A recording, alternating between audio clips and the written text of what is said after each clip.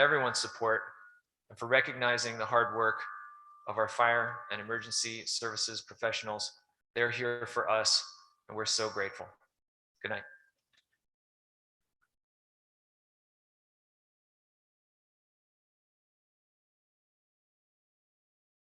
I have the meeting up, guys, if you just joined. Okay, for our next speaker, we're going to go back to the East Zone via Zoom.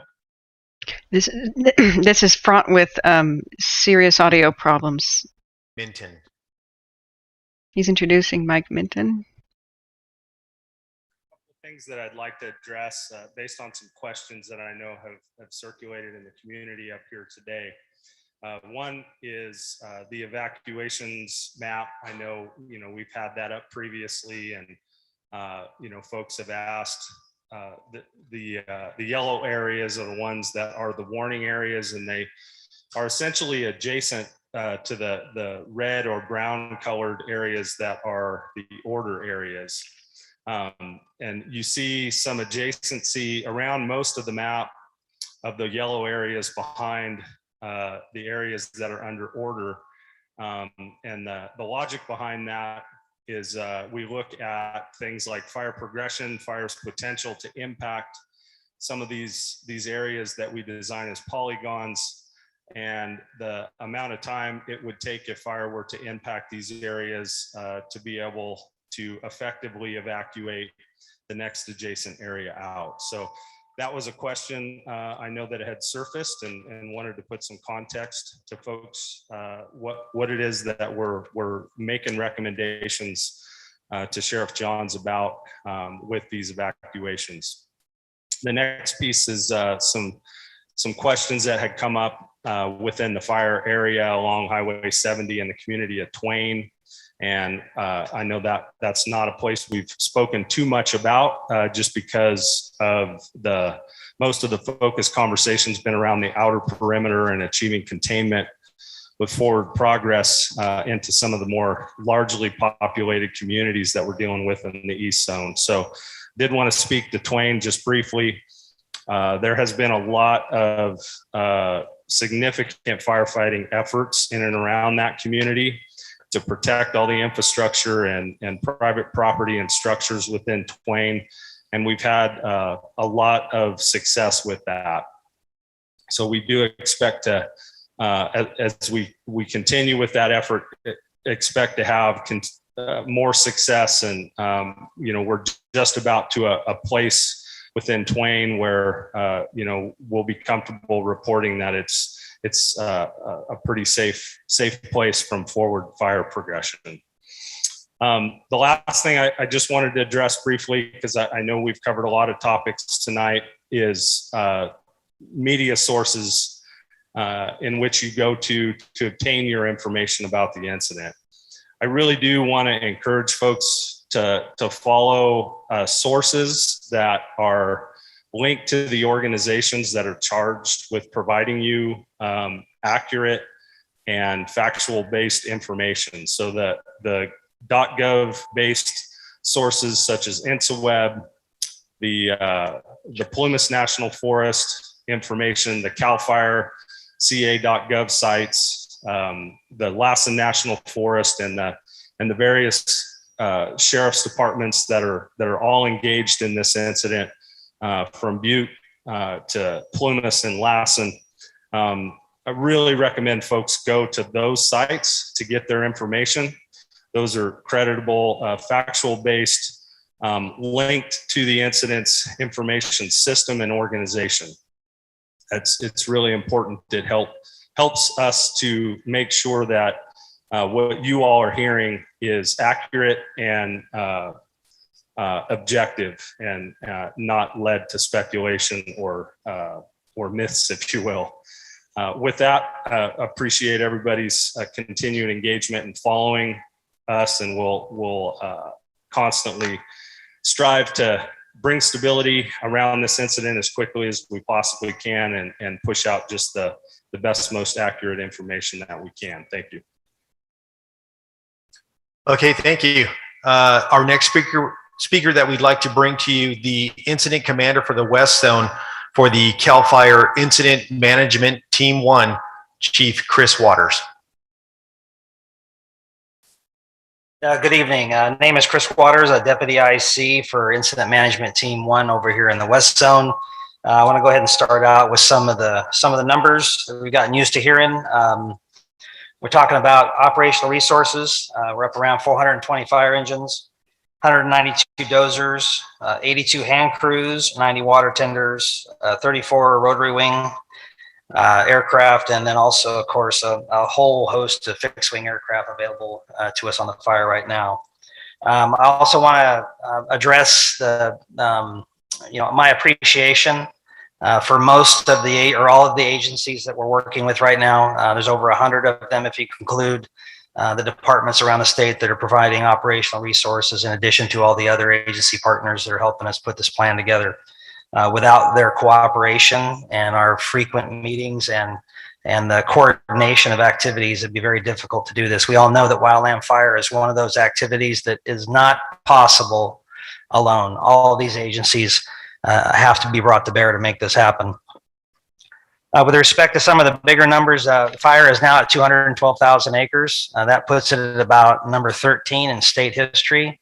That's not something we really like to talk a lot about in terms of where it stands in the record books, but it really does put into perspective the nature of this fire, the terrain, and then also the fuels conditions that we're facing right now because of this extended dry period that we're having to face, and then the resulting fuels conditions. Right now we're sitting at about 34 structures destroyed, residential structures, and 19 minor structures, outbuildings, and others that have been destroyed as well. CAL FIRE and the Dixie incident continue to move damage inspection teams into communities. Right now, we're still trying to get some areas that are still impacted by fire that right now are still not completely safe. And it's expected that number is going to continue to rise slightly. To put in perspective the size of the fire, somewhere around 90 miles of line or fire's edge around this entire fire has to be constructed, it has to be staffed, and then the fire has to be contained. That's pretty much the same distance as from here to Sacramento, really, to give you a geographic perspective of the effort that's in front of us. I also want to address the weather. You know, it's easy to look out today, and today was a very nice day in terms of how comfortable it was. And the working conditions, of course, are very positive. And we did take advantage of that operationally to try to get some more line on the ground. But I want everybody to remember that the base conditions, those underlying conditions, those fuels conditions, and those impacts of the drought are still there. And we still are facing a significant number of challenges as we continue to implement our operational plan to get this fire contained. At this point, I'll go ahead and end my remarks, and then I'll take questions afterwards. Thanks.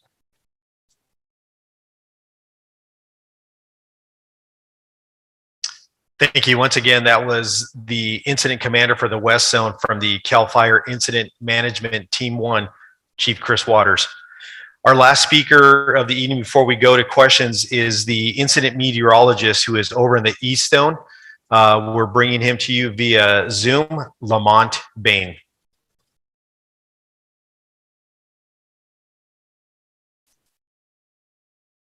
All right, well, good evening, everyone. My name is Lamont Bain. I'm an incident meteorologist over here on the East Zone. Just briefly, a little bit about myself. I'm originally from Tampa, Florida, but I currently work at the National Weather Service office in Fort Worth, Texas. So I've been out on the East Zone for about 5 to 6 days. So let's talk about what happened today. We did see a decent amount of light rainfall, light rain showers. Fortunately, we did not see any lightning across the area. Unfortunately, the amount of rain that we saw was actually not measurable. I had my rain gauge set up outside my tent and actually did not measure anything over a tenth of or a few hundredths of an inch. We actually didn't have any measurable rainfall across the complex today. So while it was very nice out today, better working conditions, this type of rainfall simply doesn't really do anything for some of the larger fuels that are burning out there. As we head into tonight, we are going to see some areas of smoke settle in. It will be dense at times. And so that could potentially result in some hazardous driving conditions, as those visibilities will more than likely fall to under a quarter of a mile in some spots. And actually, just taking a look at the map, some of the smoke producing models are actually suggesting that a lot of the areas that are low lying, some of those drainage basins are more than likely going to be socked in with areas of smoke. As we head into the day tomorrow, I do anticipate that that smoke will start to lift in some of the areas, particularly along the southern portions of the incident area. And as we head through the day tomorrow, we're going to see an increase in southwesterly winds. We'll transition to generally our upslope flow, and then we will see some gradual clearing of the fog, primarily across the southern portions of the incident area. Northern portions may stay socked in just a little bit longer, but I do anticipate that the fog will be a little bit more patchy in nature. There is a non-zero chance for some showers, maybe an isolated thunderstorm or two, but the probability of that is actually rather low, less than 10%. We are going to be looking at hotter conditions. So while today was nice in the 60s, 70s, maybe 80s, we're going to be looking at the potential for widespread 90s, possibly mid to upper 90-degree heat tomorrow. So it will turn hotter. We will have mostly sunny skies with just some areas of patchy smoke and haze. As we transition through the rest of the week, we're going to see kind of our normal winds, west-southwest to west-northwest during the day, and then generally easterly or east-northeast during the night. Some of those elevated surfaces or ridge lines we'll see generally southeasterly flow. We're not looking at really any appreciable rain chances as we go through the rest of the week. And into the weekend, there will be a risk for maybe an isolated shower or storm, primarily east of our area across portions of Lassen County, and then really into adjacent portions of Nevada. Now, we will be looking at near critically dry relative humidities during the afternoon hours. Those humidities will fall down into the teens. Fortunately, during the overnight period, we're going to see modest relative humidity recoveries, generally between 40 and 50% at mid-slope and higher. Down in some of the sheltered areas, the drainages, we'll see relative humidities possibly as high as 60 to 70%. We'll have some cool nights, but then we'll also have some very warm days and just generally breeziness from the west-southwest. And as we transition into the weekend, it does look like we're going to get a little bit more in the way of cloud cover. We'll see some high clouds associated with some high level moisture move into the area that may shave a few degrees off the high temperatures that are projected to be primarily in the mid to upper 90s through this week. By the weekend, we'll more than likely just be looking at high temperatures in the low to mid 90s. So I'm certainly open to fielding any questions that you may have for me, and I look forward to answering those questions. And I look forward to joining you in the future on these meetings. Thanks. Okay, thank you. A majority of the questions tonight were answered during the presentation from the speakers. We'll now move on to the period of answering a few of those outstanding questions. We'd like to bring back up Operations Section Chief from the West Zone, Chief Mike Wink. The first question I have this evening is some viewers had audio trouble when I talked about the Jonesville area, so I was asked to recap that. So Jonesville, while it's not in big letters on the map right here, it's right here at the division break, these two little half circles, and right next to Butte Creek. So the highlights for Jonesville, again, 2 nights ago now, we came off of Humboldt Peak and came down Humboldt Road across Cherry Flat and brought the fire's edge down here to behind Jonesville. Okay, and we're stopping right there and we're holding everything right in that pattern.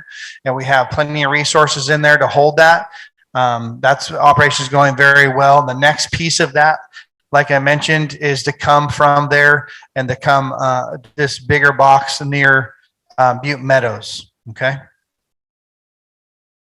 The next question is, do we have drones helping with the incident? Yes, the last few nights we've had drones that are able to carry firing devices, aerial firing devices, and do infrared flying so that the folks that are in here bringing the fire's edge along Humboldt and all these areas and coming down off of Humboldt down toward Jonesville, they're able to use aerial firing devices through drones and have recon with infrared, looking for spot fires, looking for where the heat is building, and making sure everything is going in a slow and controlled manner, that we don't get too much heat in one area and not enough heat in another area. So we can adjust that with all that technology that we have available to us on the fire line. And we're using that very efficiently. Are there more firing operations planned for Butte Meadows tonight?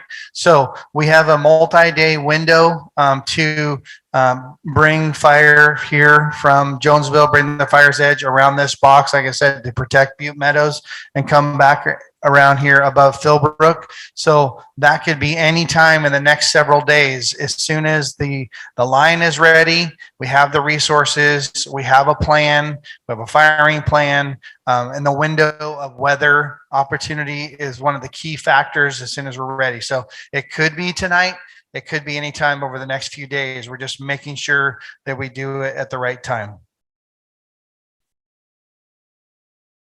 A question, has there been any fire spread to the west? So in today's operational period over last night and throughout today, we have not had any additional fire spread to the west, except within our lines. So we have the lines here and across Humboldt. And so, yes, some of that has spread towards our lines, but uncontrolled fire edge going to the west that we're not controlling, no, we have not had any fire spread to the west. And then the last question was, what's the greatest threat to Chester? So Chester here due north of this section. So all of this line that we're putting in here and all along Humboldt Peak, and then down to towards Cherry Valley, Cherry Hill, and Dubuque Creek, you know, getting all this piece tied in for multiple days now. We got to hold it. We got to make sure we can mop it up. We got to get the main fire to burn into our fire's edge. That is the piece that is below Chester. So that's the closest part of the fire to Chester. And that's concludes my questions for this evening. Thank you. Thank you, Chief. Our next series of questions are for the incident commander for the West Zone, Chief Chris Waters. Okay, so we have one question here is all. It's in reference to the community of Ketty. And the question is, have they completed damage inspection in that community? And right now, there has been some damage inspection activity that's taken place down there, but yet we still haven't completely debriefed the crew that was in there today. And we continue to find out if whether or not they've actually completed it. If you're interested in that community, you can go to the website placercounty.us, and you can actually get the current status of the activity they've completed so far. There's an interactive site there that will allow you to see what their progress has been and actually check and see if you happen to live there, what the status of your residence is right now. Thank you, Chief. Our next series of questions are for the incident commanders over in the East Zone. I'd now like to bring back for you the operations section chief for the California Interagency Management Team 2, Operations Section Chief, John Goss. Good evening again. So a couple of questions came in. So the first question was, are we conducting firing operations in Dixie Canyon, on Dixie Canyon Road? So the answer is yes. Those firing operations started last night. We went as high up on the hill as we could in the area of Bella Flats and Round Valley Reservoir. And we started bringing those firing operations down the hill. It's always advantageous to start at a high point because then you can control that fire intensity or the fire activity. So the firefighters started last night at about 10 o'clock last night, started coming down the hill. The incident meteorologist got a weather alert that there were some cumulus or some thunderstorms in the area. So he got that word out to our firefighters. So we basically stopped the firing operations for about an hour and a half or two to let those winds kind of go over the area and then subside, because the winds actually did materialize and they were not conducive to doing any more firing operations. So once those winds subsided, then the firefighting crews picked up the drip torches and the firing devices, and they continued to proceed down towards Moccasin. And this morning about 08, they were able to make it to Highway 89. The second question is in a similar location. So right across the Highway 89 there is the Arlington Bridge area. And then as you go over towards Taylorsville and Empire Road. So the question was, is there any backburn or firing operations planned for that specific area? And that answer is also, well, it depends. There's a couple of things that we need to get in place before those firing operations that we start those. Right now, the fire is backing slowly down towards Empire Road. And that's a good thing. Again, those flame lengths are low. It's not running towards Empire Road. It's not up in the crowns of the trees. It's the flame lengths are low, 2 to 4 foot flame lengths, and slowly backing down towards the future containment line. So there's no reason to hurry up that process now. So as crews get to the point where it makes sense and the conditions allow us to initiate those firing operations, then they'll start those as well. The last question there is, what is a drop point? And this is a great question. When you look at a map, as this one is behind me, there's a lot of terminology that may not be familiar, but there is a standard incident command system symbology that we all use interagency wise for our map products there. And a drop point, it'll show up as DP 230 or DP 245. And all that means is that's a place that everybody knows where it's at on a specific area or on a roadside. Maybe it's a field, maybe it's a fire station, but it's a place where people can gather for briefings. It's a place we could send supplies from ICP or from fire camp out to the firefighters on the line there, whether it's hose, ice, water, Gatorade. So it's a known location on a map that everybody recognizes what it is. Thank you. Okay, thank you, Chief. And we're going to continue to stay out in the East Zone for the next series of questions. I'd like to bring in now from the Plumas County Sheriff's Office, Sheriff Todd Johns. So I received a couple of questions. One is, why is 147 still closed? If you look at the map, you can see we still have active fire right very near Canyon Dam and the Lake Almanor Dam there. I would like to remind folks that when this fire came across the canyon in Belden, it went roughly 2.5 miles in less than an hour, which is much closer than this distance to 147. We understand that traditionally the winds push it this way. However, that fire is close enough to that area of 147 that it causes us serious concern at this point. So that's why that is still under mandatory evacuation.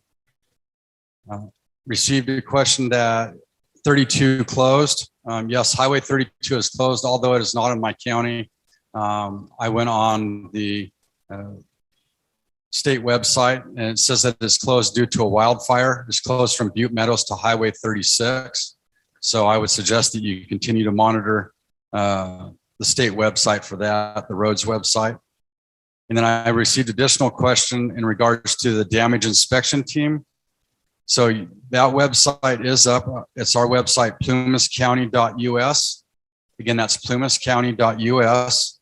And if you look under the Dixie Fire Recovery Information tab, you can go right on there and actually will show you residences that are destroyed, damaged. There's a map there, and there's also photos that you can click on. So for folks that have questions as to if Twain is still standing or if your residence in Belden is still standing, please go on that website and refer to that. Thank you. Thank you, Sheriff Johns. We do appreciate all the questions that have come in this evening, and we have answered most of those questions for you. We'd like to thank all the presenters as well for their great information. Just a few things before we close out. If you'd like to find the evacuation maps for Plumas and Butte counties, you may find those listed on their respective websites. After this presentation, a screen will come up with a QR code that will link you with the evacuation maps, which you may utilize. Also, to let you know, we are doing updated information every morning at 7 a.m., another update in the afternoon, as well as an update at 7 p.m.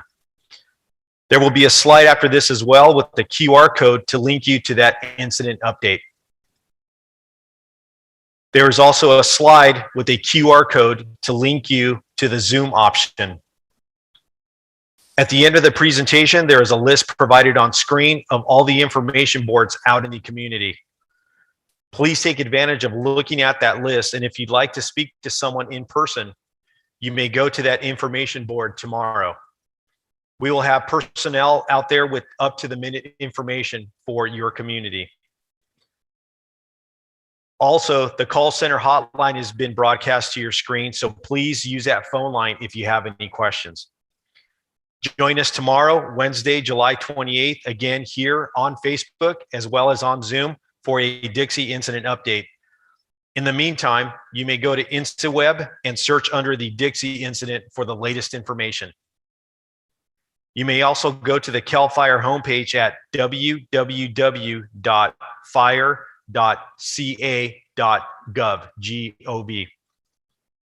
Please continue to follow social media platforms for the Lassen National Forest, Plumas National Forest, and CAL FIRE BTU. We appreciate your time this evening. Thank you for joining us.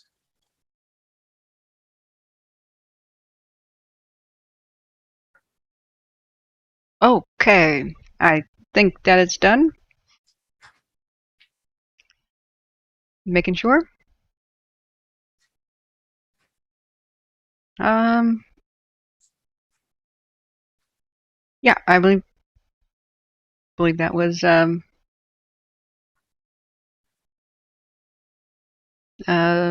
it's cool. All right. So sorry about that, guys. At 7 p.m., 6:45, I'm ready to watch their community Zoom meeting, and I'm going to get this off the screen here. And it was fraught. It was fraught with so many problems. I'm just going to call it fraught in general. I'm going to show you the aircraft I was talking about in chat. So we missed. I mean, there were entire speakers, like 3 speakers that rotated in and out, and we basically had no audio. I can rewind what I was recording, and we can try to take a look at it, but I do think that they're going to re-upload it just any minute now. And I want to talk to you about this kind of breaking news maybe situation, or maybe it's not a situation, but just northwest of Reno, there was a lot of converging fire aircraft over the last hour, as far as I know. So there were helicopters, firefighting aircraft, and scout planes and the like, just south of Cold Springs on Highway 395, which is northwest of Reno, just a hop, skip, and a jump. It's north where they've been hovering. It's north of Verde, like not. If you have to go over the mountains, and then it's just north of Verde or Verdi. Don't know how to say that. So I can't find any information about that right now, but welcome everybody who's just shown up. My plans were to, show the entirety of that Zoom meeting live before they actually, before there's a delay and when they upload it to Facebook. But oh man, they had the worst audio problems. Nobody in Zoom could hear it. Then nobody could see things for a little bit. And so that's why one of the incident commanders came back, because we just saw him pointing generally at a map that was pixelated, and that was it. So I will be able to, if they don't get that video up real soon, we'll just go back and look at it. I can kind of summarize what they said. And so they were talking about having a good morale boost today on the Dixie fire. And it was like a mixed bag, but they were enjoying the cool weather, and they were enjoying how the fire died down with the smoke cover.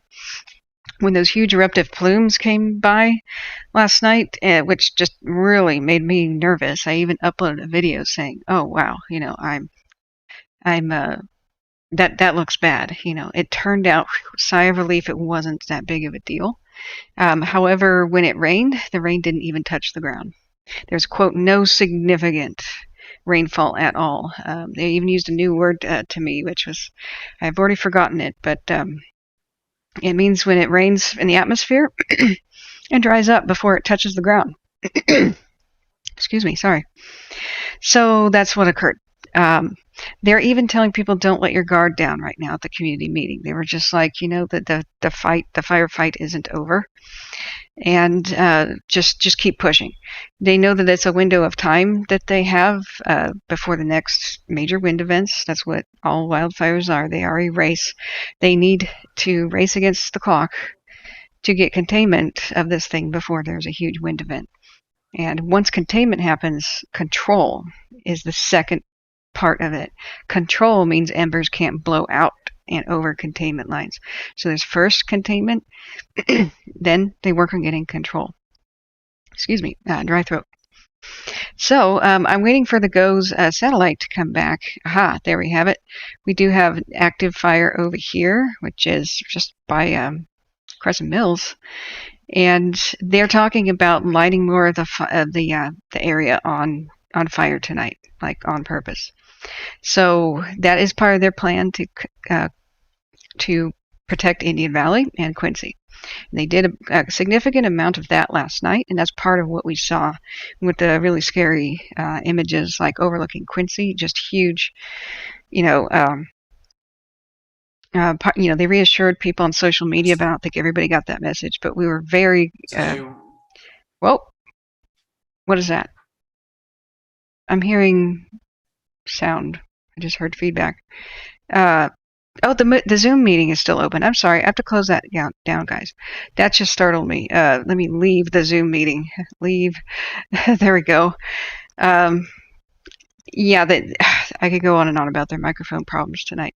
Okay, so there was a lot of firing at the mountainside to protect Quincy. And so where the fly fire was, they called it the donut hole, and that was right here. Let me get my little pen out. When they get the video back up, we'll be able to see. But for now, I'm summarizing. It was around here. They were calling that a donut hole. And I thought that was a cute term. But they lit that last night to protect Quincy. And it lit up the sky. It was a huge thing on our webcams. I even uploaded a video, and it was quite something. But I'm so glad to hear that it didn't give them too many problems last night. But those smoke columns went wild. They went huge. The video I uploaded called the volcanic monster was what it looked like at night. And you could see not only the tall in fact, I'll just get a picture for you guys. You could not only see the big mushroom clouds, but you could see right before sunset, and when the cameras switched to infrared, you could see like it was like a fiery column. It looked like a nuclear bomb had gone off. It was quite something. It was just awe-inspiring. So I'll get you those pictures up here in a second. But as I'm looking here, you can still see the aircraft that are hovering northwest of northwest of Reno, right on the California-Nevada line. I don't know if that's a fire. I keep switching back to the GOES satellite image, trying to see if there's a detection of heat. That can give us almost real-time data, but as you can see, there's nothing on the CalTopo. So the other summary about their meeting is they had just explained, why did they evacuate, East Albanor, and so this part on the map. Let me get this. This part. Whoops! That was supposed to be a. There we go. Let me choose a color. Choose a pen. This part of the fire was not something that they wanted, apparently. I'm surprised to hear that. So they're saying that the fire is near. So I don't know if they had lit it on purpose or if that was an ember action thing. They were quite unclear about it, but they said the fire is close to East Albanor, which is right there. That's the community. And they said that that's even closer than, the fly fire was to, Quincy, and they had, Ketty, and they had to evacuate things. So when they issued that order, they're talking about the mileage, the distance from here to here, but they were still unclear about whether or not that was naturally like a spot fire thing, or if that was precautionary because that's where they wanted to do firing. So hopefully if we rewatch the video, we'll get something cleared up about that. So they had generally good weather yesterday. They had an issue which is down by Bucks Lake, but they had a lot of reassuring information about their firing down there going well, about the lines and the dozers, all that stuff going pretty dang well. And they did not address what happened over at this side very well, because that was when the microphone was muted. We'll have to go back to see what's going on the Western Front with I think this is the most troubled, with the threat to Butte Valley and such. So in chat, they were like, so nobody gonna mention Butte Valley? And I understand their frustration. They did. There was a lot of pointing in this area, but it was muted from the Zoom microphone. So hopefully we'll get back to that. Looking back at the chat, Stuart Pratt, welcome, says, hi, caught a few streams last year. Well, welcome. He says Backburn's nice. Yeah, they had good opportunity for that, and they're going to seek more opportunity tonight. Wotho Talro, hello. It says, hi, Catherine. So the atmospheric conditions where rain doesn't reach the ground, I believe, is Virgo. That's it, yes. I was going to say Virgo, and I knew that was wrong. Appreciate your good work. Keep it up. Thank you so much. I love it when people participate in chat and can, share their knowledge like that. Sometimes I don't understand the exact terminology because of the bad quality of the microphones when they're presenting. They are having some serious issues with those microphones. Now, go ahead and put questions in chat. I'm going to read the updates, like the InsaWeb, current conditions, etc., like that, while we wait for them to re-upload the video and give us, the straight dope information from the horse's mouth. That was something else. Their sound issues. So let's see. Let's go to InsaWeb, Dixie Fire. You know what? I'm going to read this as you guys can watch something animated. We're just keeping an eye on what the heck's going on over here. I'm hoping that they've just taken care of whatever's going on northwest of Reno.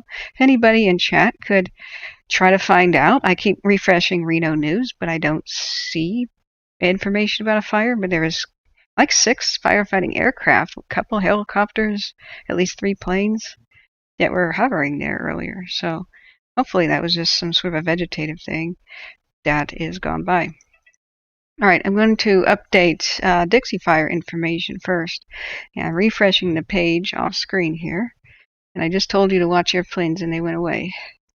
Let's see. Here's another one. Here's the Rockwell scout plane. You could see the intense circling here. It was just north of Verdi or Verdi, over the mountain. South of White Lake, south of Cold Springs, just slightly northwest of Reno, on the border with California. Okay, so this information, I believe, was updated approximately 1 hour ago from InsaWeb. The current size of the Dixie Fire is 208,206 acres. Containment, 23%. That is mostly in the south area of it. So the significant events, moderate, that's great. We don't like seeing the word extreme, so we're seeing the word moderate. There are uphill runs, there's flanking and backing action. So active during the evening to early morning hours is pretty much when the fire is active. Mild topography runs with flanking and backing are occurring, and that's just great. Currently, knock on wood, the situation is great. It's so much more improved than what we were seeing.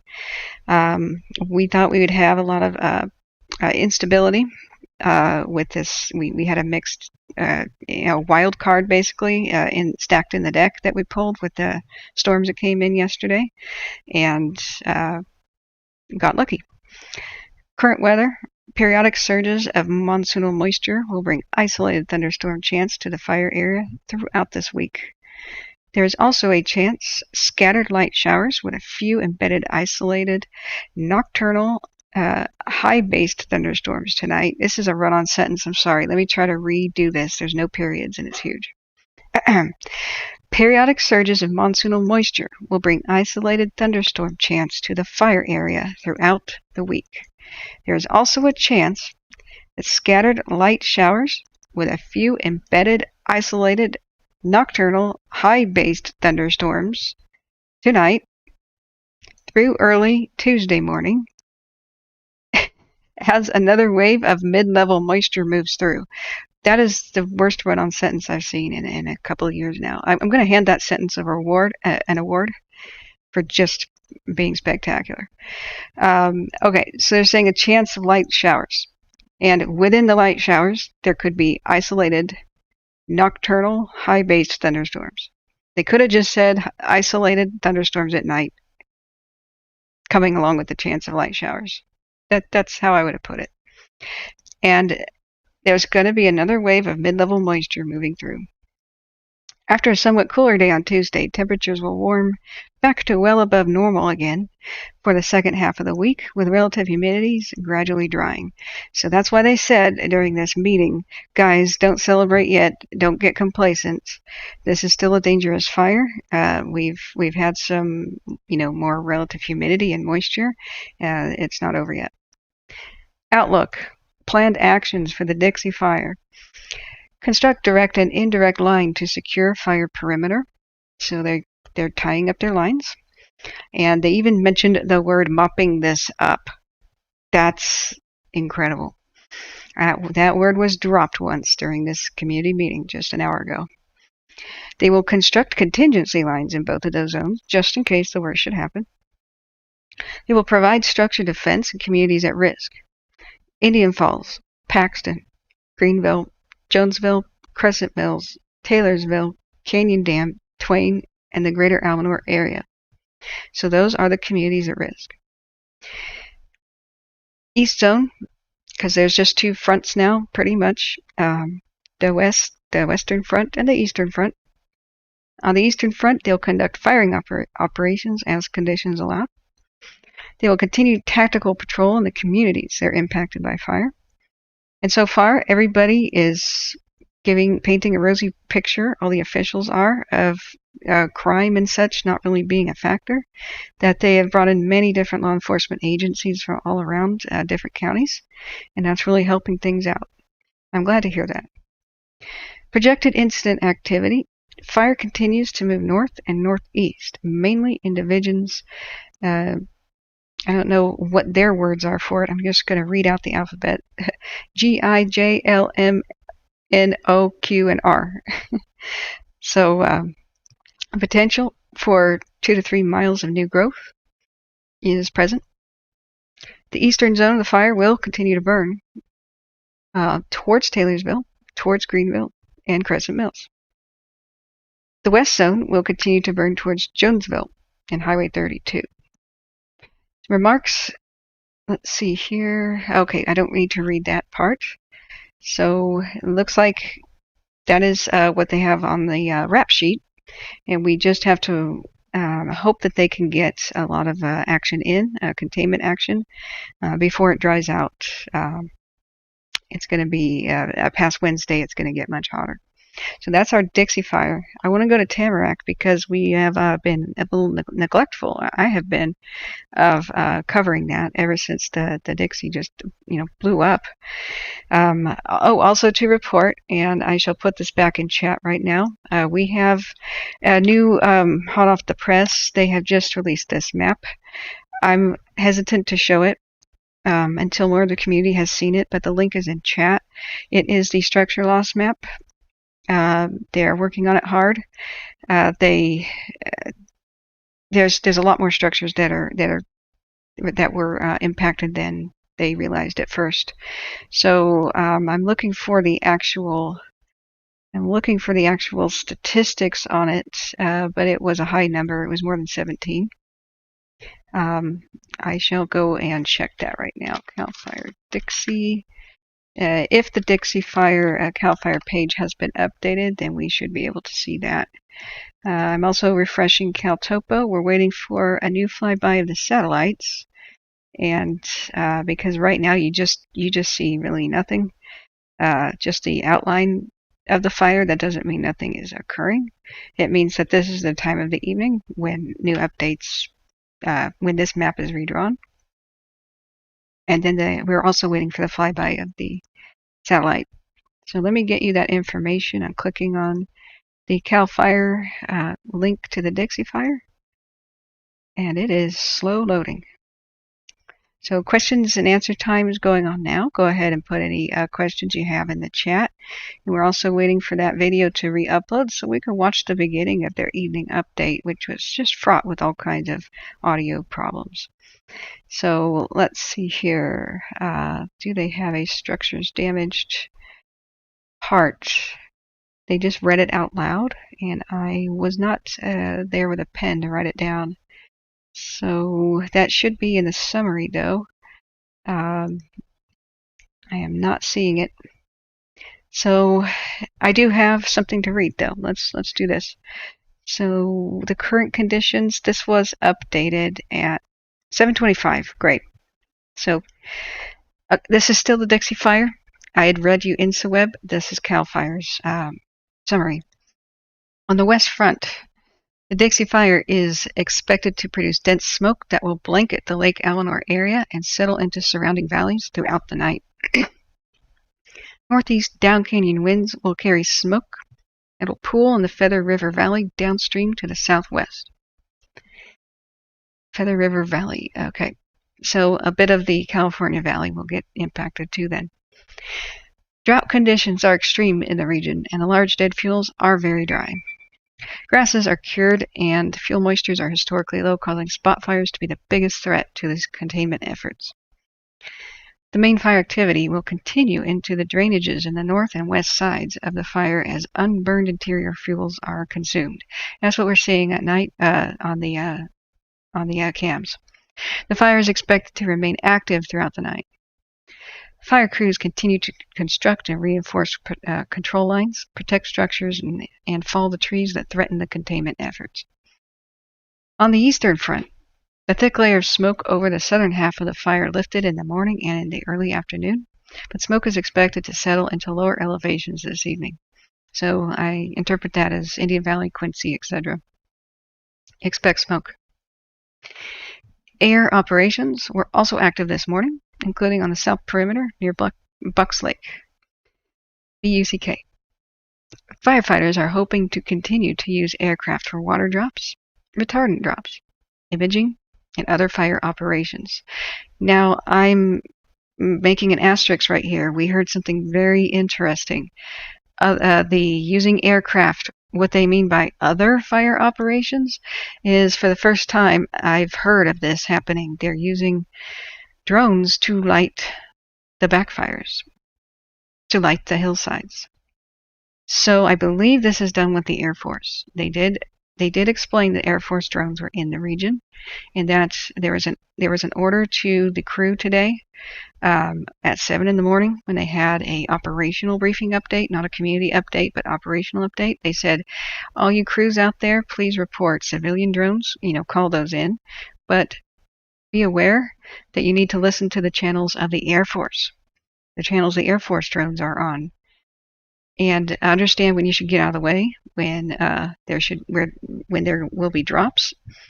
And they were just reminding people to tune into those radios, because if they don't get out of the way of water drops, they could be impacted by almost tons of water literally falling on their heads. But the fact that they are using drones to light the backfires, that's new technology for a new era, is what that is. And that's going to set alight, I can just see it now, all the conspiracy theory communities. They're just going to be ablaze with the government starting the fires. No, they're starting the backfires, and a drone is just a convenient way to fly up to elevation. If I had to guess, it just basically carries a flare, and they hit a button and it drops the flare. They've done that from regular aircraft before in the historic past, but this is just the first time I've heard of it being unmanned aircraft dropping incendiaries to start the backfires. But the backfires are planned carefully, and I wouldn't worry about this situation. This is the highest elevation, the most rugged in the region, so it's very appropriate. There's no way to get up there. Unless you get up a rock climbing team, there would be nowhere to reach it. If weather conditions allow, crews are planning on increasing firing operations tonight. which will strengthen the containment lines, protect the nearby communities. Firefighters will be working along Mount Huff Road, northwest of Smith Lake, through the Hambly, if I'm saying that right, Hambly Ravine, North Meadow Valley, along Immigrant Road, and from Round Valley Reservoir to Moccasin. Successful firing operations will decrease the overall threat to Quincy, Taylorsville, Meadow Valley, and the other communities. These firing ups may be visible from nearby towns and roads tonight. So that's reassuring that, and it's good that they're telling the public about this. I think they should be a little bit better about telling the public about this, because I do see a whole lot of confusion and rumors started, but hopefully they shall improve. So the good news too is there's no new evacuation orders as of today. That's just wonderful. And anybody who's already evacuated knows about it in the zones, so I don't think I have to cover that. So going back to CalTopo, I'm refreshing and we're waiting for any sort of updates with the satellites. Don't see any yet. I'm gonna go back to chat. Bugs Bunny says napalm ? No, it won't be that. It won't actually be napalm. That's a little excessive. With these tinder dry fuels, a road flare is going to be sufficient. Napalm is a really specific mix of chemicals, including naphthalene, which is one of the main ingredients of mothballs and all kinds of nasty stuff, which is like a gel, incendiary type gel, and that's not used anymore as far as I know in any situation. I'm pretty sure that's banned from warfare as well, but it'll just be little things like flares. So looking back at the chat, questions and answer time is open right now as we wait for these satellites. I'm going to go to the Tamarack fire next, because we'll be returning to the Dixie fire once they upload the video. We missed the beginning of the Zoom meeting due to their technical errors. They muted on the Zoom meeting a lot of the speakers for about the first 10 to 20 minutes, actually, and it went on for about 45. So I do believe they did record the audio, and we'll have full audio when it gets posted on Facebook. Looking back at chat, we need to use the military for fighter fighting for sure. Yeah, Bugs, I do agree with you. And Josh says, I'll try to find the video, but it shoots out flaming material. Looks like gel into brush. Huh. Well, there can be flammable gels, but it won't be napalm. It will be, I mean, that's a little excessive. Napalm, part of its formulation was to resist firefighting. That's why it was particularly nasty. And they, of course, won't be using something like that. That would stun me. It would be like, what? But then again, they don't have to squirt very much, because everything is taking right now. They have 100%, basically 99.9999999% receptivity for fuels. That means basically any tiny spark is just going to be a huge, 20-foot diameter fire in a matter of seconds. It'll race up trees that are 20 feet tall in a matter of seconds, and I mean less than 10. That is the rate of fire spread right now with this receptive fuels. I timed it. I watched a video. There was a tiny spark at the base of a tree on this Dixie fire, and the fire raced to the top in less than 6 seconds, and that had to be a 25-foot tall tree. It's astounding. When these trees are going up, it is just like the Christmas tree fires in fire safety videos in homes, Okay, do we have the, let's take a look at the video. Josh is linking me. Stand by. What I do is load videos on my other monitor, and then I drag them over to show you guys. I also do not know what's going on west of Reno, where the firefighting aircraft was hanging out, just northwest of Reno, just south of Cold Springs. There was a flurry of firefighting aircraft, and it was just on the other side of the mountains, Verdi, which is just west of Reno. It was right here in this area. I see no aircraft there now. It's about time, late in the day, for them to be wrapping up aircraft, because they'll lose visibility as night falls. But I'm just hoping that they got whatever that was under control quickly. I've been checking Reno News and was unable to find anything about it earlier.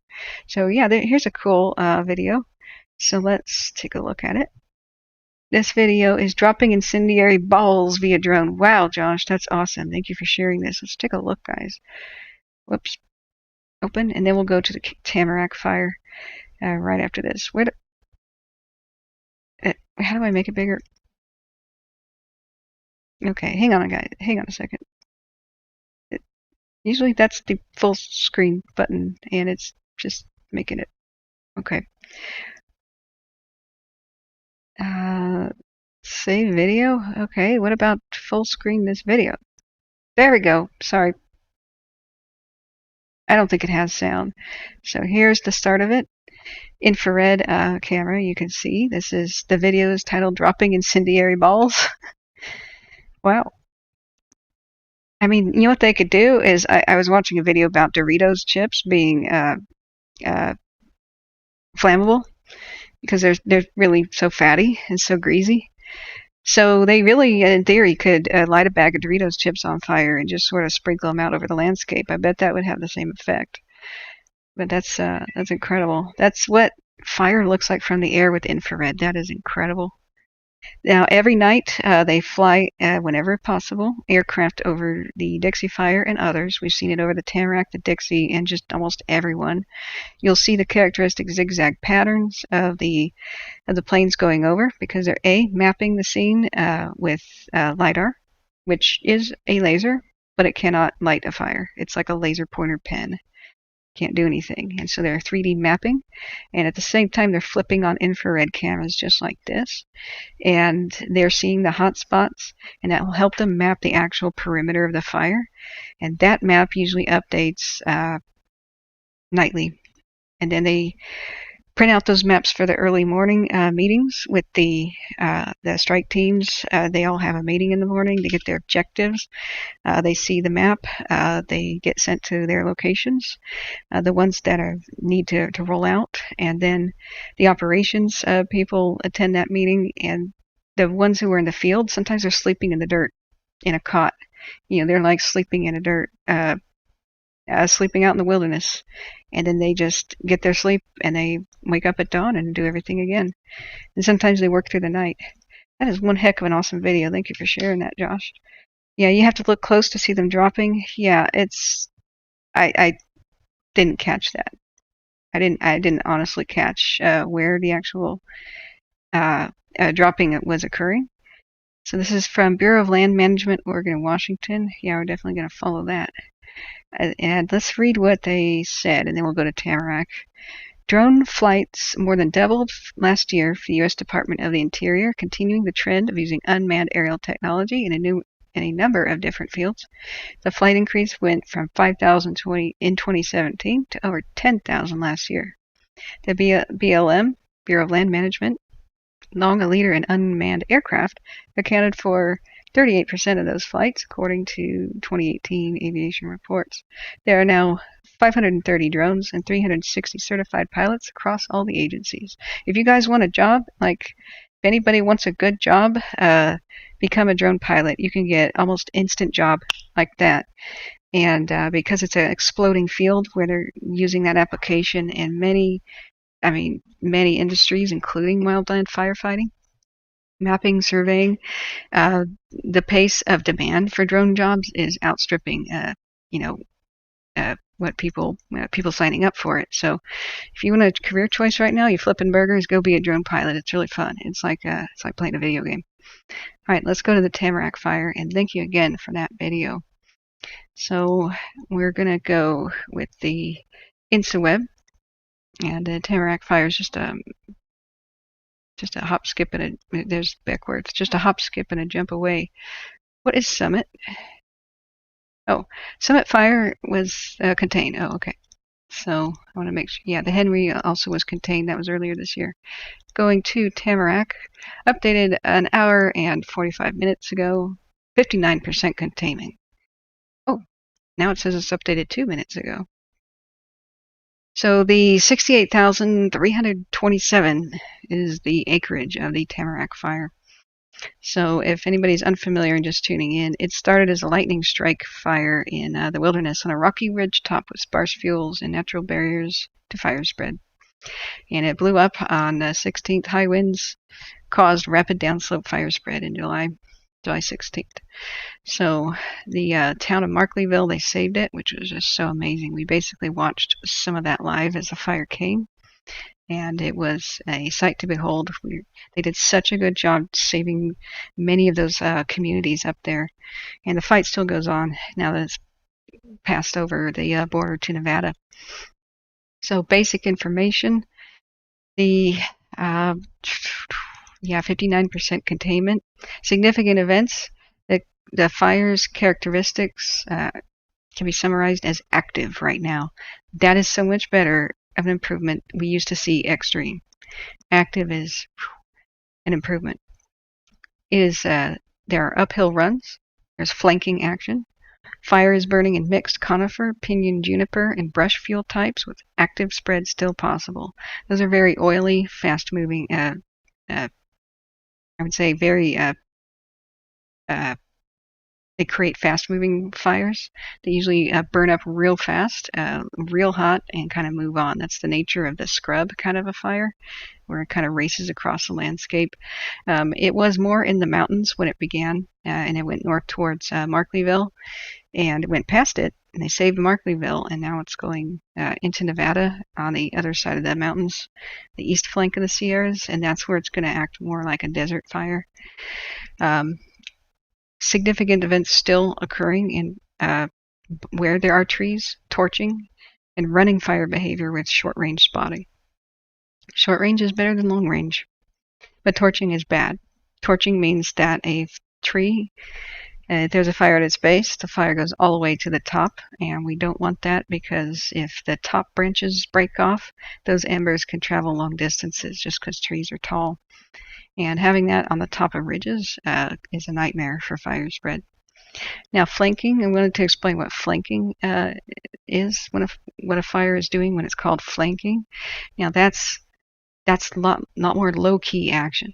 If you look at any fire, it's got a head on it, like a head where it's charging like a bull, and the sides of the bull, like if it's charging ahead in high wind situations, like for example, the head for the longest time of the Dixie fire was just going right here, and it was just going this way with the wind.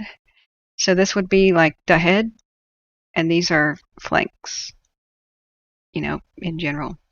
But when the wind shifted, this is acting a lot more docile currently with the Dixie fire, the one by Eleanor, and for all intents and purposes, it shifted, and now this is the head. This is the head for the western front of the fire, and these are flanks. Sorry, that's where they were firing. This is the flank, as far as that goes. And they basically, this fire is split. This is the head for the eastern front of the Dixie fire. So on the flanks, you have lesser action because the head is basically where the wind is going. So you have the wind going. That's why I drew an arrow, because it's going that way. You got wind going that way. It's kind of split. And the reason why is geography. It's this mountain ridge here. As basically when the wind goes up from during the day, goes in that direction, it's splitting, on either side of that canyon. That's one of the reasons why you have that situation. So flanks are where the wind isn't really driving it so much. It's not as active. It's not as fierce. Now, one of the treacherous things about wildfire is that they can have, say, less personnel there or whatnot, or they can think that this is going to be not as active, but if there's a huge change in the weather, all of a sudden that's the head. And then this thing will roar somewhere. This is theoretical. I'm not predicting. I'm just using this as a general education map. So that's why firefighting is hard, but whenever they do want to stop a fire and the wind dies down, if this is the head region, for example, they'll do an anchor. They'll have a safe spot where they have a headquarters, so to speak, with all their supplies, and they attack for the flanks, just like a pincer movement in war, because these are the weak spots in the flanks, and they're trying to surround it, see? And then later, they'll come in from the back and try to seal the gap. And that's kind of how wildland firefighting is fought in a nutshell. So that is flanking action. And so when you see, whoops, I'm still drawing all over my screen. When you see that whoops, I can't get the paint off of the screen. Hang on a second, guys. crayon error. There we go. So when you see flanking, that's good news. It means they've got an opportunity. They've got an opportunity to attack. That's what flanking action is. But if it's extreme, that's not going to be very possible. Not in as many places. So uphill runs just means that the fire is still moving quickly because of terrain. You know, that's why mountainous terrain is just nightmarish to fight fires in. Because even if there's not a lot of wind, it will go uphill. That's what fire does. And the extreme drought is causing uphill runs to be pretty fierce. Looking back at the chat, Bugs, you have to step out to do a bunch of chores. Aw, well, you know what? If you get headphones that are wireless, you can keep doing your chores and listen to me. They're wonderful, and you can connect with Bluetooth to your phone. Costco has them on the cheap that are pretty decent. So looking back at chat, please give me your questions. I'm going to recap a little bit more of the Tamarack fire and then look at chat. So Tamarack fire, what's going to be the weather outlook and the planned actions? So weather concerns. Today's weather was mostly cloudy with a few thunderstorms east of the area. Boy, did we see those last night. I was looking at the lightning. It was pew, pew, pew, pew, pew, pew, pew. Mostly south of Tahoe, though. I was pretty worried that it would run into the area and cause problems. So today's weather is mostly cloudy with a few thunderstorms east of the fire area. The high temperatures were around 72 to 84, minimum relative humidity 25 to 35%. That's not too bad. That's not in the teens. It's not single digit. That's, you know, it's like that Chernobyl movie. It isn't bad. It isn't great. It isn't bad.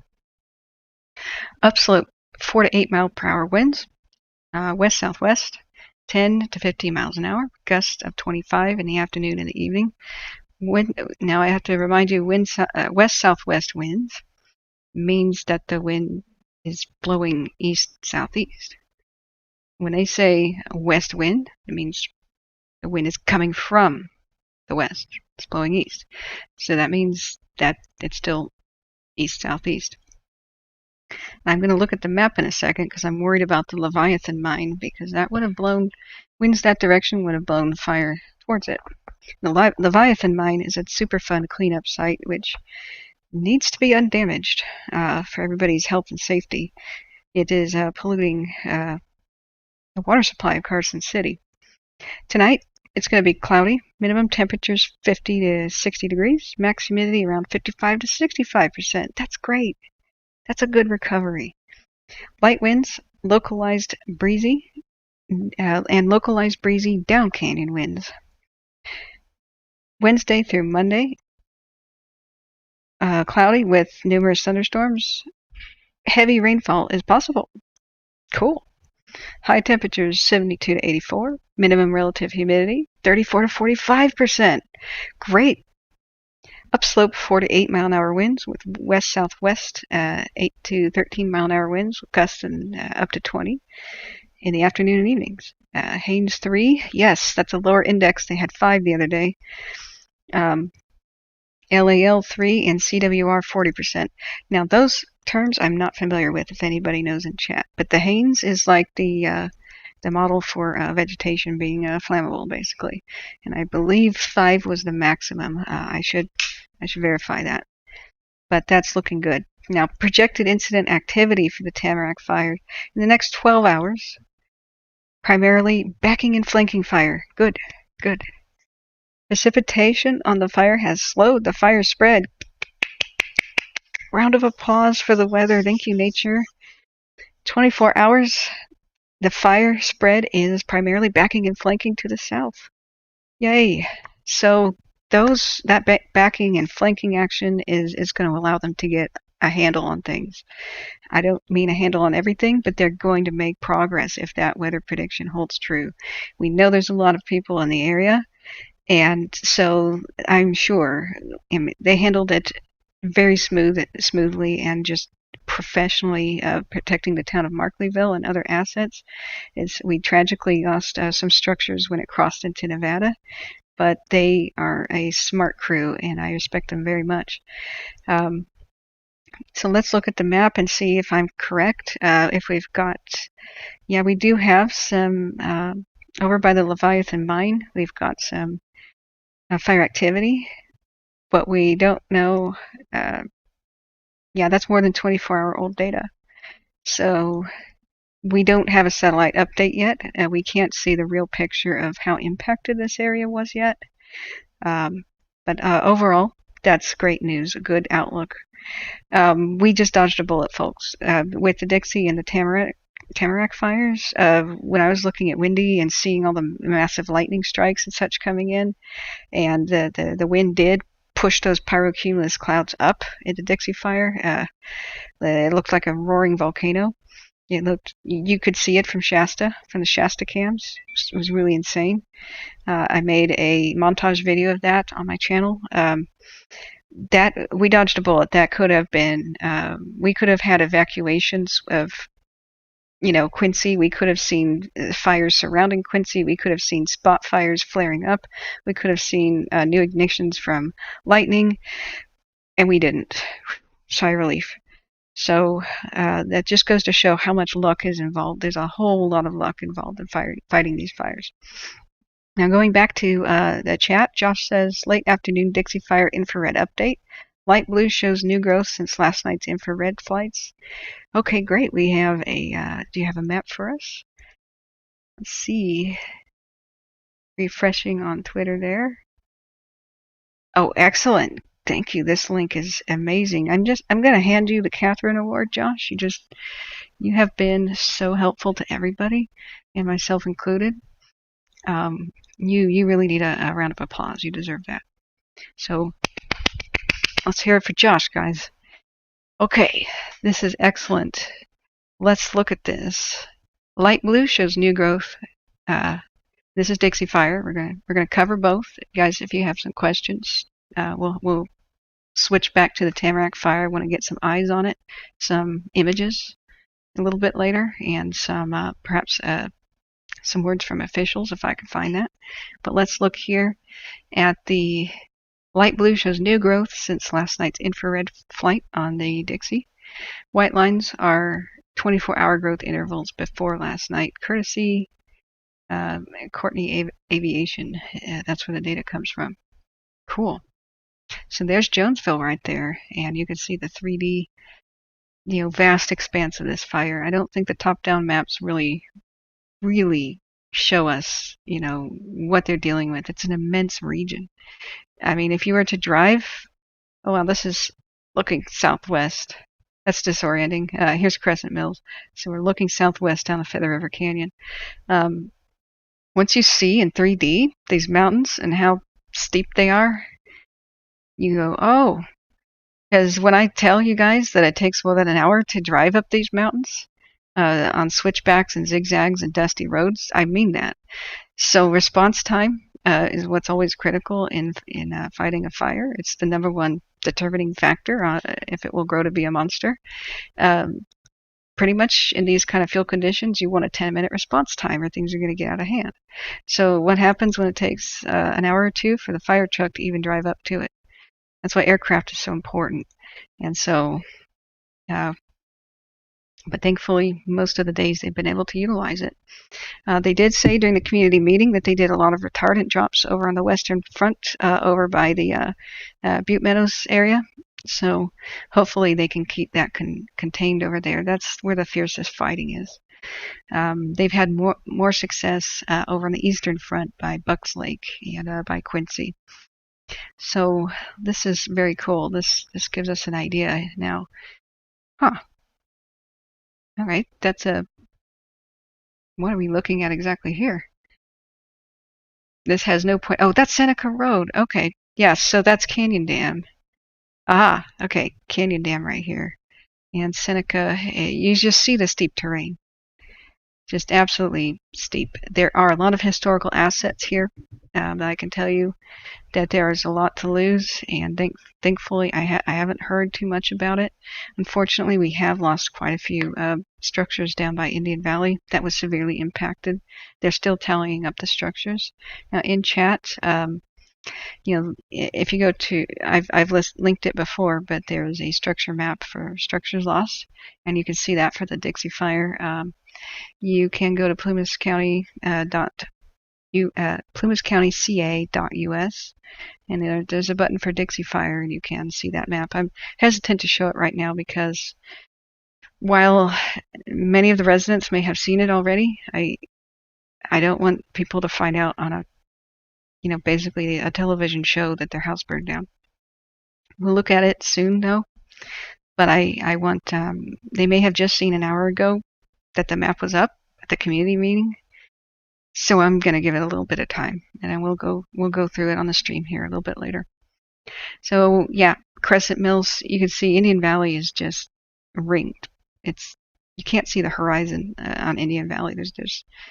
It's a little unsettling, but beautiful in there. So this is fire growth, but I can tell you right now, they lit some of these. They just explained it in the video. That's to protect Crescent Mills and Taylorsville. They lit some of these up on the hillside, and that's doing a really good job of keeping it from entering the valley right now. They said that they really enjoyed success. So they even said, don't get complacent with how well things are going, crew, on this morning's operational update. They said, don't rejoice, the heat will return, make hay while the sun shines, get her done, go into turbo mode and overdrive to use this window of opportunity that they've got. We really lucked out with the weather, guys. So very cool. That's I'm going to link this if anybody wants to see this into the chat right now. So let's look at the second link that Josh has for us. And open question and answer times, guys. We'll go back to the Tamarack in a moment. The Haynes. Yeah, you're on it. You're on it, Josh. The Haynes level. So what we read was that Haynes was at level 3 at the Tamarack, right? Let's look. I want to verify. Haynes is at 3 currently for the Tamarack. And this is microprint. I'm trying to, okay, here we go. I have zoomed in 175%. The Haynes index can range between 2 and 6. The drier and more unstable the lower atmosphere is, the higher the index. So 2, Haynes index, very low potential. We have a moist, stable lower atmosphere. So that's the lowest. 3 is still very low potential. 4 is low potential, 5 is moderate, and 6 is high potential with the dry, unstable lower atmosphere. So Haynes, 1988, developed the Lower Atmosphere Stability Index for fire weather use. It is used to indicate the potential for growth by measuring stability and dryness of the air over a fire. There's all the information there if anybody wants to read about it. That is so cool to see it dropped. So here we go. And looks like we've got another link. Do we? Coming up from Josh in chat. Nope, that's the Dixie Fire link, right? Or is that something new? Yeah, okay. That was just a Dixie Fire. Sorry, I was clicking on something I already did click on. So let's look at Tamarack Fire info. Open questions and answers time, guys. What do you want to see? Aircraft probably have tucked in for the night. I didn't get any word on what was going on at Reno. If there's no news, that's good news. Maybe they were able to put it out as a small vegetation fire. Don't know. But it was just south of Cold Springs. A lot of aircraft are over it, and they're gone now. So let's see if any aircraft are scouting the Tamarack Fire. I think that one is. Yep, that's the characteristic scout pattern right there.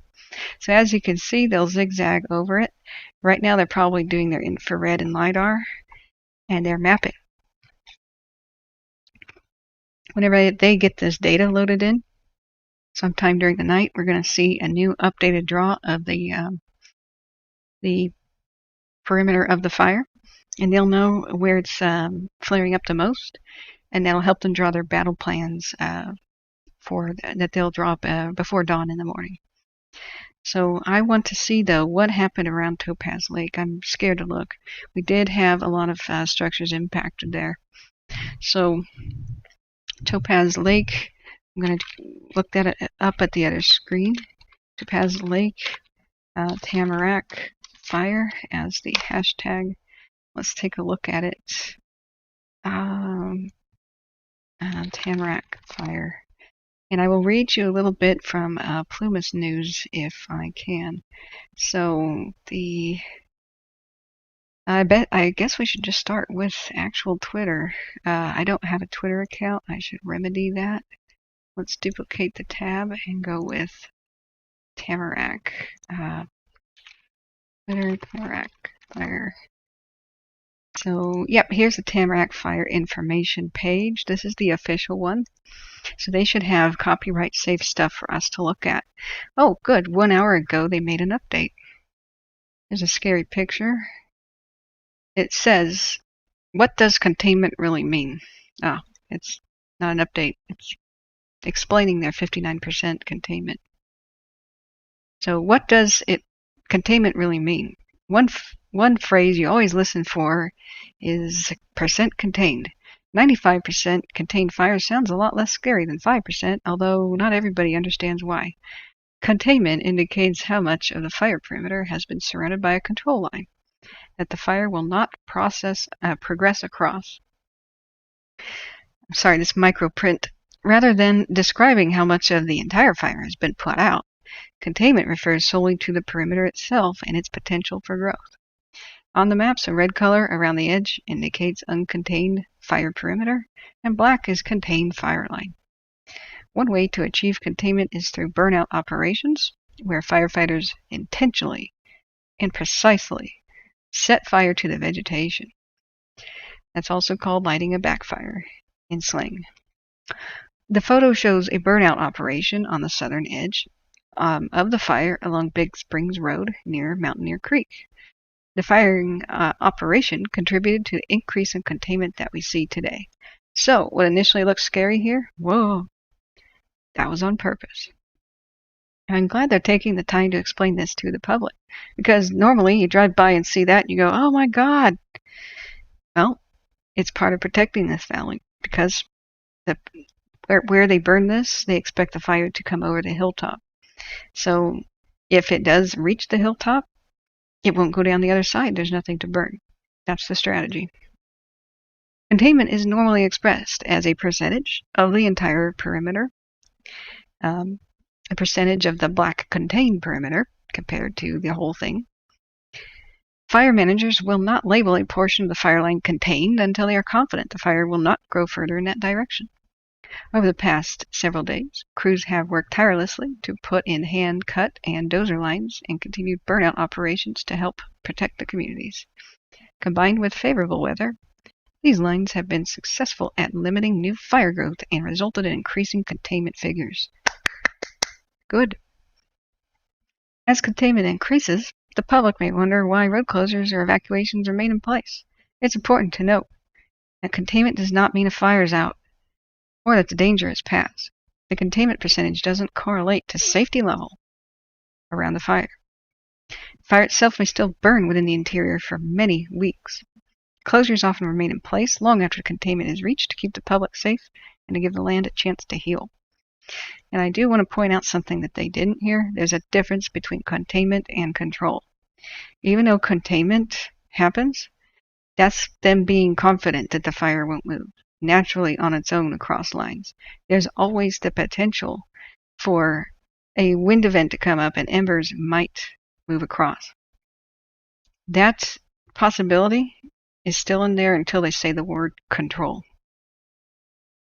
So that's something the public is less aware of. And firefighters avoid using the word control, and control does not mean containment. You know, until they reach that 100%, then they'll say controlled sometimes. But lay people use the word control. Like, oh, they've got it 50% controlled. Well, if a fire is only 50% contained, it's not controlled. So that's what I want to stress here. In rare instances, we have seen just high wind events just blow the fire open, even when they thought that they had, when it said full containment on the maps, and they did not have full control. That was over in the glass fire last year in Napa. But that's extremely rare. Once you see 100% containment, you can be pretty dang confident that is a done deal. Just be aware that if they still have an area closed, it's for good reason. That possibility still exists, no matter how small. In this extreme drought year, I don't blame them for being super careful. Tamarack fire information as of 2 hours ago. In response to the current growing risk of wildfire, the Bridgeport Road and Carlson Road are elevating current fire restrictions to Stage 2 on Thursday, July 29th, indicating all district lands in California and Nevada. See the Forest Service for more information. Only you can prevent wildfires. There's a temporary dispatch line and non-emergency line for the Tamarack fire. That was released today. So let's see what that phone number is. You can call the Alpine County Sheriff's non-emergency number. That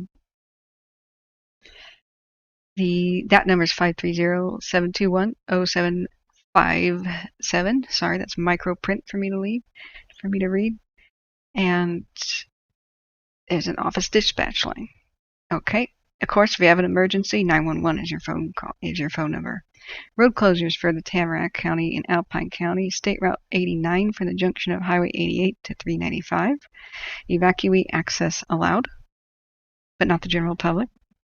State Route 4 from the junction of State Route 89 to the Silver City Gate. That's still closed. So media inquiries, blah, blah, blah, fire information, instant web, public, Facebook, Twitter, etc., email, and YouTube. Yeah, they do have their official YouTube channel that I will check in just a second. Now I'm going to look back at chat and see if anybody has some questions. So I believe they stopped the fire before it entered the Topaz Lake. It hit the Holbrook Junction hard. Yes, it did. That area was messed up. Now let's look at the link that you just gave us, Josh. Question and answer time. Oh, you got the division branch map. That's cool. Awesome. So here's the man. You have just won a second Catherine Award. You're the first person in history to do that. How do you feel? Okay. I do know that they're allowing people around Markleyville back in to take a look. Yeah, there's Leviathan Mine right there. So it's almost encircling it. I do believe that they'll just keep people staffed there and just let it go past them if it has to. That's typically what you see with the protection of historical assets or, well, Superfund, and extremely vulnerable, environmental protections. I do expect them to just stay there and man it like a station. It's pretty wide open up there, at least where the mine is. It's surrounded by hills, as you can see, but they shouldn't have a problem remaining in place and defending it. So at this time, we were very concerned about Leviathan Mine, but at this time, I'm not worried for it. And unless they are worried for it, I'm not. So let's look back at the map. There's no way to move around with the grabby hand.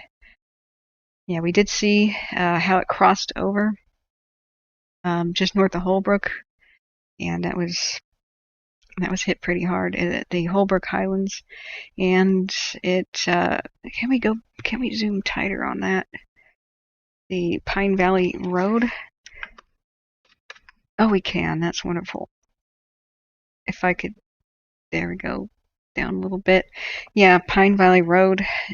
Looks like they were able to prevent the fire from going in there too bad, but it did ring it. So they probably lost structures around Cavelty, if I'm reading that correctly. Now there is a structure loss map, and I do believe I put that. I do believe I put that in the description of my video. But that one is now available as of a few days ago. And you know what? I believe we can look at that now because it has been out for a few days. So let's look at Tamarack fire structure loss map. Sometimes Googling it is faster than going into my bookmarks. So yeah, we have it loading in my other screen. Bear with me. And we'll pull it over. Okay. Yep. Thank you for reminding me to mention that the red line is current fire activity and black is not. So the fire is contained up there. Over the Nevada border, looks like they've got it contained. So unless something really unforeseen happens, Nevada's story with the Tamarack fire might be pretty much over. But we do know that the weather can change anything. If the fire were to spread further south, you could see Nevada affected pretty significantly again. But look at this lovely black line right here by Big Springs Road. And it looks like they've started a contingency line, if I'm reading that correctly, to try to stop the fire. This red highway line here is probably where they're going to try to ultimately stop it on its southward progression. But if we can get a video from their official YouTube, that would tell us for sure whether or not that's the plan. But that looks like a pretty significant good road to start with, and the fact that they're going down the ridge is pretty good as well.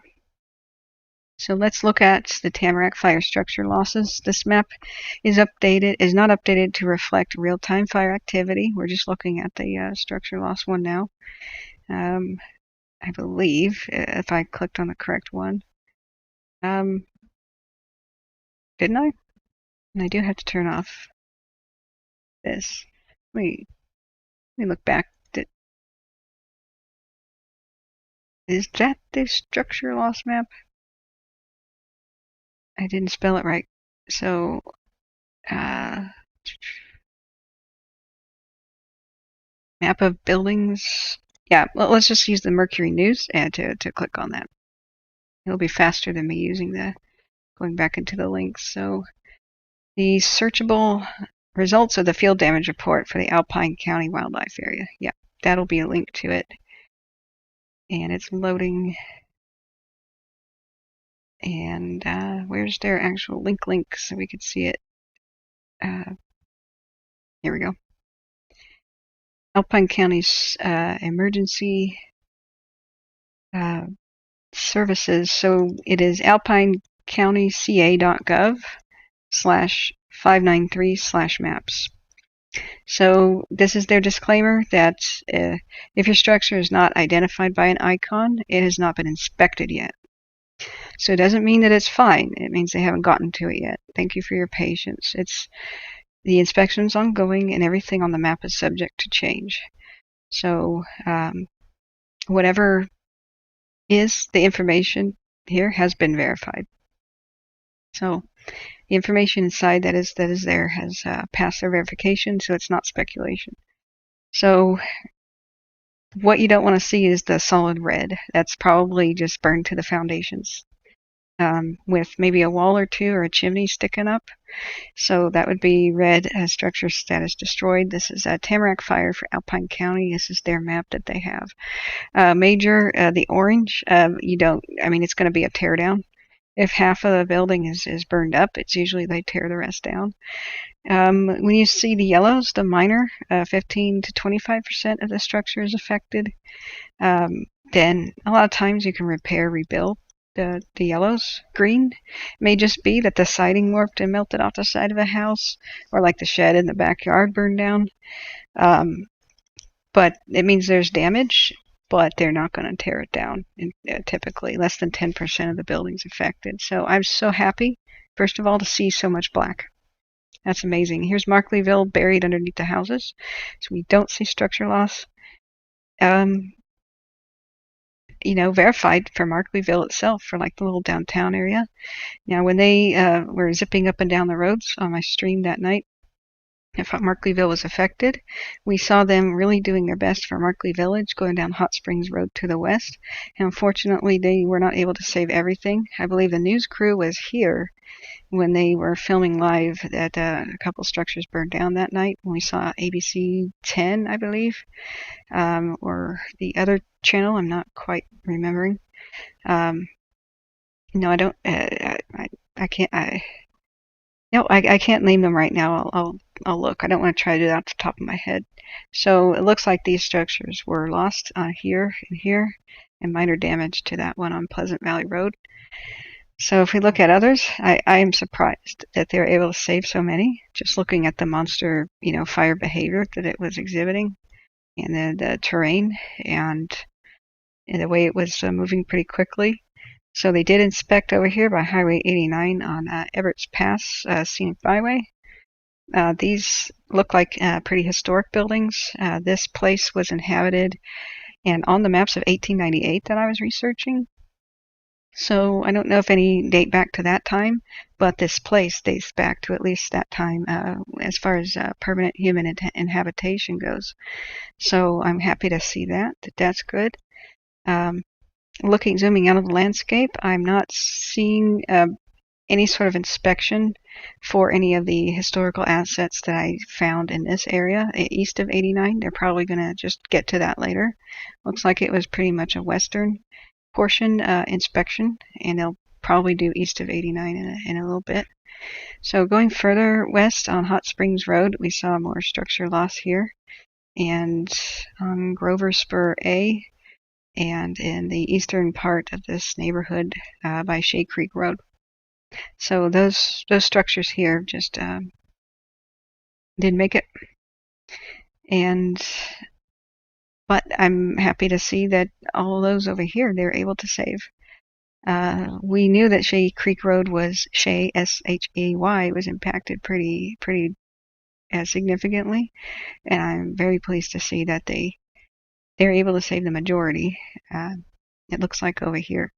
Now, when you look at these maps, I want to point out that when you see a lot of this whitish sandy color, usually if it's sloping down a hillside like this, that's because there was a historical mine, and then somewhere there's a mine entrance and they dumped the dirt out of the mine, the waste rock.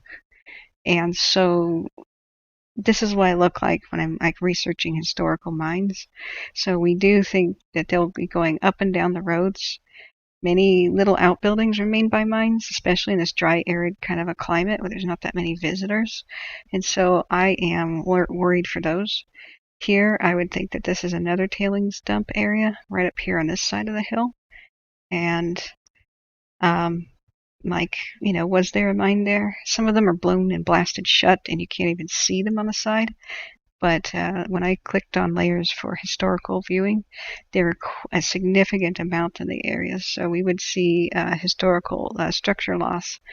I'm expecting at least some, but that'll remain to be seen. I think their first priority is to go to people's homes and cabins and check on those first. Now, north of Markleyville, looking at the structure loss map, incomplete structure loss map, we've got Turtle Rock County Park that's been affected pretty bad. So there are structures lost there. Zooming in, of course, we can't tell if these are outbuildings, cabins. I'm not familiar with the area, or if it was like a historical park, or what the nature of this was. We could Google that to try to see. But it looks like the parking lot area, which is probably where restrooms are and a tennis court, we don't see structure loss there. They say no damage. So that looks pretty good. Going further north on Airport Road, we've got some structure loss on the south side of the road. And my condolences there. On the north side of the road, looks like a home. It's pretty large. It could be in some sort of a shop as well, possibly mine. I don't know, but that looks okay with minor damage to either a home or outbuilding, and two smaller outbuildings are okay. And if I'm going to zoom out and see if we can look at the rest here. Open question and answer time is in the chat, of course. The map goes north 89 quite a ways up to Woodford's. And this is where our good friend to the channel Iceman was stopped his recording. He took the home videos we analyzed the day after Markleyville was affected, and he had a fever. It was pretty funny how he was talking out of his head. But he was showing the rollout of the huge crews that were in the Woodfords area, anticipating the fire coming north. And this line here is about where they stopped it. So they saved all of these homes here by the highway, by 88 off Crystal Springs Road, homes and or cabins and or businesses. And we were worried for businesses and hotels by Manzanita Drive and homes, and that looks good. It looks like Alpine Village, they haven't quite surveyed, but I did not hear about any structural loss over there. And when we were using the little gold man to explore with Google, we could see that there was significant development over there. And as sad as cabin loss is and home loss is, mountain towns need their economy to survive or nobody rebuilds.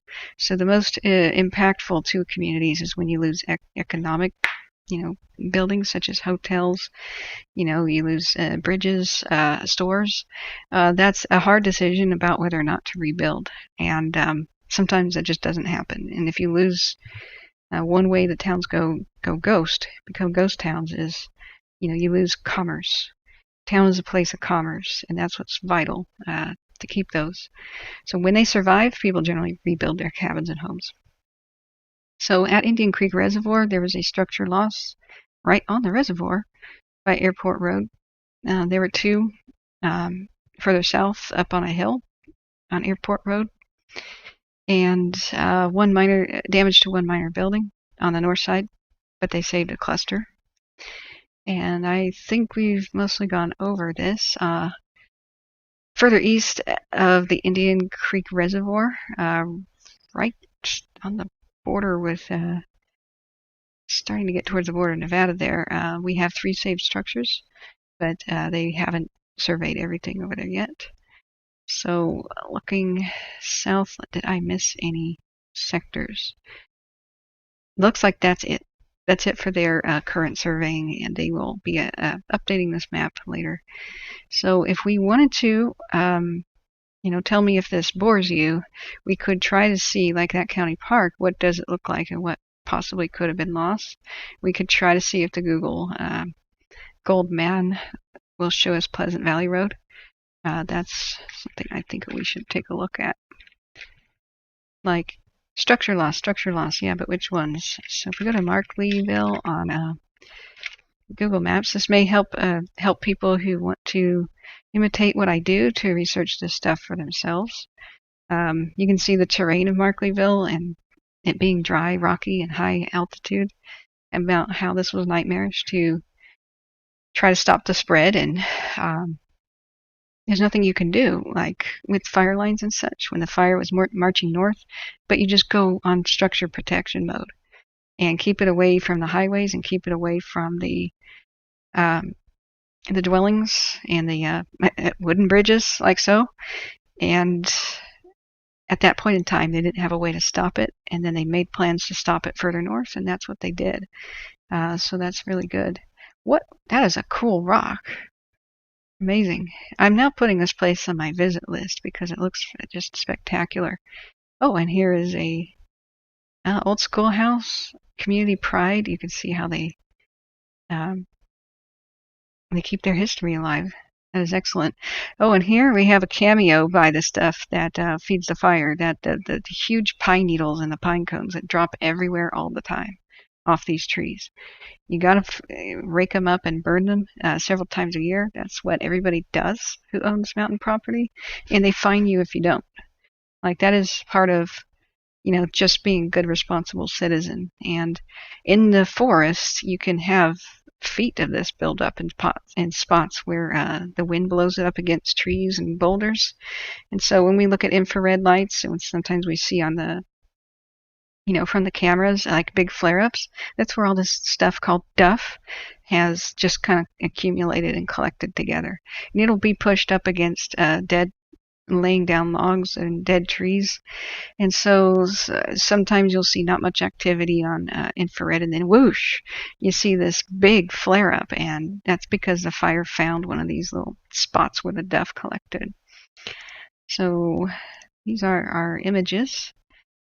Lovely landscape there. And we'll use the little gold man to look at Street View if it exists here.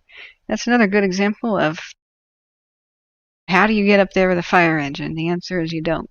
You let those mountaintops burn if they're going to burn, and you contain them on ridges and where there's available roads. This is why aircraft is such a pivotal, plays a pivotal role here. So, yeah, it looks like there's a lot of stuff to do and see. Here's the hot springs. Very nice. What I like to do for these places is showcase them, and I do encourage you guys that after the fires are over, come here and help the community. Tourism post-fire is welcome. You know, as soon as things start opening back up again, they'll need your help. Just put $50 in your pocket and say, I'm going to spend that at a store somewhere. You know, I'm going to do something, and you'll help the communities. So, what a lovely area. Now let's go back to Street View and see if we can pinpoint some of the stuff that was lost. So taking off dark mode, open question and answer time in chat. Let's see. Oh, I bet you they have the videos back up now of on Facebook, and we can watch the beginning of the community update for the Dixie fire as well. But I do want to check out those lost structures. So where did we see them? Let's see if Pleasant Valley Road. I don't expect there to have been a lot of Google car up here, but you never know. What you do is you grab the little gold man and you drag him around, and nope, we don't have Google Street View over there where the structures were lost. So we can go up towards the park, the Turtle Rock. Maybe the Google car turned around in here. Nope, it didn't go over here where the structures were lost. But we can see the parking lot. Ahem, Google. Oh, it was just slow loading. And my phone just reacted. No, I did not want you to come up. All right, so yeah, this is typical High Sierras. If you drive around up here, this is what you see endlessly for miles. Looks like there's a propane tank and a recreational area. I bet this is very popular for snowmobilers. This is going to be covered in deep snow at this much of the year at this elevation. So yeah, it looks like you got your picnic tables, you got your shelter. There may be a warming shelter. This is typically what you see. Like when there's like an area right here, there's either a board here where you can look at community announcements and trails, or there'll even be a fireplace. That could be a chimney where people will just light a fire and chill out after their day of snowmobiling. So looks like a very good, nice recreational area. And if that is a campground, then it looks like structure loss could have been campground related. I would always hate to see history burned. But if it's a bathroom or something, that can be rebuilt. Just trying to get more of an eyes on this area. If they lost structures, you can bet they lost a lot of trees here. So this is one way that you can check out, what was lost during a fire. Chat is inactive right now, so I'm picking my own thing. So let's look back at see the beginning of that Dixie Fire update that we totally missed. And I'm going to check Tamarack Fire's official YouTube channel. And let's see, Tamarack.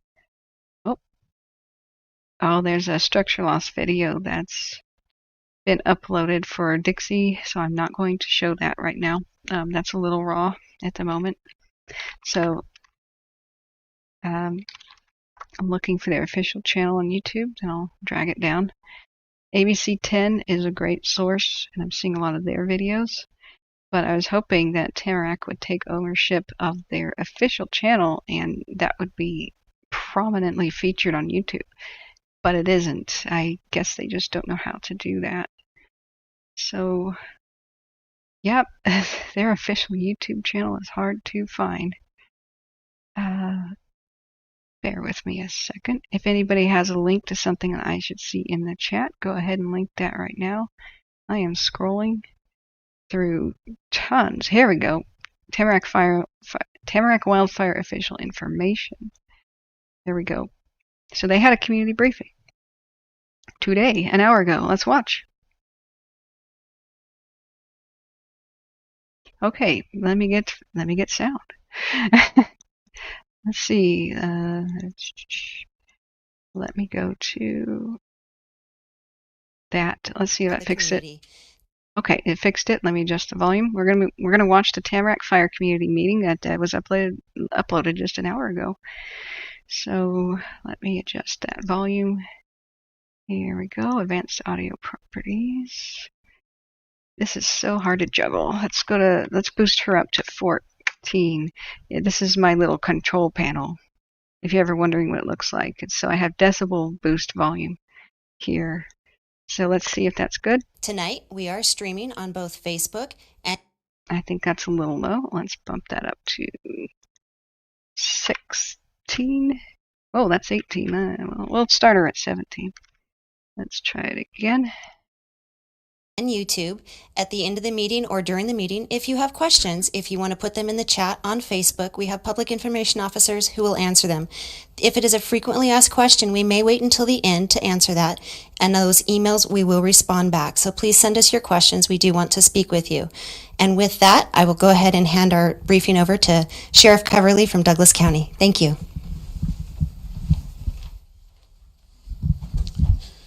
Thank you and good evening. Hopefully this is the last time you'll see me on this. Nothing has changed recently, which is good. Okay, see, this is I have to juggle their microphone situation. So that was way too loud. He's peaking. Taking him down to 14. Let's go. The evacuations have been lifted and people are able to return to their homes and properties. We have increased our patrol presence in those areas. So even if you're not able to stay at your home, know that we'll be up there making sure that nobody else is doing anything they shouldn't do. Please be mindful of the fire crews that are in the area and the power company utilities that are doing work, and let them, give them a wide berth and let them do what they need to do. I also want to take this opportunity to thank the Rocky Mountain Incident team and everything that they've done. I've gotten to know a few of them casually, and the thing that struck me is they're all from small towns and areas just like ours, and they understand the devastation and the impact that wildfire has to a community, and they have done absolutely everything they can to minimize the impact and to get this under control and do what they have to do. So if you see them in the community, give them a pat on the back and thank them, and let them know that you appreciate everything that they've done, and so that they can get home to their families and back to normal. Thanks.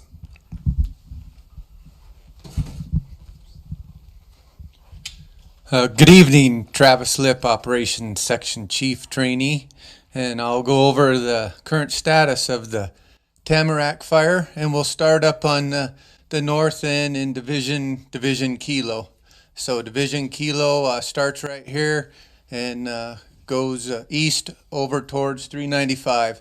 First thing you'll notice, this perimeter of fire line has been turned black. We have called this contained, so crews currently are just in there patrolling, checking the edge of the fire line, making sure there isn't any additional heat that we have missed. So this north section right in through here is looking really good. You can see the Leviathan Mine Road is right here for your reference.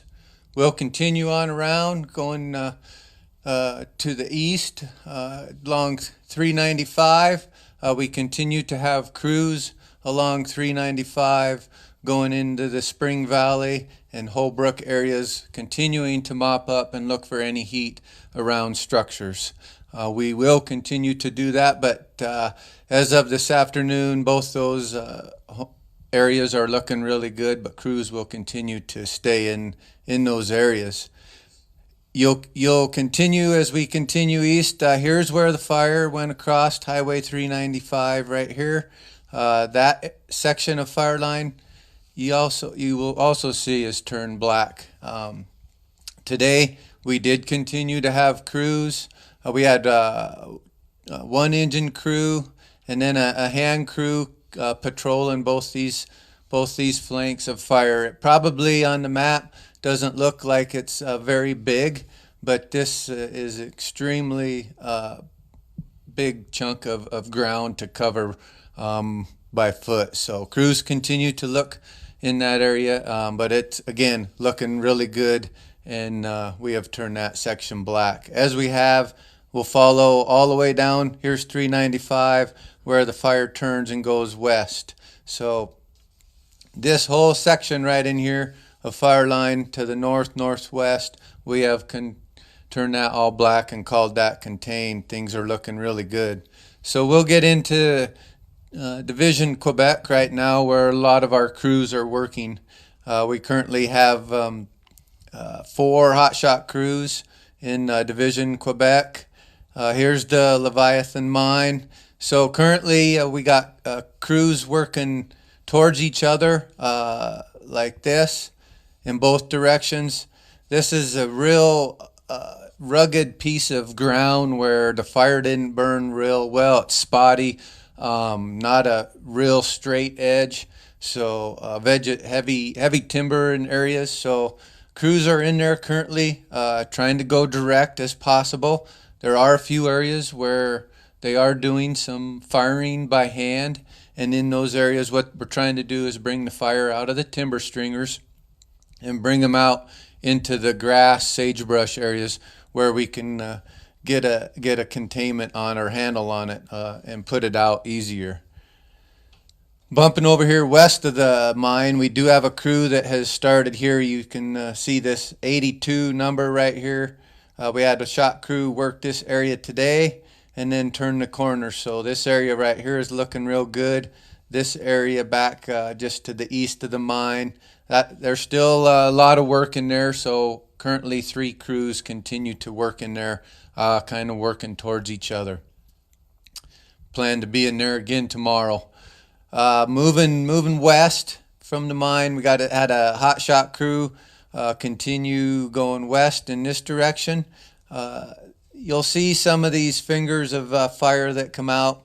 They are doing a little firing, burning out in this section right here currently as we speak to secure that fire line up there. Again, what they're doing is bringing the fire out of the timber into the open grass, sagebrush areas where when it hits that grass, sagebrush component, it's almost going out on its own, and then crews are able to pick it up direct and secure it. So they'll continue around working to the west. And we do have another crew in here that was working to the east. They drove in here and on one of these roads, went into one of these fingers where there wasn't a lot of fire activity and started working to the east. This western section of Division Quebec in here, this is an area that doesn't have near the heat that the east side does. So future plans, crews will continue to pick this fire edge up and continue to work it direct to secure it. We will put boots on the ground, or crews will walk the entire perimeter of this section of fire to secure it. They may put some hand line in. They may cold trail it where they reach down and feel with their hand if there's any heat. Hot spot, just check for any heat and secure those sections.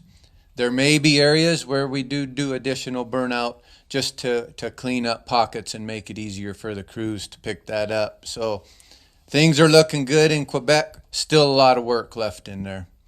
We'll continue around into Division Tango. Division Tango today, you'll see drop point 25 right here about halfway between the division break here and here. Today we turned from the division break off of 89, Highway 89 here, going to this drop point 25 break. That will get turned black today. So we got some more containment on the fire in Division Tango. That's looking really good. A lot of the work today in Tango, we had 4 hotshot crews. 5 hotshot crews in there today also. So what happened in Tango today, it's hard to see, but right where this division, or where this D is in Division T, the fire kind of went over the top of the ridge. It had a spotty mess, wasn't a straight edge, kind of some timber, heavy timber areas. So what they did today, they flew single engine air tankers and dropped retardant along that ridge in the open grass, sagebrush areas. When they finished doing that retardant line, they had crews hike up to the top of the ridge from this road that comes into this structure right here where 28 is. They tied into that road, went direct with hand line up to the top of the ridge. Then from that hand line is where they took retardant and started flying it back kind of towards the south around this timber section. And then what they did, currently still ongoing, we took a helicopter and did some aerial ignition in there in this area right here. And what they're trying to do, it's a dirty burn, or an area where it's not real clean black. It'd be hard to pick the edge up because it goes everywhere. So they put that retardant line in on the back side of this ridge in the open grass sagebrush areas, and then they'll burn out this little section right here with the helicopter, and then follow that back up with crews going direct. And we had crews also from this road I was talking about working back towards the west, towards the division break there. So a lot of good work in there. One more good shift with all those crews in there, and this section will be looking real good by end of shift tomorrow. So a lot of good work being done in there today. We'll continue along in Division Alpha today. That's in the wilderness area here, as you can see. So today we had a wildfire suppression module come in from here, this direction. And they hiked into the division break, and what they're doing in there, they did pick up the fire's edge where there was some heat right in near this break. They haven't made it very far. It's some real tough, rugged terrain. So right now they're just in there getting eyes on this from the ground for the first time. But hard to get around steep, rocky edges. Currently finding limited heat in this area, last report that I had. At the same time, we did get a second wildfire module. They're coming in through the middle of the fire right here from Markleyville, coming in this way, and then hiking into this section right here to try to get eyes on this area again. They aren't currently addressing any of the fire perimeter or heat. It's some good long hikes to get into those areas. So right now they're just getting their situational awareness and seeing what we have, but they're able to provide us some good intel for what we may look at this doing in the future. So do have people in Division Alpha today. And we'll finish up going around into Division Foxtrot. That goes all the way here like this.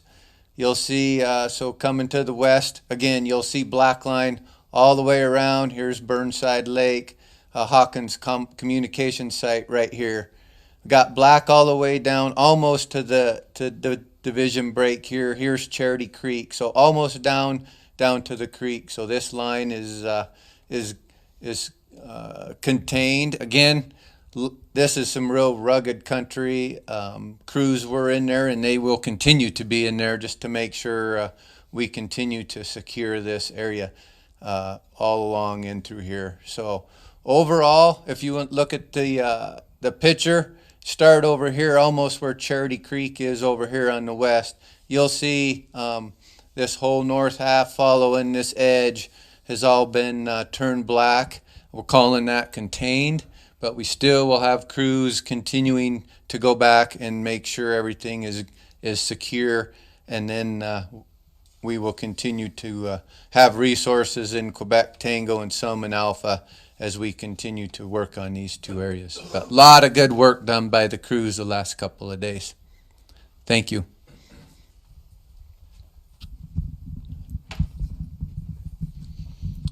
Good evening, Glenn Lewis, Fire Behavior Analyst with Rocky Mountain Incident Management Team 1. So yesterday out on the fire, we had some thunderstorms pass over. We dropped some precipitation on the fire. We also got as a result, that same system brought in some cooler temperatures and a little bit higher humidities. The rains, the thunderstorm activity was highly variable across the fire, though. In some places we got up to almost an inch, and then in some places we also got only a few hundreds across there. So as a result, there was still some areas on the fire today that would burn actively. And the rain that comes down like that, and those thunderstorms especially, comes down very quickly. And it falls through the canopy, but it falls so quickly that it doesn't do a great job of raising the fuel moisture out there. And so in those heavier fuels, the lighter fuels will absorb some of that, and the humidity will affect them in the short term. And so it creates a shorter burn period as well. So that actually played right into the operations folks' hands today. They had already planned on going in there and picking up the fires that came out of those stringers of conifers in there with the heavy fuels. And so that actually worked out very well, because those are still burned today, but with the increased humidity and a little bit of rain on it, that made those grass and sage areas even more less prone to burn. So looking forward to the rest of this week, there's a chance of thunderstorms all the way through Friday. Some chance of a wetting rain in some of those, and some of those could be heavy. And so that's one of the things to be watching out for, is a possibility when that happens of some flash flooding. The Weather Service will be in touch with that. But again, thunderstorms, though, tend to be pretty spotty in how they drop their moisture on the fire. And so that's something that we'll definitely be watching for.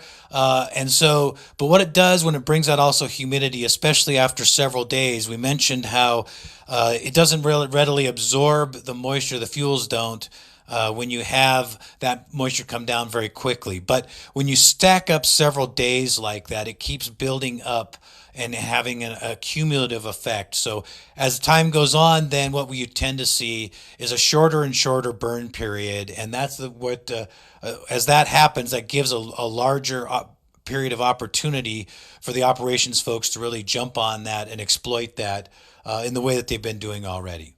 That's the outlook for this week.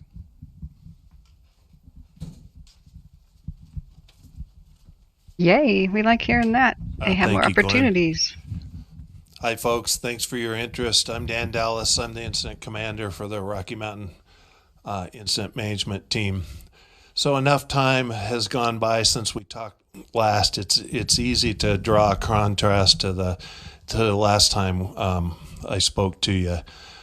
There's been enough success. There's been enough forward motion and just a lot of other things that have happened, a lot of work on this fire, that it's really easy to think back to the last time we spoke. So the first thing I'd share with you is I'm really appreciative that I'm not sending out a special message to folks in an evacuation center right now.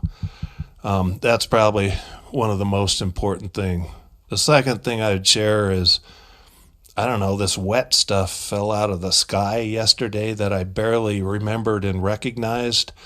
And then added to that, it fell over the fire gently, pretty much not all night, but overnight we got wetting rain over the whole fire. So what you're seeing now is, compared to last time, is kind of a moderation in the fire behavior. That's due to the effort and the success out here by our fire crews, and also the moderation in the weather. So people are back in homes.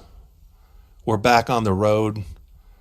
Electricity is either back up or soon will be. There's a lot of work going on by your local utilities there, but our work's not done yet. The nature of the work's probably changed. We're not doing hand-to-hand combat and trying to get people out of the way and trying to stop the progression of the fire.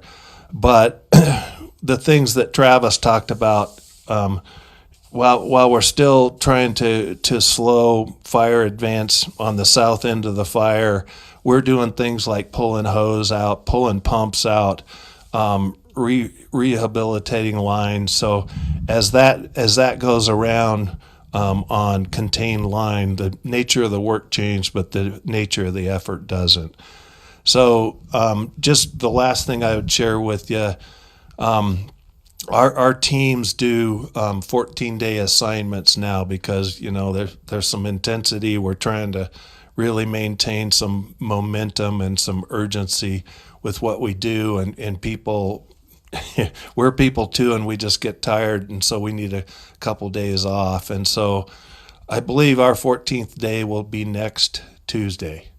And what we're planning, and it's slowly, you can see it coming together, is we're planning to leave, have the fire and the incident in a situation where the local forces and the local authorities that have delegated us authority will be able to manage this incident with a much, much smaller team. Because that's one of the things we do too, is try and be stewards not only of the land and the interests of the folks that brought us here, but we're also stewards of the taxpayers' money. So, you know, we acknowledge we're expensive, but it takes some expense to really manage one of these things. But we'll get it to a place where it's in a much smaller team will probably come in behind us and be in pretty good shape. So with that, appreciate your interest again tonight, and I'll hand it back to Michelle. Thank you. Our next presenter is going to join us from a video. So if you notice a difference in your feed, that's going on. Good evening. I'm Bill Dunkelberger. I'm the forest supervisor. Whoa, did we notice a difference? Okay, sorry, fixing the audio. I'm still with you guys. We're watching the rest of the Tamarack fire update. And I got some shorter videos to show you guys. And related to the Dixie fire, we're going to cover the Butte Lake fire as well. And anything that people mention in chat is my priority. So this is fresh off the press. You know, they uploaded this less than an hour ago. It's got about 2 minutes to go. And then I'll put on the Dixie fire information, because when they addressed the public today, they had audio chopped off for the beginning. So when I went live, I had the audio for the end. So here we go, and I'll try to adjust his audio. It's crazy. I've been doing that for every speaker. So let's see, put him on 14 decibels. Let's see here. For the Humboldt-Toyabe National Forest, and just wanted to take a minute here to express my appreciation to the public, all the communities that have been affected by the Tamarack fire, and especially to our incredible firefighters, the incident management team that's done a great job getting this fire slowly and surely under containment. And just also want to assure you that the Forest Service stands behind the communities in any kind of restoration and recovery that's going to be needed down the road. Thank you very much, and I want to assure you that the Forest Service stands with you and our communities in assuring that any needs that you have for recovery and restoration are met. Once again, Michelle Kelly, Public Information Officer with the Rocky Mountain Incident Management Team. We greatly appreciate you taking time out of your busy schedules, as you're also returning home, to be with us to give you these very important fire messages. We encourage you, if you have questions, to email us to. Okay, so that's the end of that video. I wanted to get over to the one for the Dixie fire, and then I will make myself a little bit of food. First, we have some whoops, let me get this off. First, we have some short videos, and I like those. This was the evening incident update right before they went live with their bigger one. So I love Dennis. He's short and sweet. You know, everybody, our community loves him right now. He just explains this so well. Let me, whoops, wrong button, arrow button. And make sure he's got good volume. For July 26th, the Dixie Fire East Zone. So as normal. Sorry, his volume's too loud. Let me turn that down to 14. Okay. Good afternoon, Dennis Burns, Fire Behavior Analyst for California Interagency Incident Management Team 2 with your evening update for July 26th, the Dixie Fire East Zone. So as normal, I'll start down in Branch 25, Division Zulu. Again, looking really good here. Crews are still in a patrol status, just making sure everything's going to stay where we want it to stay.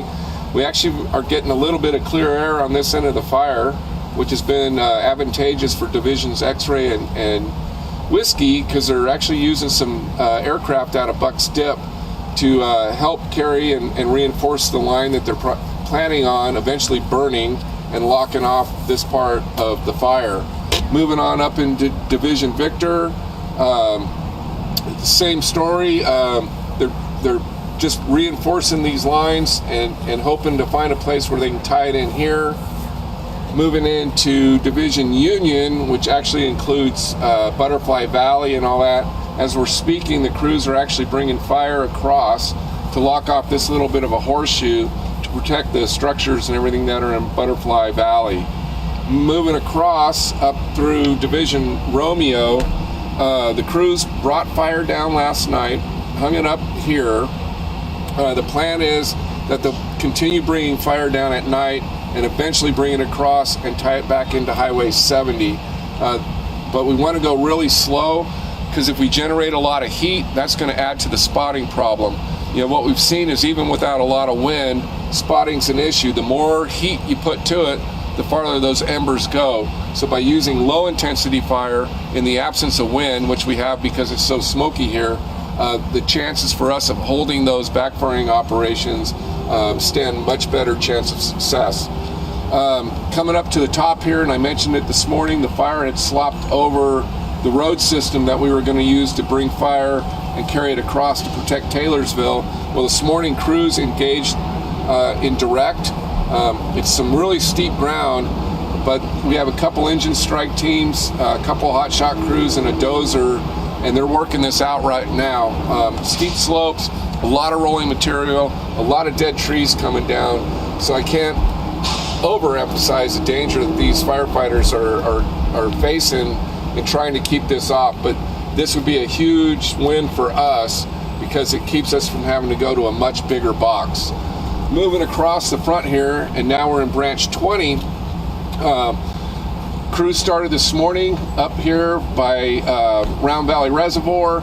They're bringing fire down a series of roads, and it's eventually going to tie into Dixie Creek Road, which they'll bring down to Highway 89 and then carry the fire. And this will essentially lock off the fire from getting into Crescent Mills. The plan is then, once this is secured, to keep bringing fire across from the lake and then bring it into this line system that we have and take it back down into Highway 89, locking off Greenville from the fire and also securing the dam area. So that's your update for the evening of July 26th. Awesome. So everybody loves Dennis because he's just like, well, we're doing this and we're doing that, and he's clear and no BS. Good afternoon. Totally love his style. So, well, this is a general Facebook apparently now. So let me pull that away. We have the longer Dixie Fire update, but before we get to it, I wanted to show you the current cams, like what is it currently like, where he was pointing. So this is the Indian Ridge cam right now, and look how peaceful it is compared to other nights. Just wow. You know, here's as the sun set. They've got that thick smoke that he was talking about, which allows them to do the firing activity safely. Or that's going to continue tonight. And, you know, they change tactics. When they don't have smoke, they do air tactics. When they do, they can't, so they go to firing operations and dozer operations. So those continue throughout the night, and they are enjoying a break in the weather, the good fortune, and the meeting that we're about to partially see explains, you know, at least one of them said, don't get complacent. It's good news, but don't get complacent. It's a window of opportunity that we have right now to use it. So Butts Lake camera is facing the wrong way. Other cameras that could possibly be seeing the fire right now are East Quincy, and we've got that blocked by smoke. It looks like it's completely smoked out. Meadow Valley camera is also smoked out because they warned of intense smoke over Quincy tonight. Let's see, we can go over to Bald Mountain Butte and just do a quick rundown of a time lapse of the last 6 hours there. It was looking awful yesterday and throughout the night. It was intense, but thankfully it looked worse than it was. I even uploaded a video of it becoming that volcanic monster plume, and that was right here from the same camera. But that was yesterday. So today we're watching just the last 6 hours. So we'll be seeing sunset here. At the end of this, it'll be current conditions. And now today, look, that volcanic thing is gone. That is just awesome. It's off there in the distance. You can still see the glowing activity, but look how died down it is. Look at the stars. That is just so cool. And to summarize, if anybody's tuning in just now, at the Tamarack fire, the moist air that came in really made a difference. The moisture here, you can see it making a difference. They even had rain on the Tamarack yesterday, and that's just so awesome. So, whoops, let's get the cams out of full screen mode. So, put comments and questions in the chat, and I'll get to them. I always focus on what people actually want to see right now. People, you're still seeing the Tamarack on screen. You should be seeing the Meadow Valley cams. Oh, if you are, shoot, I have to type this in chat. You have to hit the live button. Hit live button to catch up with me. If you've ever rewound my stream, you'll be like perpetually behind and talking about things in the past as I continue to be live with the show, so to speak. So what we have over here is the Dixie fire, and I started the stream. It was interrupted because of the fact that they had no audio for the beginning. And so that affected my ability to kind of report on what was going on, but they have just uploaded that. So let's go to, that was Plumas National Forest. Bear with me. Did I bring it over here? I've got a bunch of tabs I'm monitoring. Hang on a second. I'll bring it over to this monitor. I had it all ready to watch, and a tab got away from me. So, where did we put it? Hang on a second. Let's see. I'll go to Cal Fire Butte County. Here we go. And they did not put it on their YouTube. That's a lot better to watch, but they at least have it now posted here, along with the map of structure loss in the Dixie fire. So I will be going over that as well next after we watch the community meeting that happened at 7 p.m. At least the parts that were muted before I went live. So, hang on a second. I'm on their website. There's the, oh, that was a Spanish one. Hang on. Let's look at the English. We got it. Here we go. I'm half expecting them to have audio problems with this one too, but we'll see. So, okay, come on, guys. Fight the fire. Yep, that's really low. Okay, so let me fix the audio. From incident commanders from 2 base camps, 17. teams that we now have in place. Nope, I gotta boost him up to 20. Wow. Different terminology this evening. Nope, since I'm boosting up to 24. Split the fire in 2 zones. One is Holy the west mackerel. zone that the Cal Fire Incident Okay, Management Team. I gotta pause it. You guys, there's a real risk of it being super loud the moment that they fixed their audio for that meeting. So I'm gonna be trigger happy as much as I can, but loud volume warning in case somebody's on headphones. I do have it clamped down on the stream. Supposedly it shouldn't reach a critical volume, but I don't know if that's going to work. One is managing, and the other is the east zone that the California Interagency Incident Management Team 2 is managing. You'll be able to hear from both sides on the progress of... Okay, if you're asking me to turn it higher, that is as high as it goes, and I'll try to hit the button for when they make it higher. ...of the incident. Utilization of 2 teams does not change the way we fight the fire. We're still providing that service that is needed. This is strictly a management situation for the resources that are continuously coming in. For those of you on Zoom, if you could please make sure to mute your microphones. And for those of you on Facebook, please be patient as we may be bringing in Zoom speaker participants. A reminder to all of you watching, if you have questions for us, off to the north. Caribou personnel assigned to the. Yeah. Okay. So that's just some instructions for Zoom. This is where he began speaking. This was completely muted when they began this. So I'm going to try to readjust the volume. Loud volume warning. Putting it down to 18. Here we go. Break. So.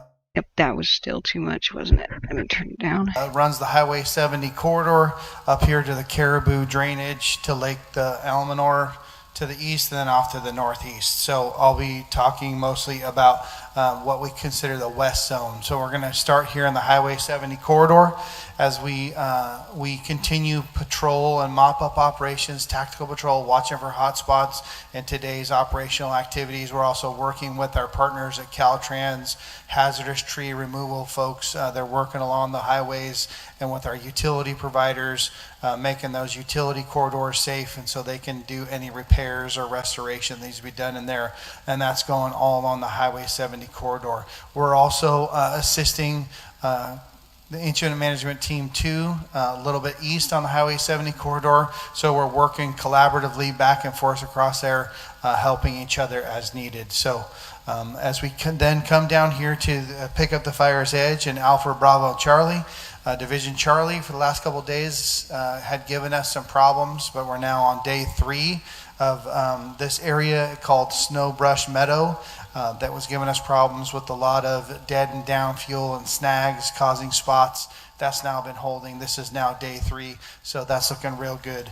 As we come up here into Division Echo and Foxtrot, that's a piece that's going to be in play for the next several days. The Fire's Edge is in really rugged, inaccessible, heavy fuels, heavy dead and down component, difficult to our fire control efforts in most fashions. So we are keeping an eye on that, keeping it at the Fire's Edge, but we're building this box here just above North Philbrook that goes around Butte Meadows and goes around Jonesville to protect those valleys at risk and those communities with point protection.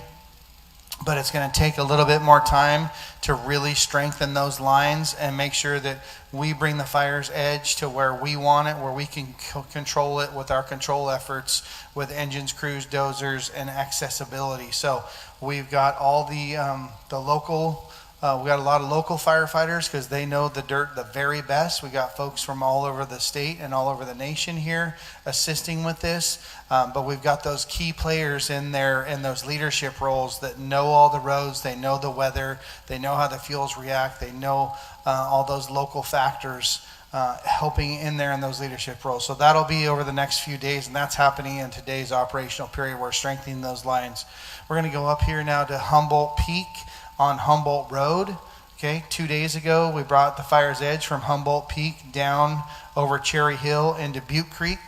Okay, and we stopped at Butte Creek as we went around Jonesville, and we stopped it right there while we strengthened these lines while we're trying to get this piece taken in. And then we took it off of Humboldt Peak once again and took it back in. You don't see it on this map, but the Fire's Edge now goes from Humboldt Peak all the way back and ties into here. And all of this is now burning in together. So we'll continue those operations to remove those fuels. So when the Fire's Edge that we put in meets the main fire, they've consumed those fuels in less intensity, less spot fires, less ember cast, and all those things. All along this Humboldt Road, same story as yesterday.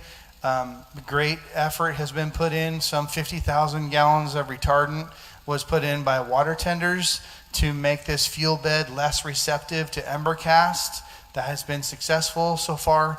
We're on track to have done more of that again today in pre-treating all of this area with water tenders as well as the aircraft that flew yesterday and today. So some great effort being put in there to make sure that we have all the measures in place to resist those ember casts and spot fires. Up here along the Ohio road system that parallels Highway 89, no change in there. In the IR products, you'll see there's building more depth in here going down towards Butte Lake Reservoir. So the Fire's Edge is continuing to come down this way off of this road system, and that's continuing the protection of everything up here in Lake Almanor, parallel to Highway 89, all the way down here to Canyon Dam. The fire's holding on the road system and the Caribou drainage. So this is holding right here up to the powerhouse. And then we're protecting all the structures up in here while we're addressing this spot fire as well. So, and then we're also working on a plan to work in conjunction and collaboration with Division NORA, which the East Zone will brief to, but we're working, like I said, in conjunction and collaboration to put to work on the control lines and put this piece in check. So thank you. Thank you, Chief. Our next presenter we'd like to bring in from the East Zone, from the California Interagency Incident Management Team 2, Operations Section Chief John Goss.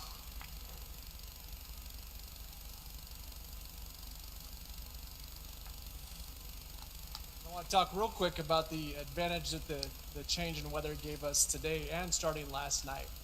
Okay, he was real soft, so I'm going to turn him up.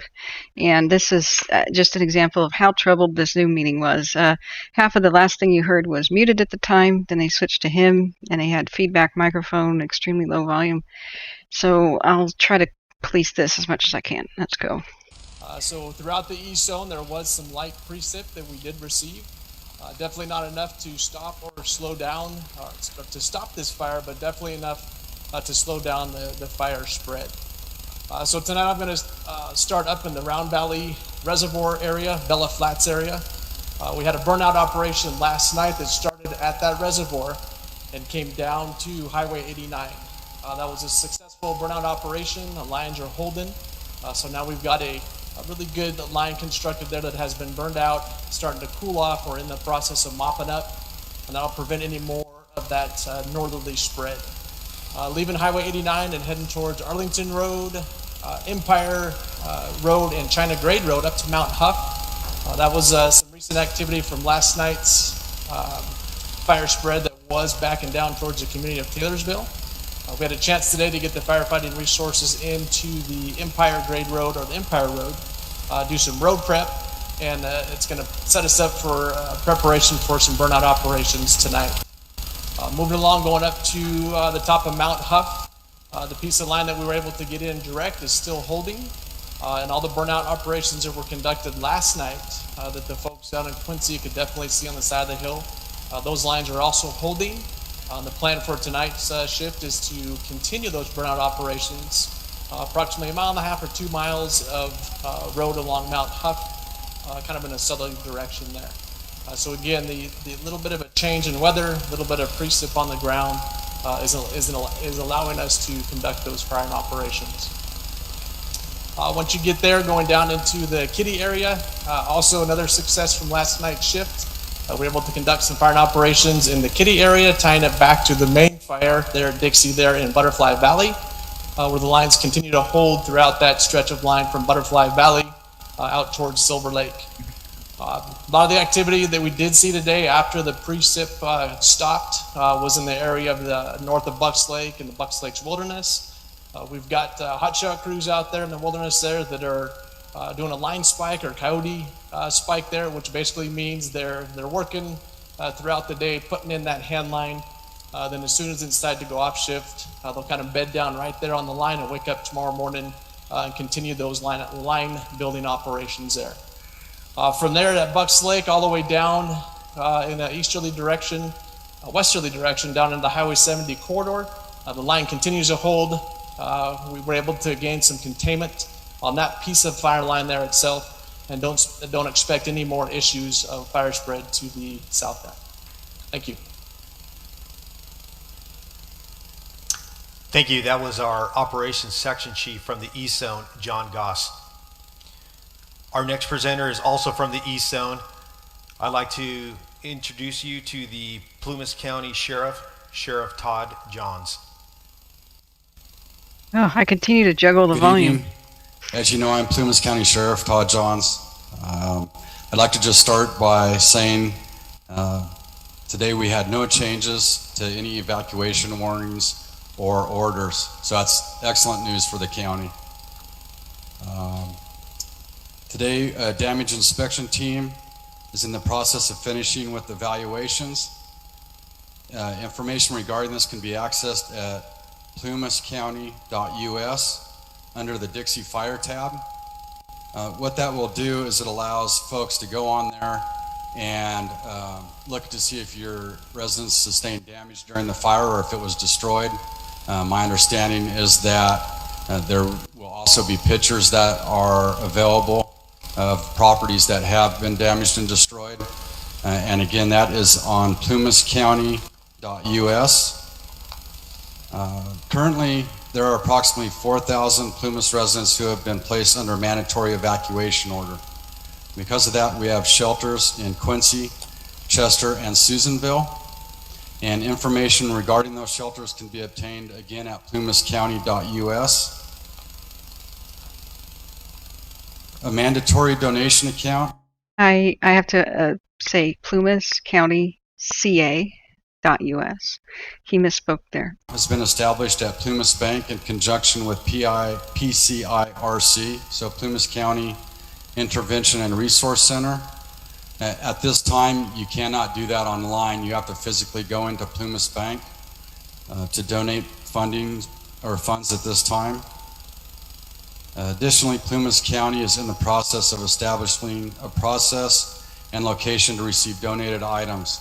We've had several requests for items to be sent in as a donation. Once we determine the facility that can do that, we will also put that on the same webpage, plumascounty.us. A local assistance center is currently in the process of being developed in conjunction with Cal OES. It's going to take us some time to set up that resource or assistance center, but we're hoping that we could have that accomplished by the end of the week or middle of next week. Today, we identified a couple issues within Quincy and the Chester area that I need to address quickly. We found out that the garbage company was not picking up garbage from local residences or some of our emergency facilities like the hospital and the like. We've identified that issue. We're working closely with the company who does that, and we believe that we will have some type of resolution by tomorrow morning. And additionally, we found out that the county was not receiving mail. Worked closely with our local U.S. Postal Service, and again, we believe that the mail will start being delivered from Sacramento and possibly what is being held in Chico as early as tomorrow morning or tomorrow afternoon. And the U.S. Postal Service will be updating folks via their website, or will send us an email that we can update on our website as to when that will occur. We're still trying to determine how we can get mail to folks who have been displaced out of the county. So just again, continue to monitor our website for updates on that. Today I received several questions about Quincy and the residents of Quincy possibly being blocked in if the fire were to come this way. I just want to assure the residents of the county or Quincy that we have been looking at alternate routes and available routes. I will say that just because Highway 89 is closed to travel at this time, we can still use the major thoroughfares to evacuate areas. We would just have to do it via CHP and people that could assist us in getting folks out of here. I also have received questions from residents from Bucks Lake and Meadow Valley, who I know have been evacuated for 10 days now. And I will say that it's important for me to get folks back into their evacuated areas, but I need to do so safely. Also working with the incident team on possible times in the future when we might be able to shuttle folks into their residences for a short period of time. However, there are and is still active fire around those communities. So I'll have to continue to work closely with the incident team to identify those times, or if it can even happen. Again, please monitor our website. If I can do that, I will put that up on the website so that folks can call in and try to get shuttled into those areas. I know that a lot of folks are wanting to be repopulated as quickly as possible. As I've said in the past, that is a priority of mine as well. However, as I've already stated, I need to do that safely. And at this time, I don't anticipate any repopulation of any areas in the foreseeable few days. It's more than likely several days out. Again, I will continue to work with the team to get folks in as quickly as possible. In closing, I've mentioned that we have a lot of LEMA officers, or what we call law enforcement mutual aid officers in the county. Well over 100 of them working in our communities, as well as CHP, to keep our citizens' property safe and secured while they're gone. But a group that I haven't acknowledged, and I need to, are the public safety dispatchers that have come from out of the area. As I stated before, our dispatchers short-staffed and have been working a tremendous job over the last week and a half. And I now have some public safety dispatchers from other counties that have been coming in and helping with 911 calls and the additional radio traffic, and I really want to thank them, as well as the counties that are sending them here. So, thank you. Thank you, Sheriff Johns. Okay. I wanted to point out there that he kind of sounds almost like he's intoxicated. That is not the case. He's exhausted. This crew is getting very, very tired doing this day in, day out with very little sleep. And that's exactly what exhaustion does, is it's a form of intoxication if you've lost too much sleep. And I hope he went to bed right after that. But a couple times he misspoke the website. It's Plumas County CA.us. Instead of Plumas County, California spelled out, it's just CA at the end. So at some point in time, we reached the point where I began the stream. And at that point, I'll cut this off and you guys can see the whole thing in chat. I will link it, but I don't think I should cover twice what I already did. We'll just keep this rolling a little bit longer. Please put in chat any questions about the current events. And if they're just going to be talking heads a little bit, I'm going to start showing webcams as they're talking. So here we go. Okay, we're going to stay out in the East Zone. The next speaker we'd like to bring in for you via Zoom is the supervisor for the Plumas National Forest, Chris Carlton. Good evening, everybody. Thank you again for making time to join us and get some information on the Dixie fire and how things are going. So on behalf of the Plumas National Forest, I kind of wanted to address just a couple of thoughts. You know, you look at a fire of this magnitude and no one can deal with anything like this alone. No one person and definitely no one agency. We have over 18 cooperating agencies all working together to fight this fire. And I want to talk briefly about one of them, and that's the American Red Cross. So there are 4,000 people under mandatory evacuation orders. There are 16,000 that are affected by some level of either evacuation order or warning. I had the opportunity today to stop in at the evacuation center here in Quincy, and there are 27 people there. That is less than 0.6%. And that really tells the story of how much we care about each other in our communities and how far we're willing to go to support each other. So I think that's pretty amazing. I do hope that we continue to reach out and make sure that we're not missing anyone and that everyone who needs it can get that help, because there's capacity there. So let's continue to take care of each other and look for those who need that extra help.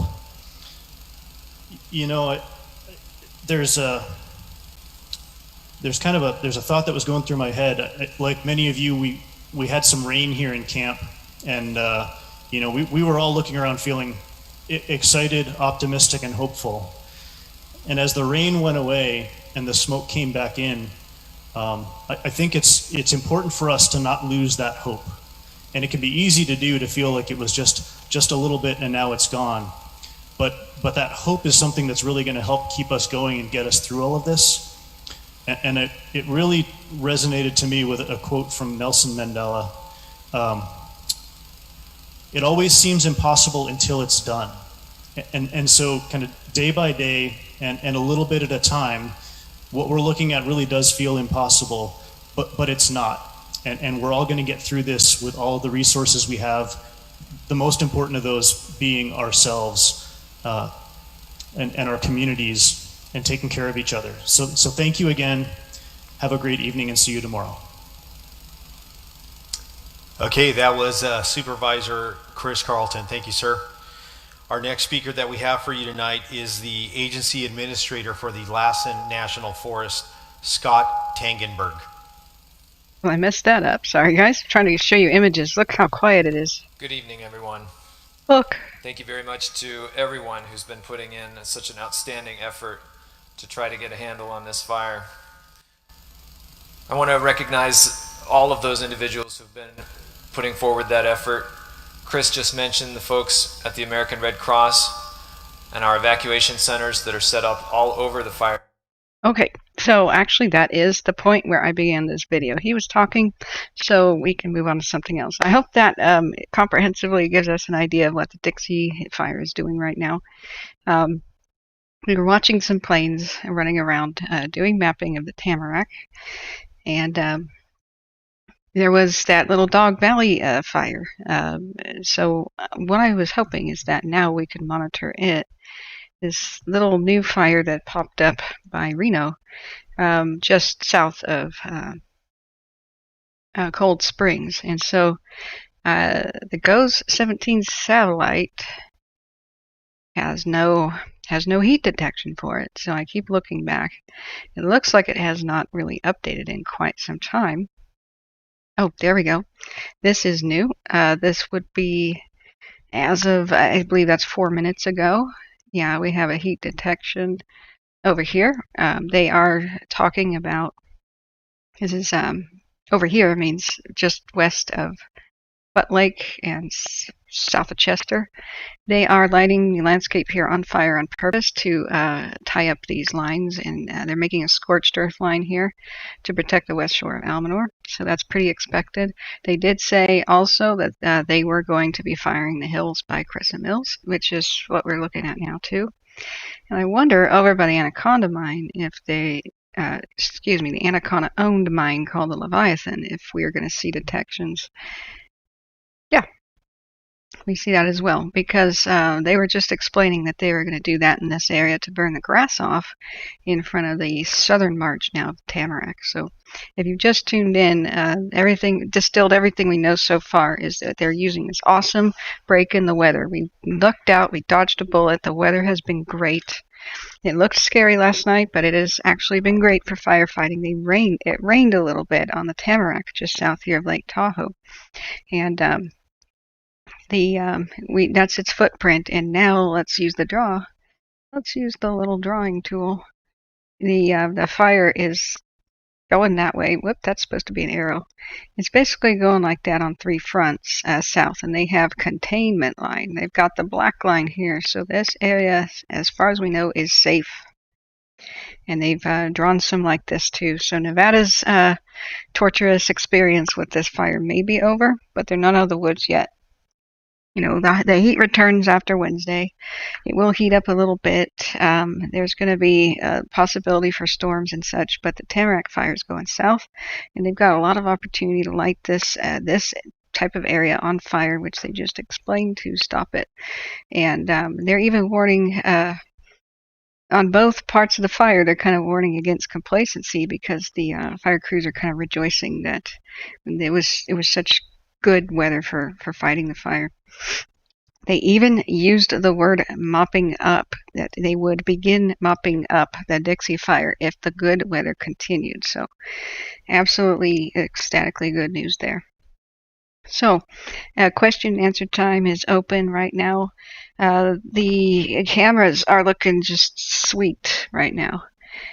This is Bald Mountain Butte. This is north of Magalia, kind of by Sterling City, looking up at the western front of the fire, because you can kind of see that Lake Almanor is up that way, and then the battle is going up over here. You're trying to protect Butte Meadows and the communities near it this way.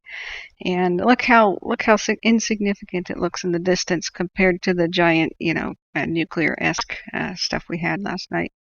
So that is just perfect. If we look over at the Meadow Valley cam, this is so smoke-filled we can't even see anything, let alone the fire. Greenville is, sorry, not Greenville, Quincy area is just full of smoke.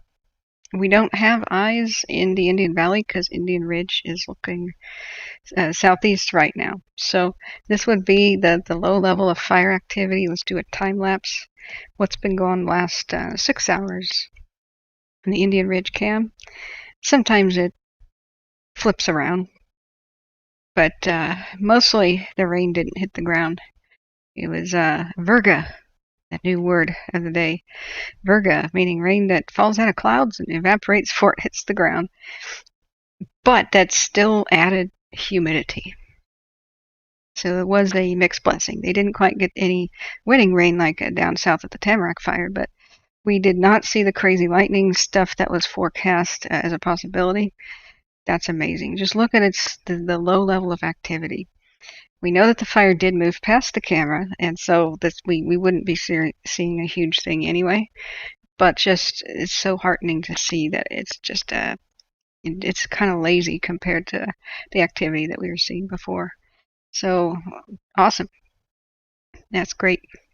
So I don't see any new questions in chat right now. I'm going to go back to looking at, I believe we should now look at structure loss. People have had enough time now to look at the map themselves and talk to the authorities, maybe even being notified. So I'm scared to look at this map because of the historic nature of everything in this area. Plus, I know the area. Just finding out what's gone is hard for me too. Just nothing on the scale, of course, of the people who actually lost everything. But it's one of those things where I heard the amount of structures lost, I became worried. As we speak, this is live. There is a plane going over, mapping the Dixie fire right now. This is what they do every night. And the drones that are lighting the backfires on the hillsides, we'll never see them here because they're, I believe, Air Force. We know the Air Force is doing some mapping and probably some firing. They weren't clear if it was Air Force drones or not, but you're never going to see military planes on this on any of the plane tracking apps because the transponders that we could see are civilian ones.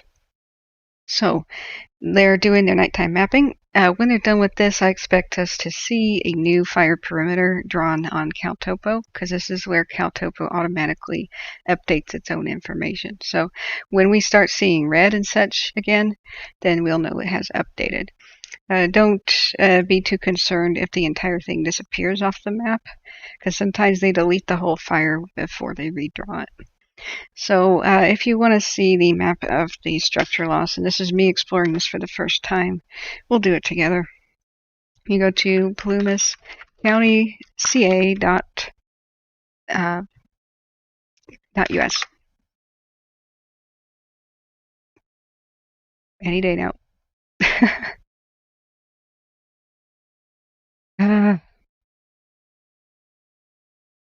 Can't reach this page. Okay, so let's try to get it back up. It may be fighting with my VPN. So let's go to Plumas County Sheriff's Office.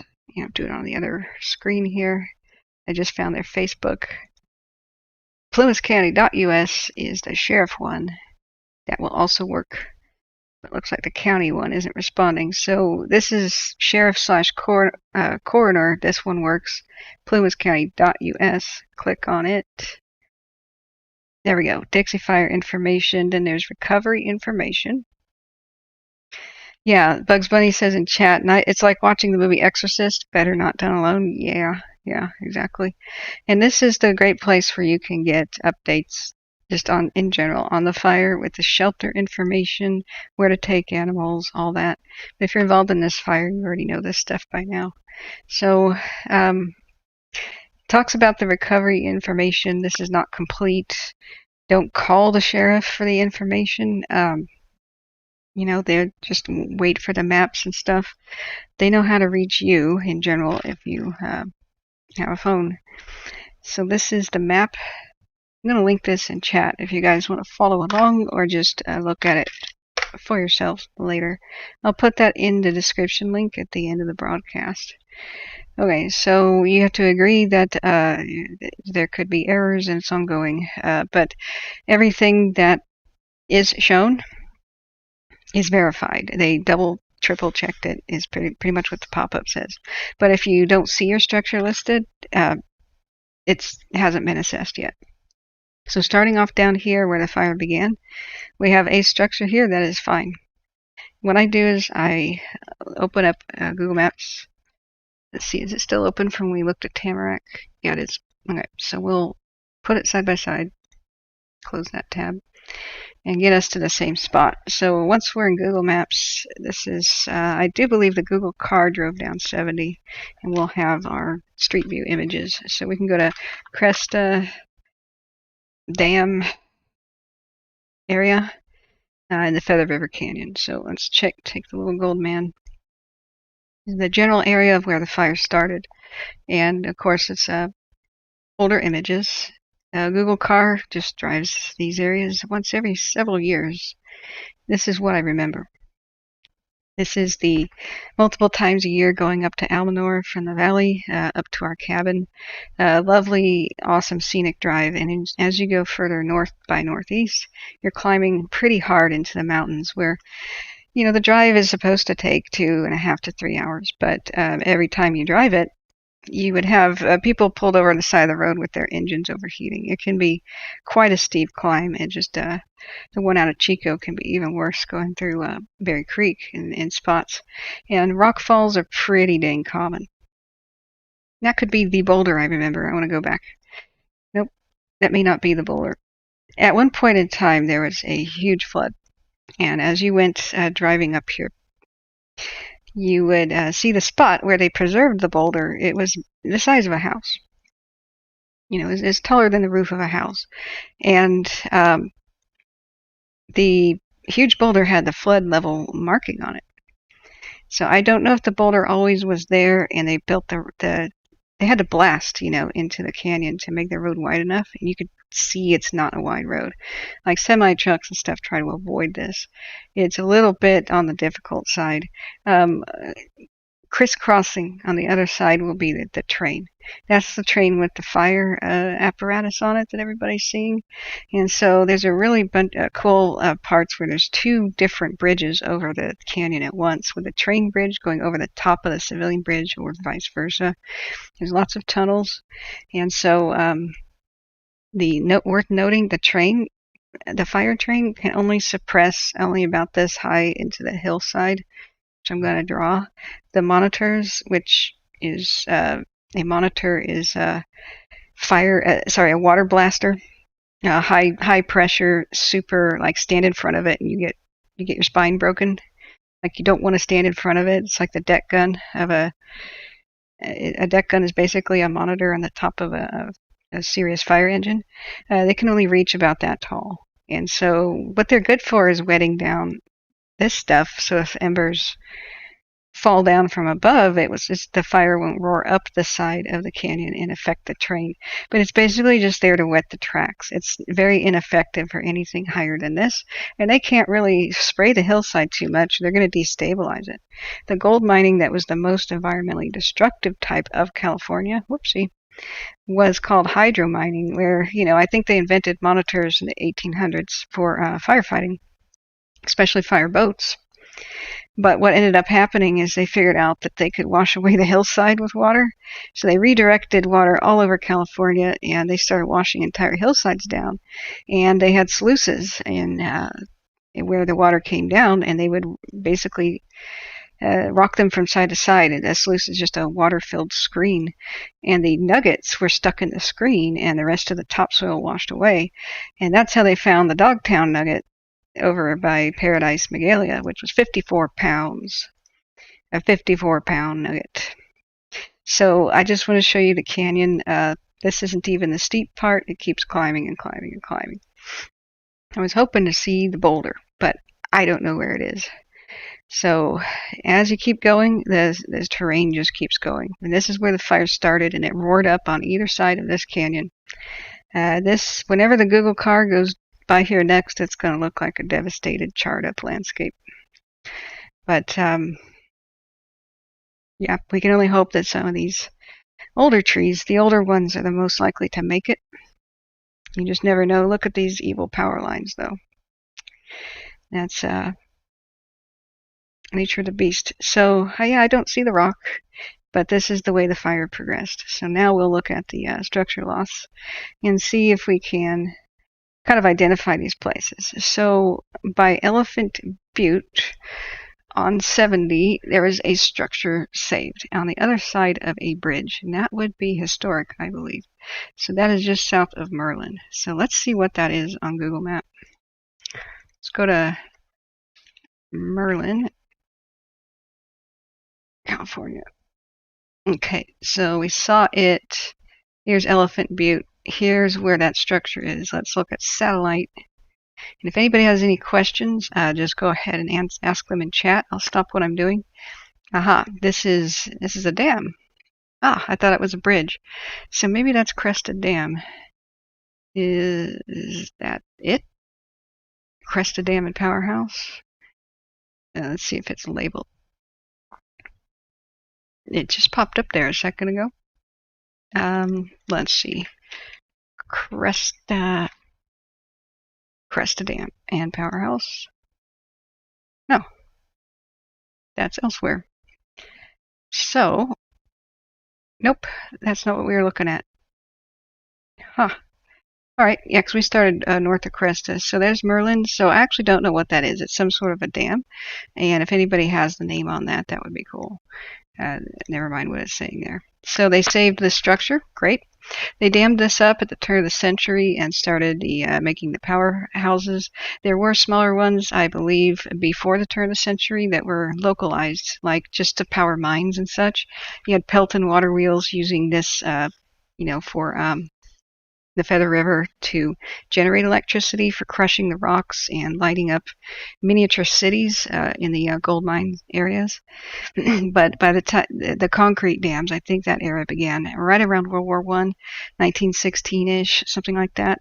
And the original equipment, unfortunately, 94 plus years old, was still standing and never been maintained ever and inspected, perhaps never. Or maybe once in its lifetime.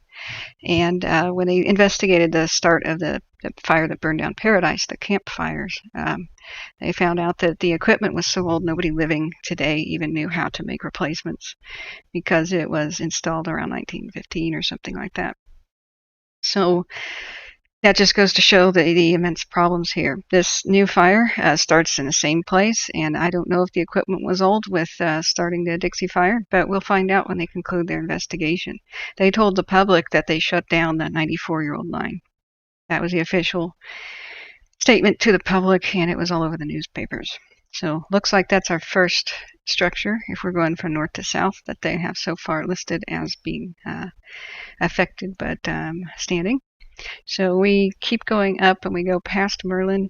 Here's where it gets pretty dang rocky, and you can see these old roads. These are the remnants of the mule roads. It was mules, pack mules that first went up here. The highway started as a pack mule train, and as they put mines up, the whole settlement of the area was the gold miners would first use pick, pan, and shovel into shallows, and as they ran out of gold, or the easy gold really, they'd keep moving on to the easier pockets of gold, and every single day that the 49ers went up this canyon, you could definitely leave with 3 hatfuls worth of nuggets. I mean, that was basically beyond wildest dreams. Like, you just made 10 years of your wages in an afternoon or in a week. And that definitely was possible. That's why it was such a bonanza. So what they did after they got rid of the nuggets, they kept going higher and higher and higher until they started to exhaust the easy pickings nuggets. They then started reconnoitering the hills, and everywhere that flake appeared down there, it's from washout from the veins. So the veins are exposed up in a higher elevation. So what you're seeing is just really historic, the remains of trails turned into roads. And then you'll see the historic buildings up there that I was very worried for, like little stamp mills that they preserved. And it'll have a state parks and recreation sign by it. You'll even see the entrances to mines. Most of them are blocked off. Some of them you can walk right in. And but everywhere there's a mine, there's little historic outbuildings or archaeological sites. And so that's what I'm very, very concerned for. I know that the Feather River Falls, which was a lovely tourist spot where you could overlook the waterfall, was completely burned up, and that was sad to see. So this little outline right here kind of shows where, I believe this is where fire burned. I don't know what the outline of this map is. If it could tell us, yeah, Dixie Fire perimeter. So that's good. It didn't go up the north side of the hills as much as I suspected that it did. And that's the nature of fires. Even though you see here, like on Caltopo, that the whole area was burned up, on each side, it doesn't mean that everything was affected. It just is an illusion. The actual interior of any fire on any map has pockets of green and pockets that are unaffected, because the nature of fire is to burn, the little embers, they drift off of hillsides and go to other ones, and especially in canyons, they can jump across and never even affect too much at the bottom. And so what the firefighters were doing is they were going around on the road, and when embers from the top drifted down, a lot of times they were able to catch it before it raced up the hill. And it looks like they did a significantly good job in at least some of these places of preventing the fire from racing up the hills on each side of the canyon. So that's pretty dang awesome. And maybe the fire train helped, because there's the tracks. That would explain the line right here. But we see that the fire did go up, like in this section, and that looks pretty historical there. That looks like there was mining activity for sure, just looking at this maybe waste rock kind of dumped down the hill. I would have to look at my history maps and layer them. You can do that. I'll just give you a quick taste of how you do that. You go to Caltopo and then you hit the historic maps, and put them as 100%, and you can slide it back. Now, it'll just choose a historic map. It doesn't mean that there's no mines there, because it's not on the historic map. And here, we don't know what the year was for this particular one, but you could see, this is clearly some turn of the century / 1800 stuff. They'll say, here's a lake, and here's this. Here's a bluff, there's a toll gate, here's an old community called Edmonds. And you just turn the slider down and see what's there today. And that's basically the way it works. Just beware, their surveying techniques were primitive. They're surprisingly accurate, but you have to do a little bit of, you have to line this up better. So just sliding, it can't give you an idea of where exactly things were. Plus, the river's course has changed.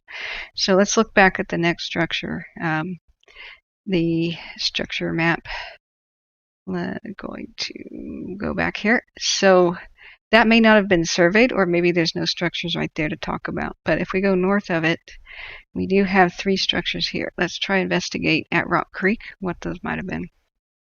So we go to Rock Creek, California. I'm getting over by Story. Okay, so yeah, Tobin Ridge Road. That's got to be the original way that the pioneers did stuff. Or, yeah, it probably is. That was probably the original. They could have probably, they may have had to, but I'm seeing definite zigzagging up here. Some of these access roads are to look at the power lines, and you could see the giant power lines up on the side of the hill. I believe this was the same network that failed during Paradise, and I believe this one is de-energized, but they have a pretty primitive look to them.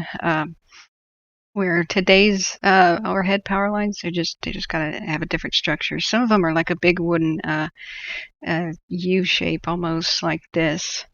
and they're literally like wood, and then there's power lines between these things. They go down hills like this, and you don't see a lot of that today.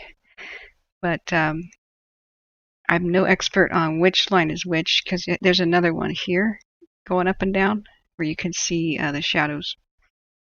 But the terrain here is extremely steep. Let's use the little gold man and I'll show you. Because down here is a highway in a shadow. You see what I'm talking about. It's like, that's from the last fire that affected the area. You can see maybe lightning struck up there and it burned, but there's no way to get up there and log that unless you used helicopter logging. Now, standing dead trees like this should chill you to the bone in today's new normal of western wildfires and drought. You don't want to see that. Every tree standing is, every log like that is a 1,000 hour fuel. So it'll burn for 1,000 hours, and that's 1,000 hours of embers that could be drifting across the canyon all the way over, you know, depending on how the wind picks up, and it can just jump ridge lines. It's very possible for this ember like over here to just go all the way over and land at the top of the other mountain that you can't even see over there, or even go all the way over there. And if we look, what we have standing dead trees over there right next to power lines, the same kind that fail, you know, during the campfire. So I don't know which ones are the culprit. I believe it's the lines on the north side / west side here, which, okay, this is looking north now. This, I believe they're on the left side then. So let's go back to what we can see. Those structures are at, that's Rock Creek. So let's look at Merlin Railroad Bridge. Looks like they were able to save that. I mean, obviously, so let's take a look at it. It's really cool. So here's the highway bridge, and there's the railroad bridge. It's impressive. So what we wanted to see was the survival of the railroad, and I do believe that we've seen that. Thanks to the fire train.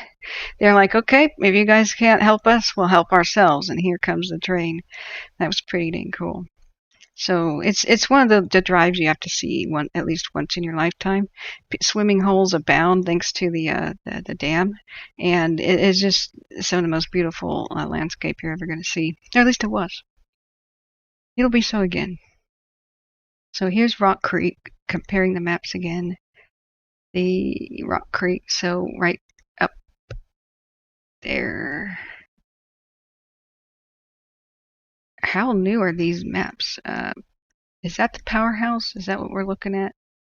Yeah, so it looks like what they saved here were powerhouse structures. So yeah, right next to the road. Let's I'll show you. This is like a little tour, isn't it? So on our left here, we have the powerhouse. Oh, I know I'm disoriented. This is the, okay.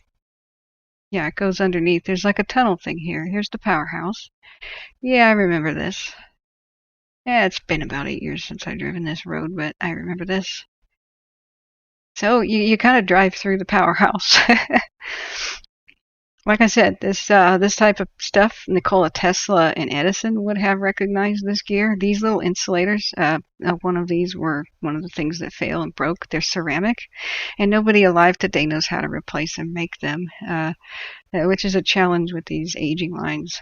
But pg&e definitely broke the law, because the state law was saying you've got to replace the big overhead lines, you know, the big high tensions, every like 35 years, and inspect them very frequently. I think if they passed inspection for 25, you could, you know, draw it out a little bit. And I believe this is the style of the one that broke off at the campfire. I believe one of these little arms failed, and the insulator thing failed, and this line off the arm dropped onto the other, touched the other energized cable in the center, and that took molten lava type molten metal. It was such high voltage that molten metal dripped into the vegetation, and they're supposed to keep the vegetation trimmed back, and they didn't. So there's always supposed to be fire access roads underneath them. Firefighters arrived quickly and helplessly watched because I couldn't use the road, and they couldn't get to the fire. And that molten That molten steel caused the campfire.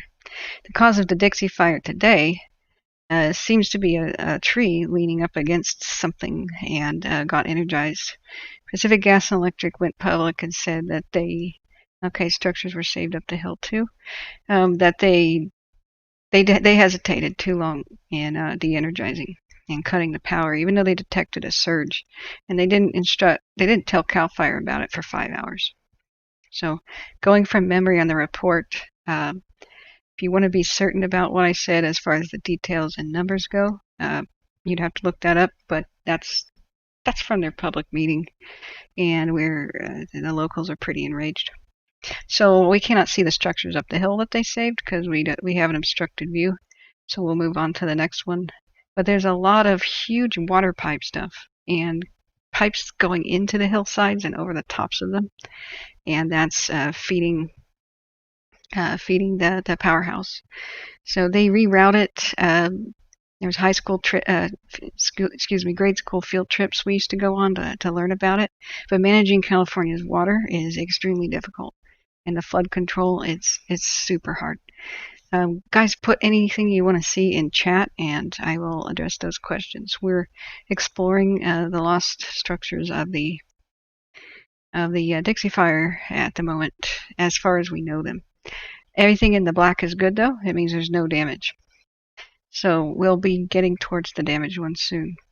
So just below Story in the canyon, Story's a little cluster of buildings right off the blink and you miss it when you drive by on the highway. Looks like just below Story at the bend, I believe that's more powerhouse equipment. And it looks like they were able to save it. So we'll move the camera up there. It's such a steep, dark canyon that almost one half is always in shadow during the day. And your eyes get used to it on these strips, and then you come back in the light and everybody goes, "Ugh!" And then they reach for the sunglasses. Well, so here's, the masonry walls. You don't see too much of that. Handmade masonry walls from when they built the highway. So we've got the structures are up on the right on this hill, and I don't know if we're going to be able to see them from the road. Bugs Bunny says we went to Hoover Dam on our grade school trips. Oh, how was that? I'd love to hear all about it. I've been to Vegas, but I didn't go to the Hoover Dam. Now, on the side, in my childhood, and you may... Oh, there's the boulder! Cool. I'll show you guys the boulder. In my childhood, and of course my dad and grandma's time, there were a lot of trams that went across because it's so dang difficult to make bridges. Aha, here's a structure. Yep, that's power related. And the sign says Rock Creek's Powerhouse. So this is all turn of the century stuff, World War I or so, on the drawing board around 1906. I think some of these might date back to right about then, because they were generating power before the dams were all completed with Pelton wheels and such and that kind of technology. So you will see these little foot bridges sometimes where it's just people on foot can cross, but before they had those, they had the trams, and that's that different style of power lines I was showing you, the wooden, double wooden Stonehenge style. Wish I knew what they're called. So it looks like those structures were saved, and that looks like that's one of those huge pipes that comes out of the hills, the dragon pipes. They roar like a dragon if you get out on the side of the road. Now, as well as the footbridges, sometimes in the past, they were still trams. So these gold miners, still today, people pick, pan, and shovel and sluice, and sometimes, before it was banned, just recently, people got into gold mining again once it hit over $1,000 an ounce, and they had down in the river, they had mini dredges, mini dredges, miniature. When I say mini, and it's really icy cold, it's fast flowing, and a dredge that was on these little raft platforms is basically a big suction vacuum, and it would just suck up the river bottom and rocks, and then it would filter out, and you'd get gold that way easier than pick, pan, and shovel. And it just got banned recently, but people still claim every square inch of this river Because every time that there's a winter storm, more of the exposed gold veins get washed. More of the gold gets washed down every single winter, especially the bad ones when there's a lot of rain and a lot of erosion. More gold rolls into it every single winter. So it may not be the bonanza of the old days, but you still can make your fortune if you get lucky. Because these days, having a tiny nugget in your hand the size of your pinky could weigh like 4 or 5 ounces. And that's more than $5,000, depending on how it assays out. It's good money. This might be a tram. It might be a power lines. But when people had claims on the other side, because you basically had put a stick down and say, it's my claim, my stick goes here, my stick goes here. And that's what the state allotted you. You bid for it, you claim it, and then for an allotted amount of time, all the gold you take out is yours. And of course, unless somebody claim jumps you, which means they unauthorized come and shovel. But I don't recommend that. You'll get a very hostile greeting if you just take a gold pan out here and say, I'm going to try this out. You might have a very, very hostile person approaching you saying, you claim jumper. You actually can't just take a pan out there and do it like a tourist. So this is the super rock. This is the super boulder. But around this area was a tram. If your claim's over there and you could see there's no road, they had the sketchiest apparatus. Like up on the hillside here, where there's other roads sometimes, there would be a tramway, and it would be just basically a bucket, just like the one at Disneyland they used to have. And by hand, they would winch themselves across. It would be a person sitting in a bathtub, essentially, a bucket the size of a bathtub, with their gear in it, and they would use their hands to get themselves across, and they would be above the freeway, the highway, and above the roaring rapid rushes. The roaring rapids and the rushing river. And just if you fell, it was certain death. It was the sketchiest thing I've ever seen. And these things, they existed from like the 30s and until the 80s, and some of them might even still be around. But there's a little stick here that shows the height of the flood in the early 80s, and that flood was intense. This canyon filled up with so much water, it was somewhere near the top of the boulder. I don't think this is the flood stick. I think that's just a mile marker or something. And this may not even be the biggest boulder on the way. Looking back at chat, Max Smith says, a piece of gold worth the size of a jelly bean is half an ounce. Oh, there you go. Worth $1,000 today. Well, gold is hovering around the 1,300 ounce right now, or 1,400 ounce, so yeah. It's not going to be pure gold. A nugget's a little bit, has a little bit of impurity, but you're right. Like, say you just had that amount in flake, which would be like high purity. Yeah, that's real good. So there's all these turnouts, and sometimes you can see people's claims. That's a caution thing, but it's a stick with information on it. So that's not even the biggest boulder. I think there's a larger one. There's one that just towered. I don't know if they ever had to remove it, but it had the high water mark of the flood, and it was crazy. So let's look where the next structure is. Story. We're getting up to Story. Okay. Let's make sure we're at Story. And SC, hi, welcome. Says Belden Town. Our wedding was planned there for 2022, but they just canceled us yesterday. Oh, they said the main building and cabins are still there, but everything else is burned. Oh, really? There's a video of somebody driving through Belden. I'm going to play it in a minute because maybe that'll put your mind at ease. I mean, those are the locals interacting with you, so I don't want to just say I don't believe you. Like, they may be right, but if that's true, then that means then the fire ran over the same part. That they may have been saved first, but gone now, because I got that video mailed to me more than a week ago. All right, so this is Story, and it really is just a few cabins where you fish and stuff. I don't know that we've ever pulled over there more than once in my entire childhood. It's a blink and you miss it. In my childhood, a lot of this was hit so hard by the economic downturn of the 80s. And a lot of this stuff was boarded up, and they're the original, sometimes ghost town buildings, because the nature of gold mining towns is to be a bonanza and blow up in size and then collapse. As the miners ran out of gold, they went further and further up. Well, the easy gold, they went further and further up the stream. So it left behind them a wake of ghost towns.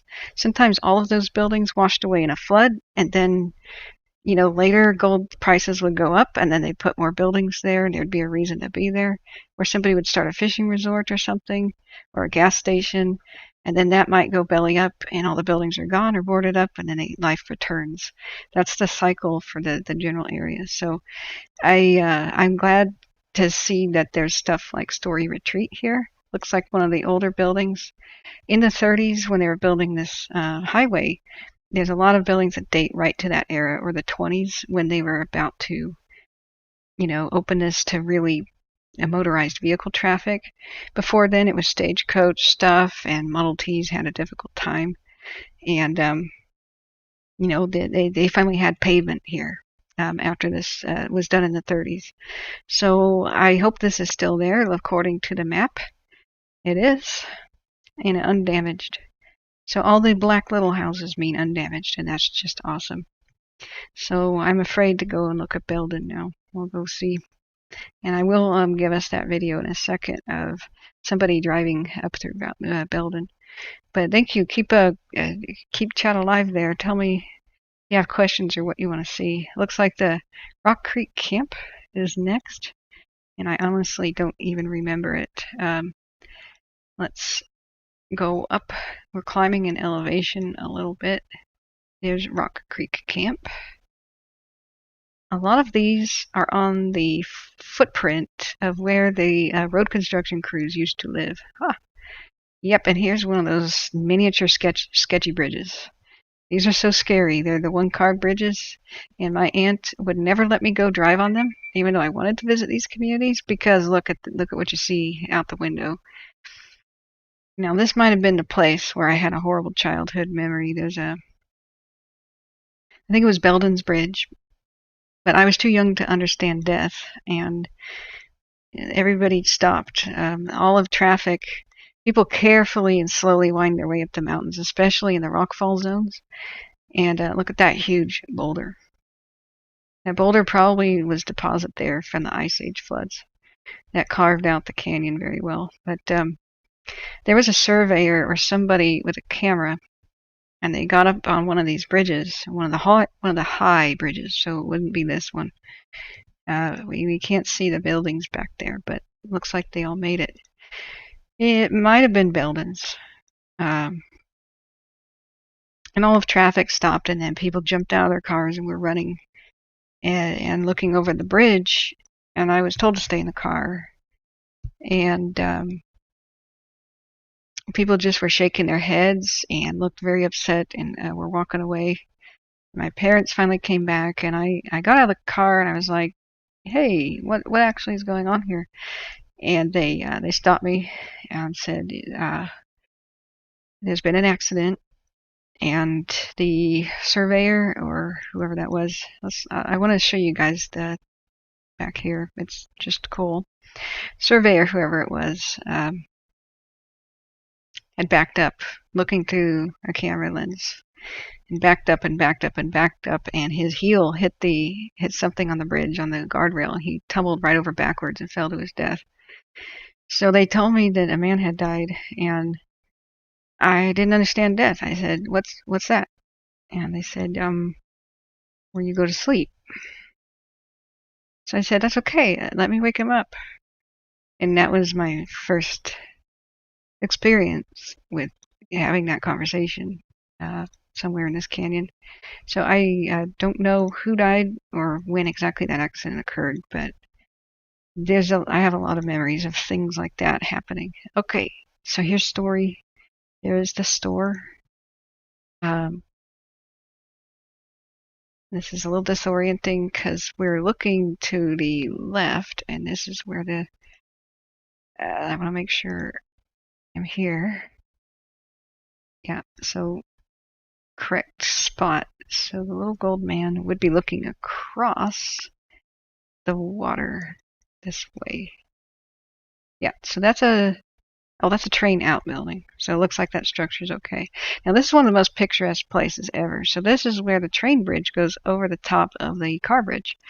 And a lot of people that film and photograph trains love to be right here and get the shot.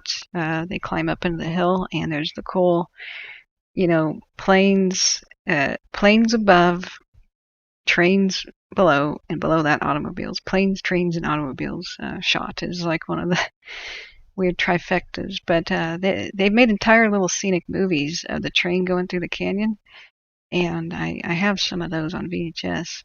But it's a photographer's paradise here. And you can see the scar of earlier fires. And this is what it's going to look like next year, guys.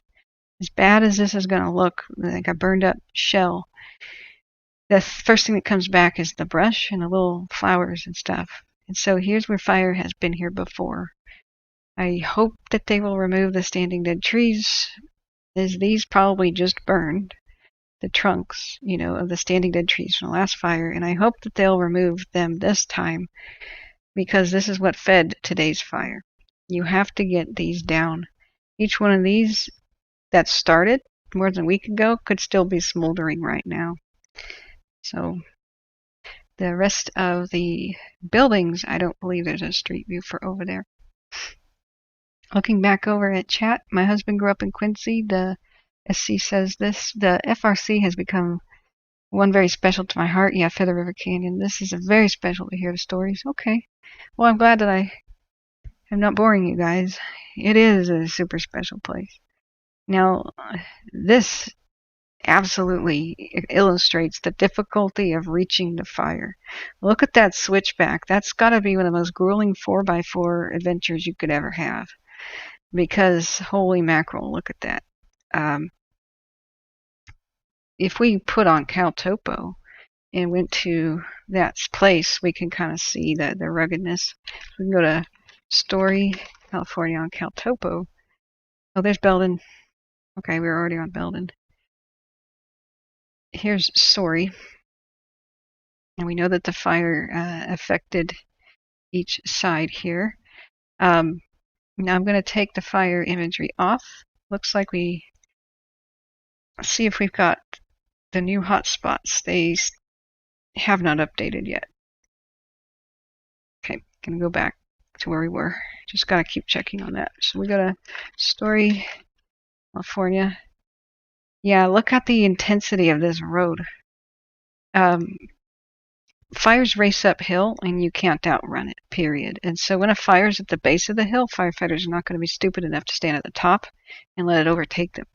So they'll work on fire from the bottom up, or they'll be stationed at a ridge, ready to have an evacuation route, ready, either having a safe spot where they're prepared for the fire to go in a ring around them and pass them by, or they will just simply not enter the area. The new rule for firefighter safety, and we learned after many tragic accidents, is they never enter a place where there's no escape, where there's no safe spot to shelter in place. So every single line in this topo is, I believe, looks like 10 feet elevation, I believe. I'm squinting here, but we could go to a different topographic map. So usually the bigger lines are intervals of 1,000 feet elevation. So you can see that there's 2,800 and 3,600. So this is intensely steep. So and I don't think the road is on this version. Let's look. TF Outdoors. Yeah, the road's not there, but you can see that it looks like it's a power line access type road, because you can see the power lines going here. TF Outdoors. You have to look at the key for elevation. It says 1,000 feet right down there. Looking back at chat, do you know the latest in terms of the spread of the Dixie? Yeah, it's calming down. No new evacuation orders. We were covering that earlier. And they are setting fire to the landscape still up around the Taylorsville area, but they protected it last night. They protected it with their backfires, and the fire stopped at the ridge above Taylorsville and Indian Valley and Crescent Mills. It's stopped there, and the western front is the big thing. That's the thing of concern.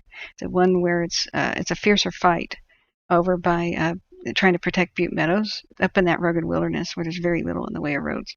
So it's looking very good at Bucks Lake. They had a flare up that they dealt with. They had very, very favorable jackpot, conditions for fighting the fire with the weather. Even though they didn't get hard rain, they got a lot of moisture that came in, and the fire activity is just damped down. I mean, look at it. Let's look at Indian Ridge right now.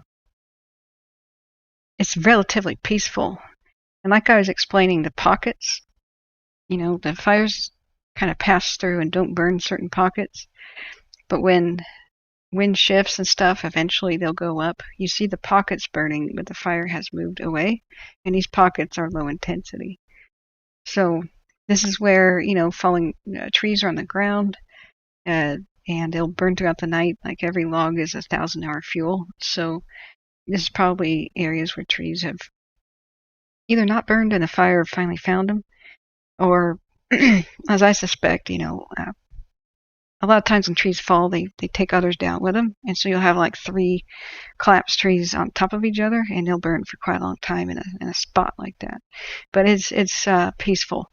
I'm doing this story time stuff because there's nothing to show on the cameras.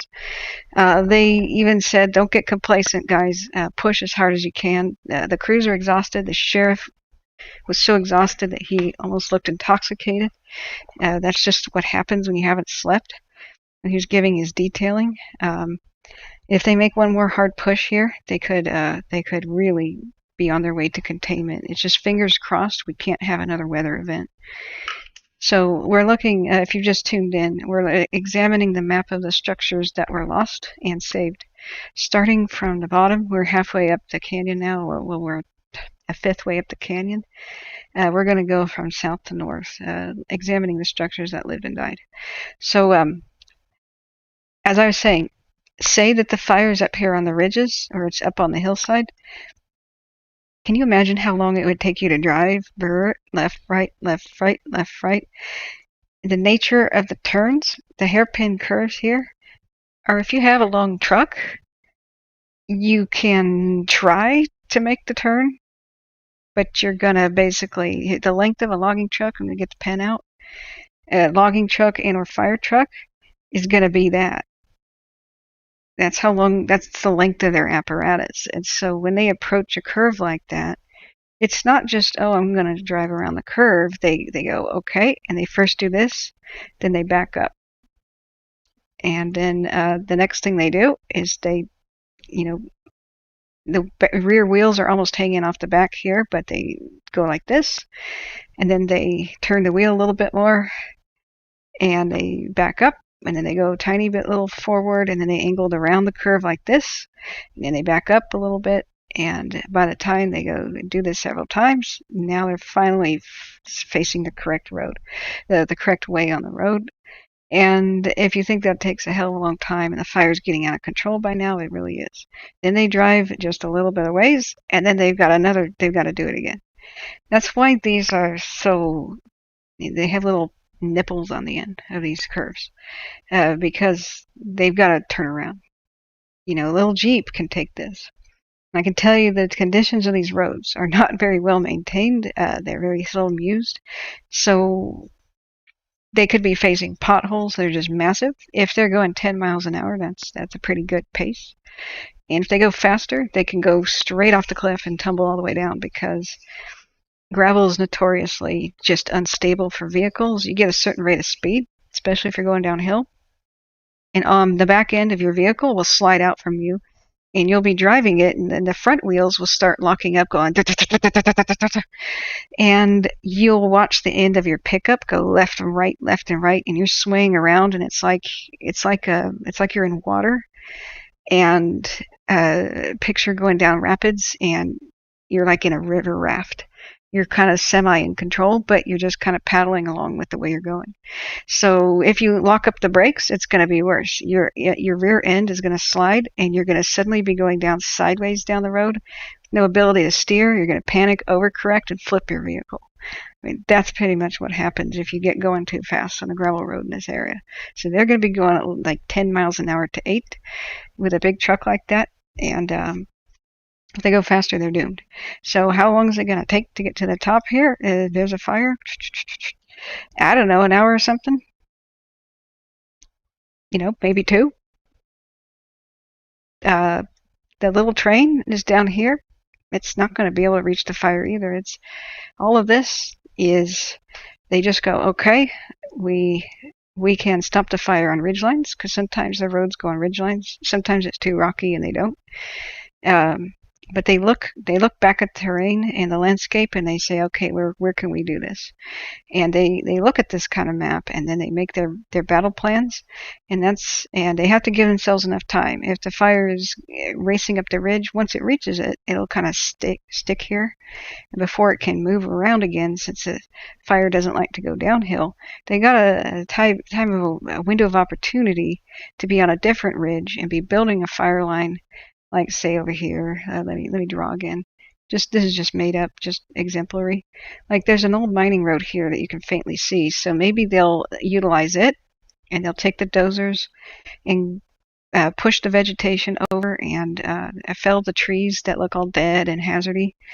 Any tree that's growing on this side of the line that's too tall, that might fall over on fire and then bring the fire over here. They're going to fell it so that it falls that way instead, where the fire is. And that's basically what their work is. And to get the dozers in, they've got to, basically make roads so that the dozers can work. So there's not a lot of places that they can do this.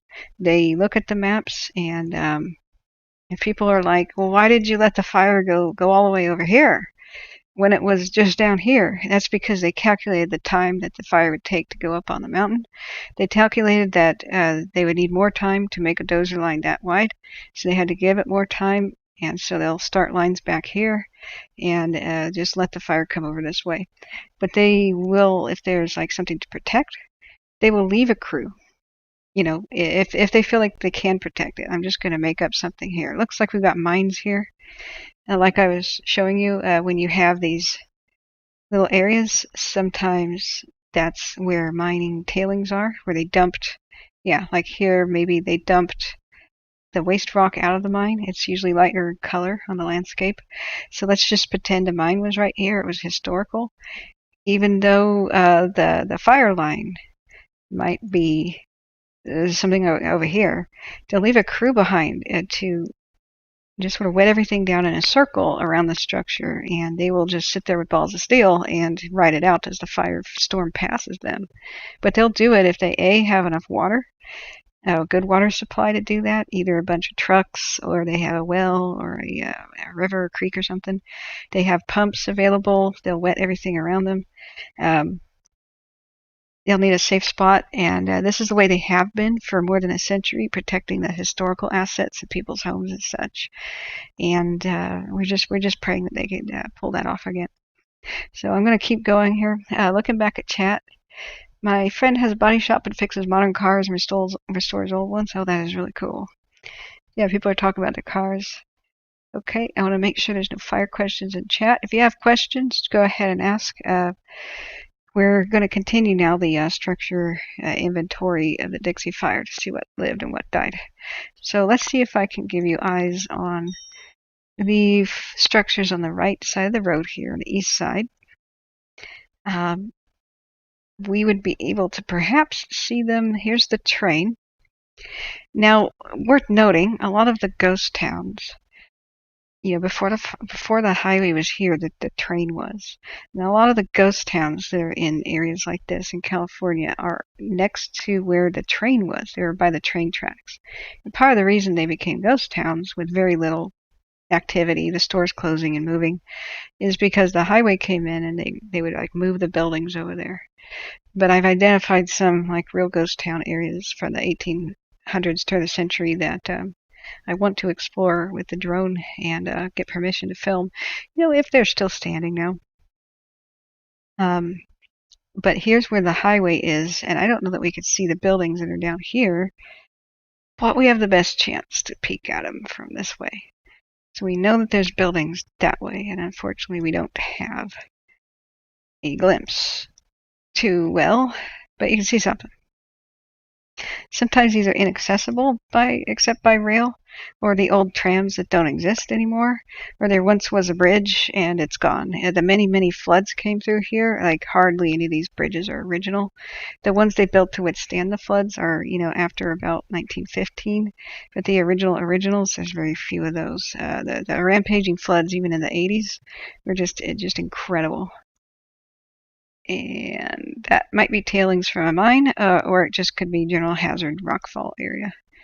So we can't really see the buildings of story that were saved because Google Car doesn't have it. Let's look at the next batch of buildings as we approach building and such. So Tobin, I guess that's Tobin/Story. I always thought that Tobin was a place name rather than like a town, or it once was a town, but it's pretty much a place name. But there's Tobin Road, and so I do get a little confused about when they're talking about Tobin, are they talking about these structures here? I guess, or are they talking about stuff that could be scattered around Tobin Road? This one's called Tobin Resort, so I guess that's what they call it. Let's go back further up here. But Tobin Road stretches for a bit. Now we're still exploring. Here's Rogers Flat, and a lot of these places are just pretty much power company and roadwork, buildings where you're not allowed to cross the bridges. They have gates. That's to protect the, critical infrastructure and make sure people aren't getting into high voltage areas and such. So the pg&e equipment depots and such are over here. Looks like that's the stuff that was saved. And of course the Google car won't be showing that. So are we at the same Rogers Flat, right? Yeah, there's Rogers Flat. So the Google car will show us some of these frightening bridges, sketchy bridges. Yeah. So, yeah, that one says warning private property, don't drive over here, blah, blah, blah, blah, blah. And this could be the remnants of hydromining. It could be straight up erosion, but this is what hydromining looked like when they took the monitors and washed the hillside away. A lot of that was done up here. Feather River, the Yuba River had more of it, but that's where they were doing it. They had a huge lawsuit. Marysville and other towns were being flooded constantly because the rivers were silted up. All the mountainsides that they washed away put all the silt in the water, and it didn't silt up the river here. It runs too fast, but when it reached the valley and slowed down, it just built up, and the original river channels are now buried. They were 50 and 60 feet deep, and they are no longer. It's more like getting 20 to 30 feet deep in the rivers, and it was getting to be only 10 feet deep in the rivers in the valley. So the farmers were getting all their crops washed away, and the silt was burying all this debris from the mountains was burying their farmland.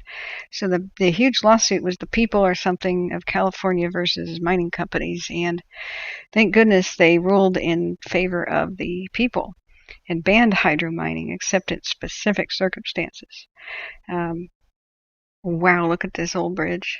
Looks like this was their original, and they just sort of gated it off. But a lot of these things are sketchy but cool looking. And but the scars on the California landscape, those entire missing mountains and such, are intense. And today, California floods because of the legacy of that hydromining. To restore California the way it was, they'd have to do an extreme amount of work. They'd have to dredge the rivers extremely deeply. They are hesitant because, the fish constantly run up and down them and spawn at certain times of the year. It would actually increase fish survival because the deeper water is, the more oxygen rich it is. People think that, overfishing caused the salmon collapse. That really isn't the case, especially not in California. Silting up the rivers means that all the waters are shallow and less oxygen rich, and salmon, they absolutely need a lot of oxygen, especially since California can be 115 degrees in this area. They just belly up and die and just never make it to spawning. The rest of these dams and such, they didn't have fish ladders for a long time. They're also another barrier, but if they ever do get the ability to dredge, we'll have a restored landscape and healthier fish. Right now, almost all of them are hatchery fish. They just raise the salmon in hatcheries and put their eggs and the little baby salmon, the fry, into the rivers and let them go downstream and come back up. The actual wild ones are pretty dang endangered. So this is what those buildings look like. And looks like all of that was saved. That's just PG&E's power equipment stuff. So moving back to the list of saved structures, we're continuing to go north. The Dixie fire burned all throughout this canyon. And it looks like the dam is the next thing we've got, and a little outbuilding next to the dam. Which dam is that? Now on other maps you could click and it would tell you structure names, but imagery provider Microsoft is the only thing we're getting. Structure status, no damage, infrastructure, essential services is what's classified. It's not giving us the name. So let's see which dam that one is. We're going up past Rogers Flat. Ooh. I was hoping it would show us layers. Yep, whatever dam is south of Belden. I'm sorry, I don't have them memorized. As a kid, I probably did, because that was homework.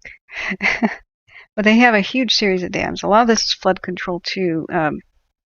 I can't tell you how deep everything floods. Like if the dam wasn't here, you see how like ankle deep the river is, like in a summer stage.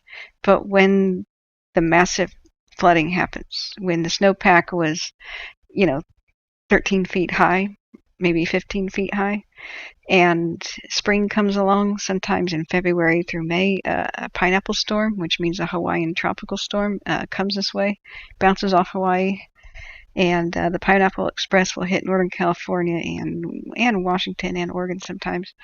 It's just a series. It's like a train because it's like a series of storms coupled together like train cars, and they dump rain. They'll melt that 15 feet of snow and give a torrential downpour on the mountains. And if you zoom out, I mean the mountains. All of them having a torrential downpour. The incredible, they end up in the deepest canyons like this. So let me zoom back in where it was. The dam, right? Let's go to Rogers Flat.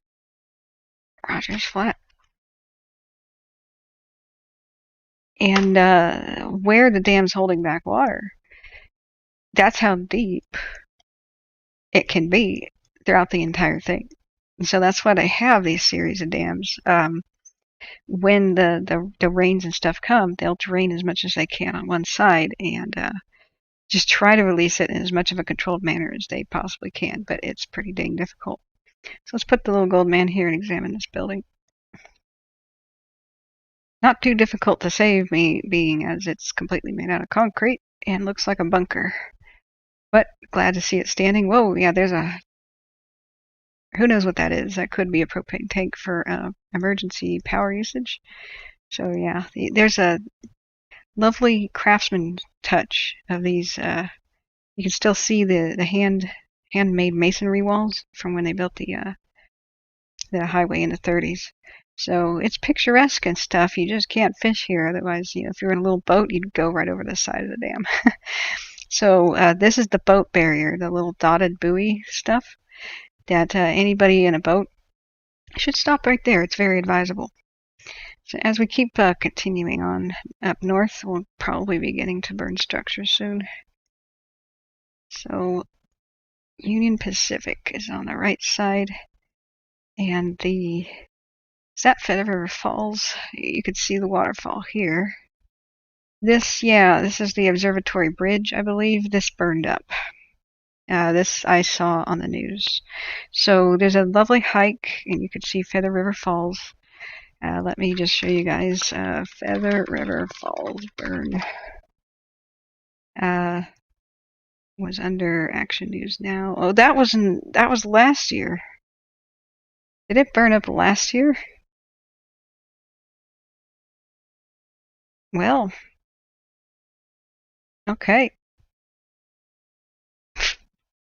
Yeah, all right. So this is that's actually by Orville. Am I in the right spot? That must not be Feather Falls. That was the Bear Fire. That must be a different named waterfall. I'm a little bit confused.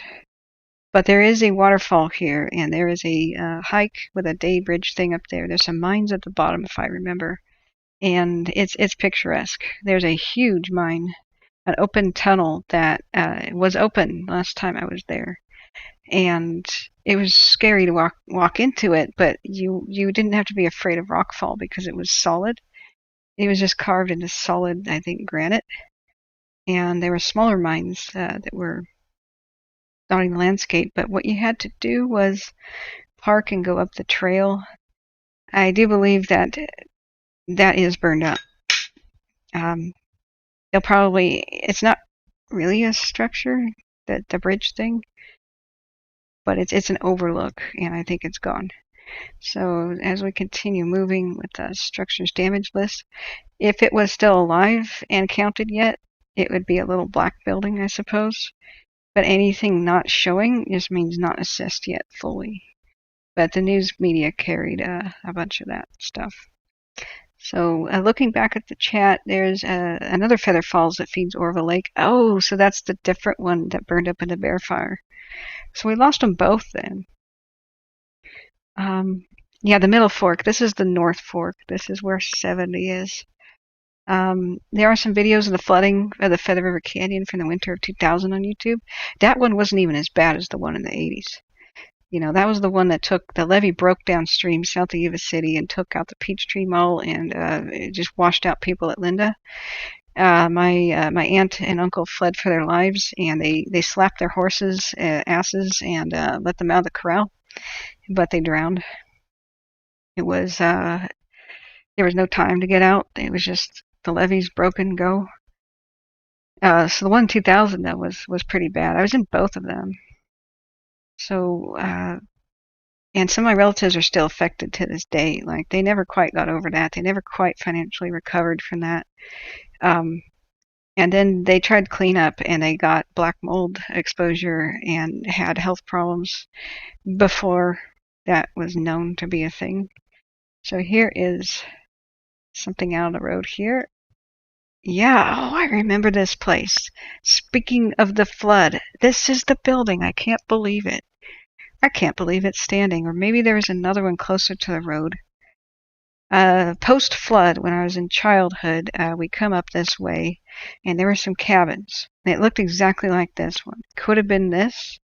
It was like little by-the-road places. And the flood had filled these buildings with sediment. And I distinctly remember as we drove by at a snail's pace as they were clearing the roads, that there was a structure looking exactly like this. But you know what? The door was in the front here. And somebody wearing a vest opens up the front door, and it was like the walnuts pouring out of the closet door in Dick Van Dyke in that famous episode. It was shoulder height on a man, but he opens it up, and he's almost buried. He jumps backwards by like river rocks and gravel that spilled out of the interior of the building. And this tavern, you could tell, is old enough to be one of the bustling hangouts of the 30s when they were building this highway, and probably maybe even in the 20s and World War I era. It could possibly be that old, the style, with the new siding and such. There used to be a lot more people who lived up here when all that economic activity was going, and today the remnants of that old economic activity are around, but you see that there's not too much going on like in the past. So as I do remember, there used to be a lot more here as well, but the floods that ravaged the area, they have a tendency to erase things. But let's see here. This is, whoopsie. It's 2 structures lost at the end of the road. Where is this exactly? Like, what town is this? Is this considered part of Belden, or is this like a little area? Most of Belden is still standing. You know, that's good to see. But we don't have the little gold man. We could go to satellite view. You know, something up that road is gone. So there's those ancient style power lines, the Stonehenge style power lines. Uh-huh. The buildings that burned up are underneath the power lines. So sometimes that's coincidental. But sometimes firefighters don't want to be underneath a power line or anywhere near one during a fire because it could fall. So they may have looked at the structure under the power lines and said, that's too dangerous. Can't do it. You know, that may have been just one of their executive decisions. And if you were worried about putting water on a line that could drop and go, and the power line, high voltage, could go up your hose, you'd be instantly killed. You probably wouldn't even know what exactly happened. That high voltage, though, would just turn you into charcoal brick in an instant. There's nothing to resuscitate at that point. You are looking like a brick. So I can see why they would perhaps have said, that sucks. Looking back at Belden, let's try to line up structures. I don't believe the Google car ever went here. But there's got to be images. Going over this bridge is where the video starts. Now I have to check on my cell phone. Somebody emailed me this. Bear with me. This footage of Belden. So I have to check my email on my phone. And then I will have the title then of it, and I'll pull it up for us on YouTube. If you have any questions or just pulled in, we're doing a sort of a good as we can survey, as much as we can, with what has survived the Dixie fire and what hasn't so far, Feather River Canyon edition. So let's see, it was one of our viewers. He sent this to me. Mick says it's called Watch 72221, Belden, California. Fire, homes burned to the ground. That's the title of the dang YouTube. There's a second one. I thought the Belden one was different.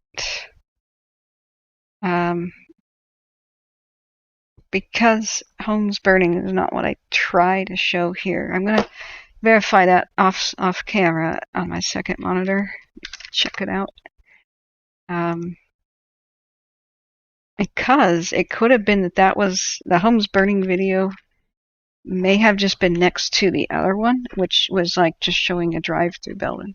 So 722-2021 Belden, California drive, fire, homes. Okay, I think that's enough keywords. Yeah, it is here. So let me check out that footage. Yeah, this one is the short one showing rubble and whatnot. So it shows a bridge that got burned up. And bear with me. I'm going to skip the beginning that just shows a burned up home. I'm going to start at 23 seconds. And it probably will show more burned up homes. Beware this minute if you want to look away for some minutes if somebody's watching. This is a burned up bridge. And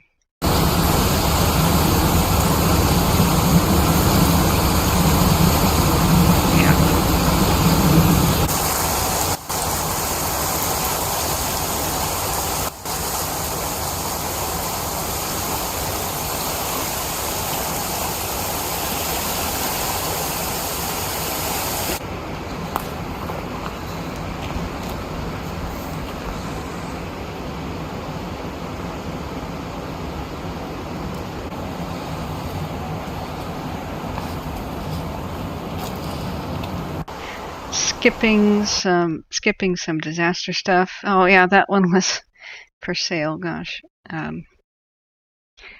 yeah, they all look the same. Burned up homes and cabins. I'm gonna mute that. It's just kind of overwhelming, the sound of the river. But this is not the driving part. I think it might begin in a second. This is courtesy of, whose channel is this? Live Storms Media, just for education. Not monetizing this, although I could get a copyright thing, but I'll edit it out if that happens. What we're seeing as a descriptive thing now is we're seeing a bridge that's wooden, at least the top of it, and you could see the awesome sprinkler fire protection that this thing has going for it. And this is pretty chilling. This is where a power pole has burned from the ground up, and hanging up in the air is the head of the power pole, and it's kind of suspended by the lines. But you can see how the lines leaned over into vegetation. Don't know if they were energized at the time or not, or what happened, but it's eerie to see that. It's still smoking at the time the person shot this. And that's the end. But I do believe that the drive-through Belden was one of the suggested videos. So I'm going to look at this off camera again, go back to the map for a second, because this person drives over the bridge. And thank you, Mixie, for sharing that with us. I don't know if he's watching right now. He sent this 5 days ago, but I knew that was too fresh to, be showing people on the channel. If you have any questions, want me to look at anything specific, do go ahead and ask, or we'll just continue going up river. But I do want to show you guys this video. It's going to be just hard for me to. I don't believe you can search your own video history. Southern California after Dixie fire. That should just be a good general search. And when it shows me something I've watched already, that will be good. It was one of these small channels too. It wasn't the national news, but the national news is what's showing up. So, you know what? I bet you I saved it in my playlist called 2021 Fires. I made that public for you guys. Just as I'm browsing, I have I save videos to certain playlists, and I had it private, but everything that I see that's 2021 fire related, I just put in that playlist. It's not my own content, and people can find that by clicking on my name and going to my channel. At this point, I do want to, especially if anybody's considering going to bed, hit the like and subscribe button, because that's the only way my channel will be seen by others. If you hit the ringing bell, then whenever I go live, you'll be notified. But I'm very grateful for everybody who's done that. And apparently most people mean to, but they forget, and that's just, it helps to do the reminder. Every time I say that, I get a big cluster of them. And just like most people, I find it irritating when people do that. Streamers are like, hey, like and subscribe me. But I see why they do it now, because you don't get seen by the new YouTube algorithm. It's just a mathematical formula. Videos that are hot get hotter because they get shown to people as a suggestion. And, I may have found it.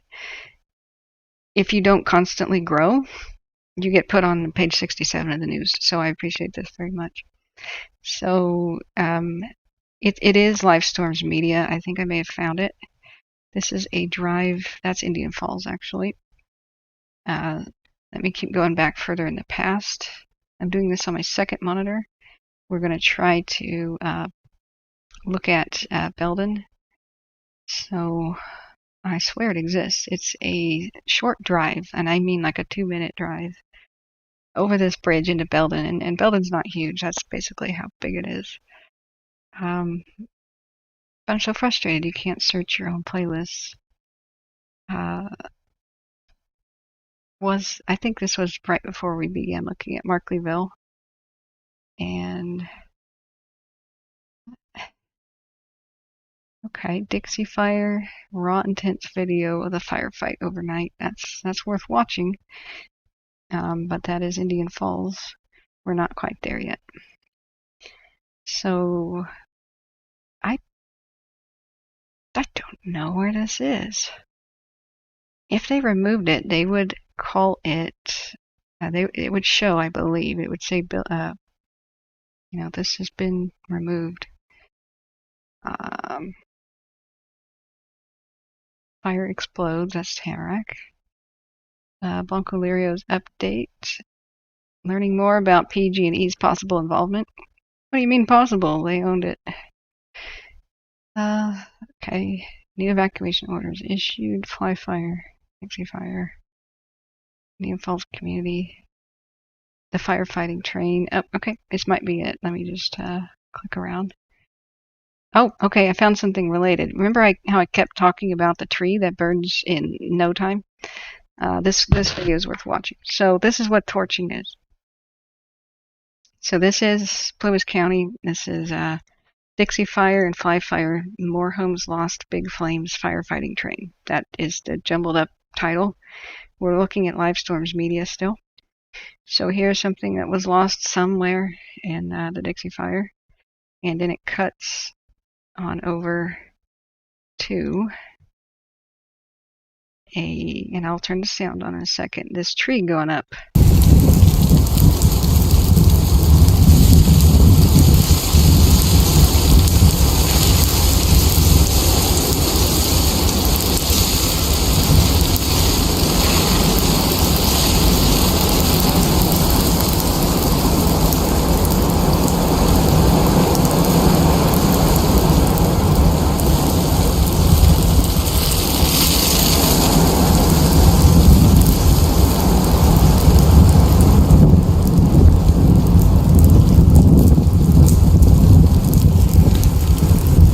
That is about as good of an example as you could possibly have for maximum, dryness. That's a living tree, and I'm startled that it went up that fast. So it was already burning at the base, and the reason why the fire is able to climb it is you can see that there are little branches at the bottom and dead branches. The branches at the bottoms of trees typically are dead because as the tree grew, the branches on top shaded them. So part of grooming your property would be definitely trim down all branches as tall at the base for as tall as you can reach. With like a little saw on a stick. I don't know what that tool is. A limb lopper, for example. A living tree shouldn't go up like this. You would usually see the dead branches at the bottom kind of smoldering, but green branches. This just went up like a dried out Christmas tree that didn't have water for like 3 weeks in somebody's home that firefighters use as a demo, to show the dangers of not watering a Christmas tree. That's astounding. So when we start here at 1 minute and 5 seconds, it races to the top in like 6 more. 1. Let's go back and count it. Sorry, that was the end of the video. And what you see though is that's about as fast as it takes. That's about as fast as a tree takes to burn. It's real quick. It's the pine needles and the branches that burn. The trunk is green, the trunk is alive, but it goes and shoots up like that. It quickly reaches the top. The embers fling off in the wind and light another tree on fire if they land on another tree. And these other trees are not on fire because there's space. I want to point that out too. But what I don't like is see all the dead branches. See all the dead branches in the foreground? These trees weren't groomed around here. So we're at 36 seconds. It begins to finally climb the tree. 1, 2, 3, 4, 5, 6. It's at the top. 7 seconds and it's at the top. So it already ran out of fuel. The needles are burned up. So that fire at the top is almost out. But flames have found the other side of the branches, and they are burned up now too. That's as quick as it goes. So if you can imagine every single tree in the landscape burning up like that because of the high winds and fierce winds, there's no stopping that. Like, you don't have time to get out a hose. The only amount of time they had was to put this out at the base. You know, that's like if something is igniting the bottom like that, you've got like 10 seconds to put that out before it races to the top. And that's why places like Indian Falls couldn't be saved when they had personnel there. They had to go. They had to drive and escape with their lives because this all happened. This is wind at a dead call. You see the fire going straight up. The fires on these limbs can extend. So the fire can go at the end of this and just go this far. The wind hits it, and instead of the flames being like this, they're being like this, and they're like this, and like this. The fires goes horizontal, and it goes out for like 20 feet because of the intensity like that. So this would be so hot. Standing next to it, you'd shield your face and you'd be backing away from that tree because it's way hotter than a bonfire. You wouldn't be able to stand very, very close to it. Even in full gear, that would be a real uncomfortable situation to be next to. So when people were critical, they're super critical on YouTube comments and such, like, why did you come back and extinguish trees after the fire had already burned up everything in Indian Falls? Well, it was to try to save the tree, try to save whatever the heck they could. So this is going to show the firefighting train next, but I just can't believe that. That's 7 seconds and a flame goes to the top. And that sound.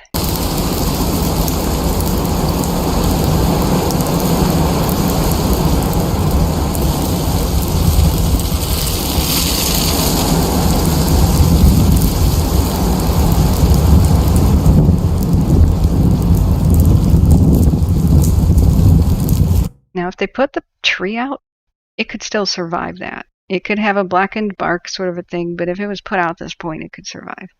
And it hasn't lost all limbs or anything. If there's too much damage to the trunk, that's when the tree dies. In general, some will surprise you and grow back their limbs. They'll be in kind of a damaged state, but don't despair for all of them that get their branches burned off. The faster fire moves through a place, the more likely some trees will be alive. When I went to Paradise, there was a bunch of trees that were complete giant black sticks in the middle of trailer parks and stuff, and I saw that the pine trees had been logged and taken away as hazard trees for this, hazardous waste, because the plastics put dioxins and other chemicals on them. You couldn't take them to a lumber mill. It was a horrible waste. But then there were some blackened trees that were left standing, and they were wearing little belts around their trunks, like little pink ribbons and stuff. And that was a save me, because it had been inspected by an arborist, and they had been found to still be alive. And I found out that they were the redwoods and sequoias that people had planted. Those resist fire very well, but these pines, they don't. They're fire promoters with their constant needle dropping, and they tend to burn up. So when we replant our forests, if we do more of a diversity thing and include trees that are fire resistant, then we are going to be way ahead of the game. All these forests were logged. They started out in the 1800s. They started out in the gold rush era. They stripped the landscape of trees to put all that lumber in the mines. If you've ever seen a mine, it's full of timbering to keep the roof up, and that's where California's initial old growth forest went. It went underground. It's still rotting there today. And they replanted what grew back fast, and that's pines, but they're extremely, fire hazardous. So things like the Pacific yews and other trees, cedars and the like, spruces and things, were completely ignored, and we have this monoculture across the landscape, and so it's part of the big die-off of trees and why these fires get so intense. Those trees are almost clones of each other, came from the same nursery, got replanted, and if one's vulnerable to bugs, the others are too, and disease. And so that's part of why we see this huge die-off of trees. There's huge acreage of just dead tree forests in California. Not that we can see here, but in the other fires, definitely. So I did not find a video, so I'm going to search one more time for off camera here because I don't want to accidentally have a personal home video or something show up. This is my personal YouTube channel, but I'm going to see if I can't find that. If anybody has a question in chat, please do. I'm going to search Livestorm Media for it and see if I can find that. I was hoping that last video had it, but I must be crazy. It's just not around. I'll type in Dixie Fire. And let's see, Twain. They have one about Twain, and that was it's just showing flames. And gosh, I just may have to show it to you guys on a different day because I don't want to hold up everything right now. Yeah, as soon as I end the stream, it'll like be suggested to me. I'll be like, dang it! But if anybody wants to look for it, look for the drive-through Belden. Yeah, the pine bark beetles. Yeah, they're just there's invasive ones from Japan too. They just went killing the landscape. There's some forests, some state forests and national forest land that 80 to 90% of the trees are dead now because of the beetles attacking them. We saw that last year when I was reading the complex fire that was over by the South of Tahoe, kind of by Yosemite. It was one of the smaller fires. It was so much in the wilderness that the media didn't pay attention. So the structures lost at Belden were at the end of this road. At the end of Howells Road, we may be able to see some of them from dropping that little man here. And they would be across the river, but too much brush to see them. So who knows what they were? Probably historic because Belden is. We can take a look by clicking. Destroyed more than 50%. Single family residence. Photo. Oh, there's a photo. Oh. Ugh. Yeah. Who knows what that was, but it's got the old style lighting. It could have been an old cabin type dwelling. Let's check this one out. Yeah, just foundations. Then we have the tin roof sitting on top of the burned up structure. Now, I want to point out there's a burned up tree next to it. That's why they suggest to cut back all vegetation. You know, we just saw how a tree can go up and how fast. So if you have trees next to your house, just remember what we just saw. That's what's going to happen. That's going to make it extremely difficult to defend your home. Even though there is a rushing river nearby, by the time they get out their hose line and try to put water on it, your structure just may be completely hopeless, completely gone. That's why grooming the landscape matters so much. So there are 3 here. And whatever that was, like, just unrecognizable. But I am so sad to see that. I'm glad that they were able to save the historical inn here. This is amazing. It was like an old saloon, and I do believe they have the weddings here and the you know, this town's been through a lot. There's been a lot of floods and fires that threatened it. And its very survival is something that's almost surprising at this point. Now here I'd like to show you guys, there's a little powerhouse type building. And this is one of the dragons. This is where if you park your car right here, you can sometimes hear the throaty roar of the dragon. And that's the sound of the water coming through this pipe. And one of my earliest childhood memories was we pulled over here. Is this where the stamp mill is? Oh. Hope that survives too. So you pull over and there's a little area where you park. And I remember my dad saying, I was like, "What's that, Daddy?" He goes, That's a cage for a dragon." And I said, "What?" "Oh yeah, Belton Powerhouse." He goes, "Yep, there's a dragon in there." And just as he says that, right on clockwork,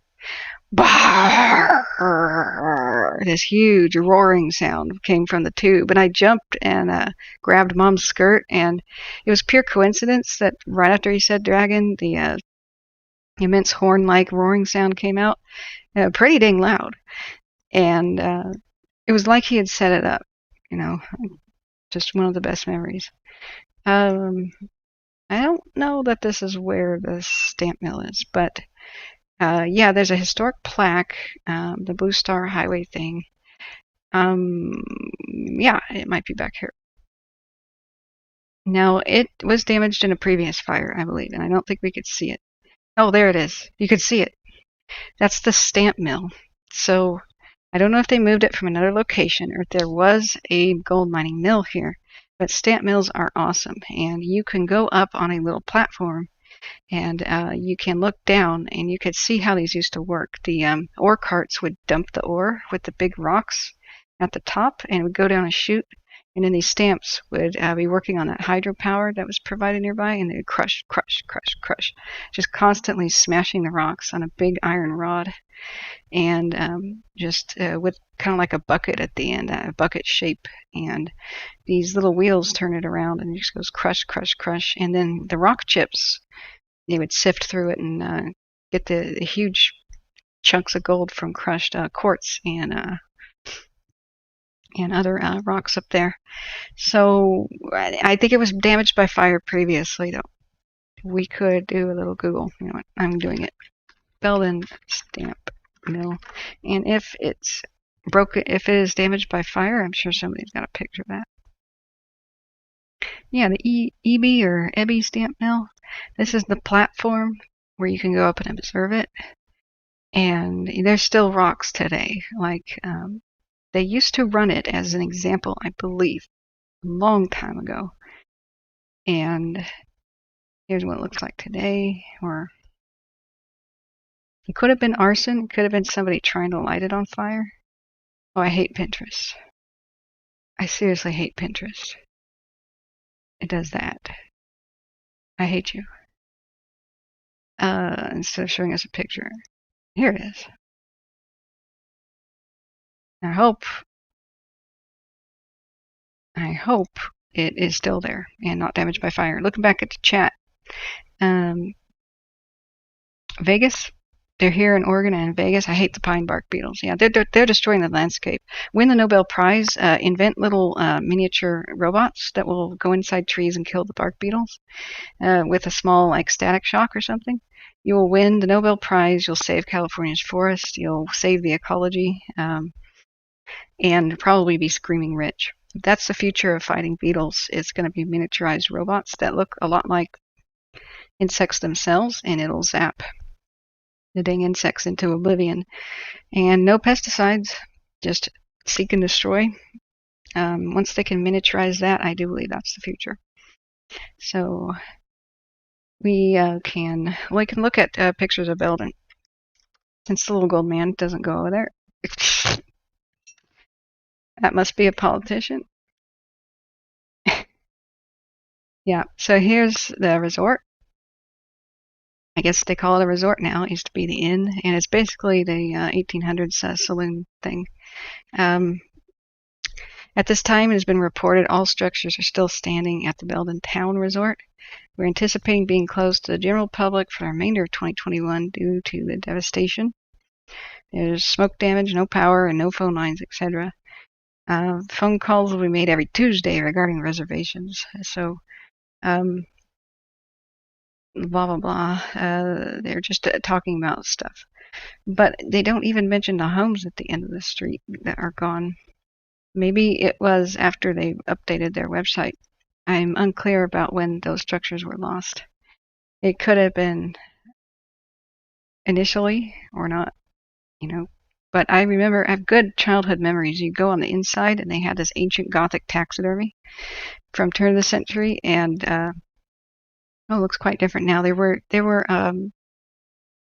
dining tables and stuff, and You know what? Maybe it was this part that I was inside. And this ancient deer head had his lips curling back in a snarl because it dried out and the skin peeled back away from the mouth.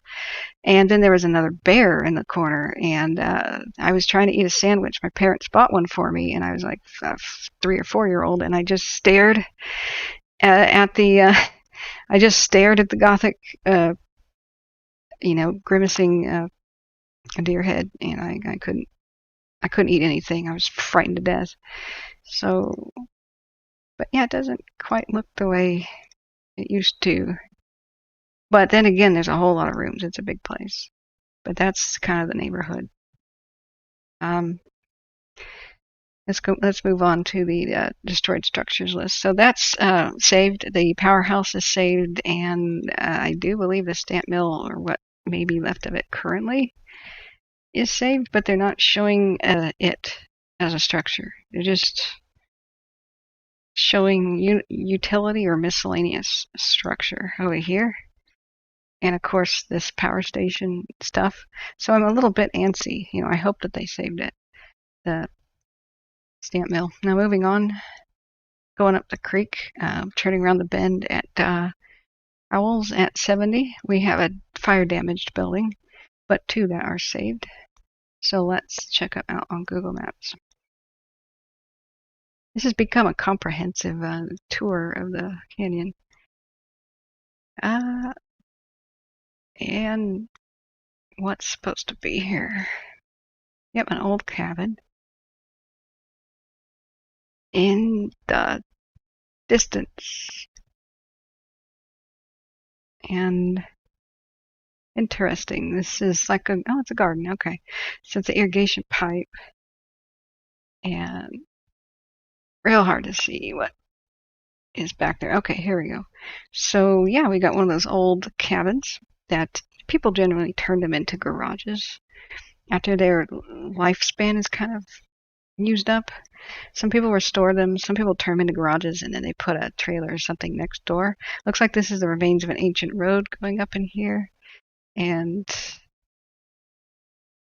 yep, it once went up into the hillside.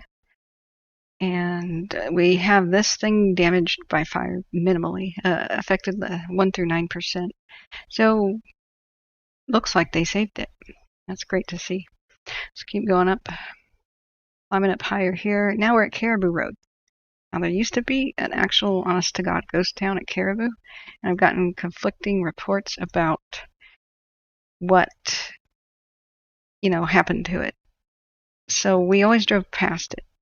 And I believe the ghost town, if we go to Caribou, California, I've been able to find very little information, just writing about California ghost towns. The historical imagery, historical maps show Caribou sometimes spelled B-O-O. It's pretty adorable. And so back in the day, the gold rush, there was a bridge. And I don't know how much mining occurred there, but different rumors abound about what happened, and I haven't been able to get to the bottom of it. Some say the power company seized all the land, and they wanted to make the Caribou power station, so the original gold rush stuff is gone. And then let's see where there's building. Okay, we'll keep going. Where's Caribou? Yeah, I gotta line up Google Maps. There we go. There's the pg&e station. And so some people say that part of it remained, but squatters came by, especially in the 70s and 60s, like hippies. They kind of flooded in and squatted, the flower children into the mountains. That everything was pretty much abandoned in the 60s, as far as gold being a low price. Everything was dilapidated. It was the golden age of ghost towning up here, where you could just throw a rock and see 1800s gold rush buildings everywhere. And then the power company and the highway comes by, and so there used to be gold rush cabins, and then somebody told me who worked for the Forest Service that the squatters kind of made it a fire hazard and trashed the place, and they decided to bulldoze the original gold rush buildings at some point in time in the late 80s, which just broke my heart, but I can't confirm that. So today, here at the intersection of Caribou Road and Highway 70, that might be new type structures. I can't verify. And is this the same spot on the map? Yeah, Caribou Road and 70. Yeah. Oh, we're too far up Caribou Road. Okay. Sorry, we went into the canyon. No wonder I'm discombobulated. So here, yeah, it says United States Post Office. That's, I don't know if this is the site of the original town. We got a 1920s-ish structure there, which looks like it could be the garage. There could have once been a gas station here. I vaguely recall either hearing about it or seeing it. But these little tiny towns that were little offshoots of the main canyon, they struggled to survive because in the Model T days, you needed to get gas at several different stations, get your windshield wiped out, take a break because it was a horrible road that was bumpy, not that big gas tank. And then as gas tanks got bigger and stuff, people just went past service stations. And so these folded up and died, and so went the people with them. There's a cafe open. Wow. So that's cool. The site of the original ghost town, don't know. But that's the North Fork, all right. So the Caribou Bridge was considerably upriver, so it might have been up here. That was the side of the town. Then they go to make the power station, and the rumor was that anything else that was historical was just kind of bulldozed for the room to make the power station. So we know that the power station is now currently under threat. And they have been working and mentioning it over and over again that they are trying to protect it. It is a historical building. It's up here, up Caribou Road, quite a ways. And now we can see the outline of the current fire perimeter, which is up over there. It looks like our structure loss occurred up the road a ways where we can't see anything but satellite. Let's see what we can see on satellite. Go to the satellite picture on this bend.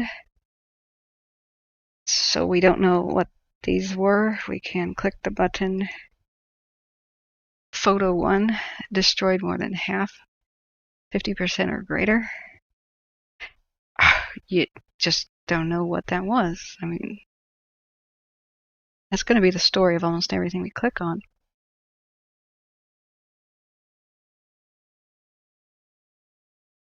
Yeah, looks like an old home or a cabin.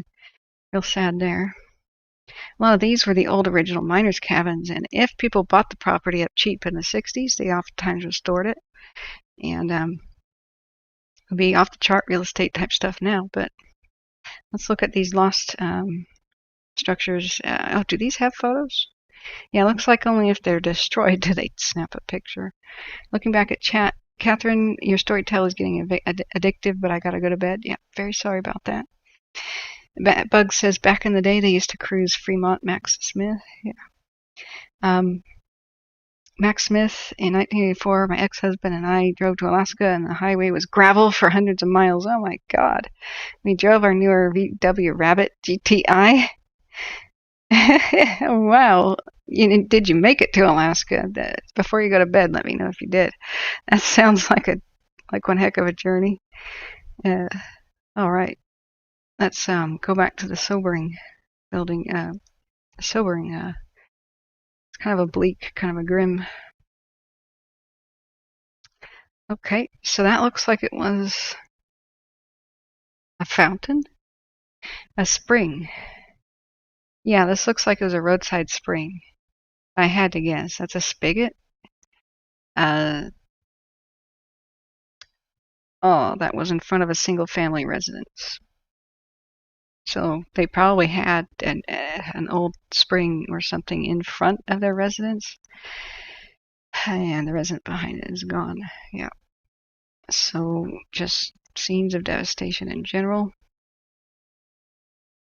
Yeah, burned to the ground, but chimneys. That's an old style chimney. That's sad. The loss of that was historical, whatever it was.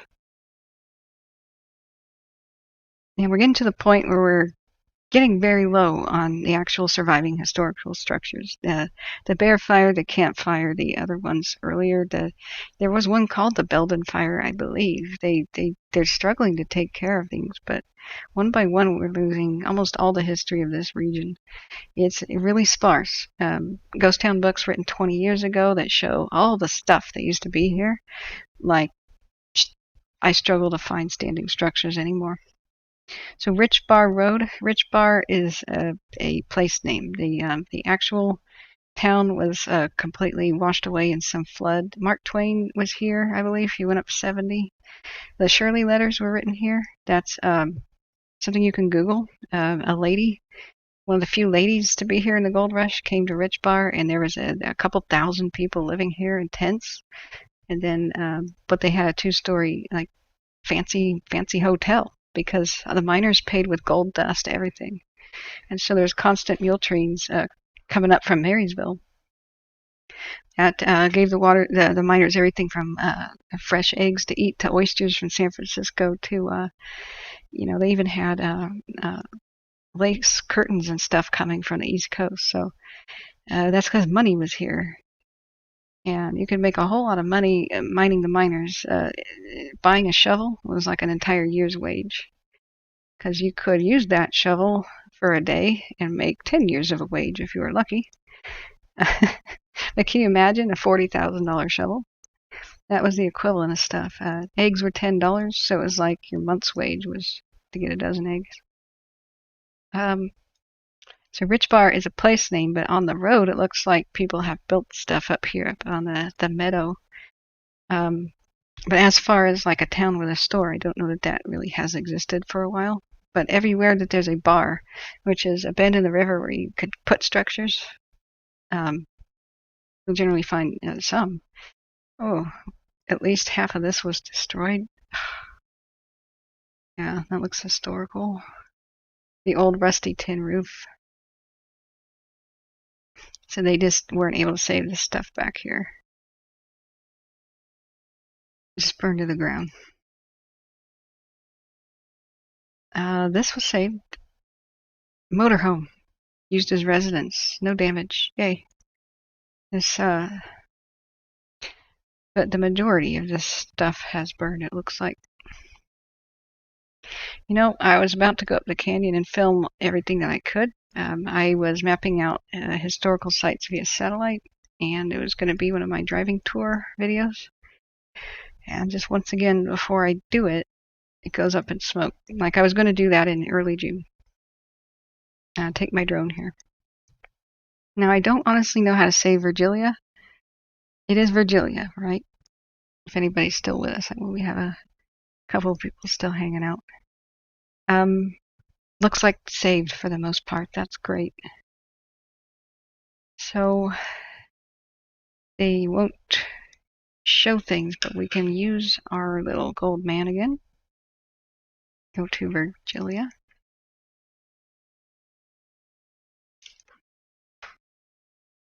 Okay. Let's see what's out here. With all the mining activity and people having new claims, a lot of this has sprung back to life within the last 10 years. Oh, look at that airstream.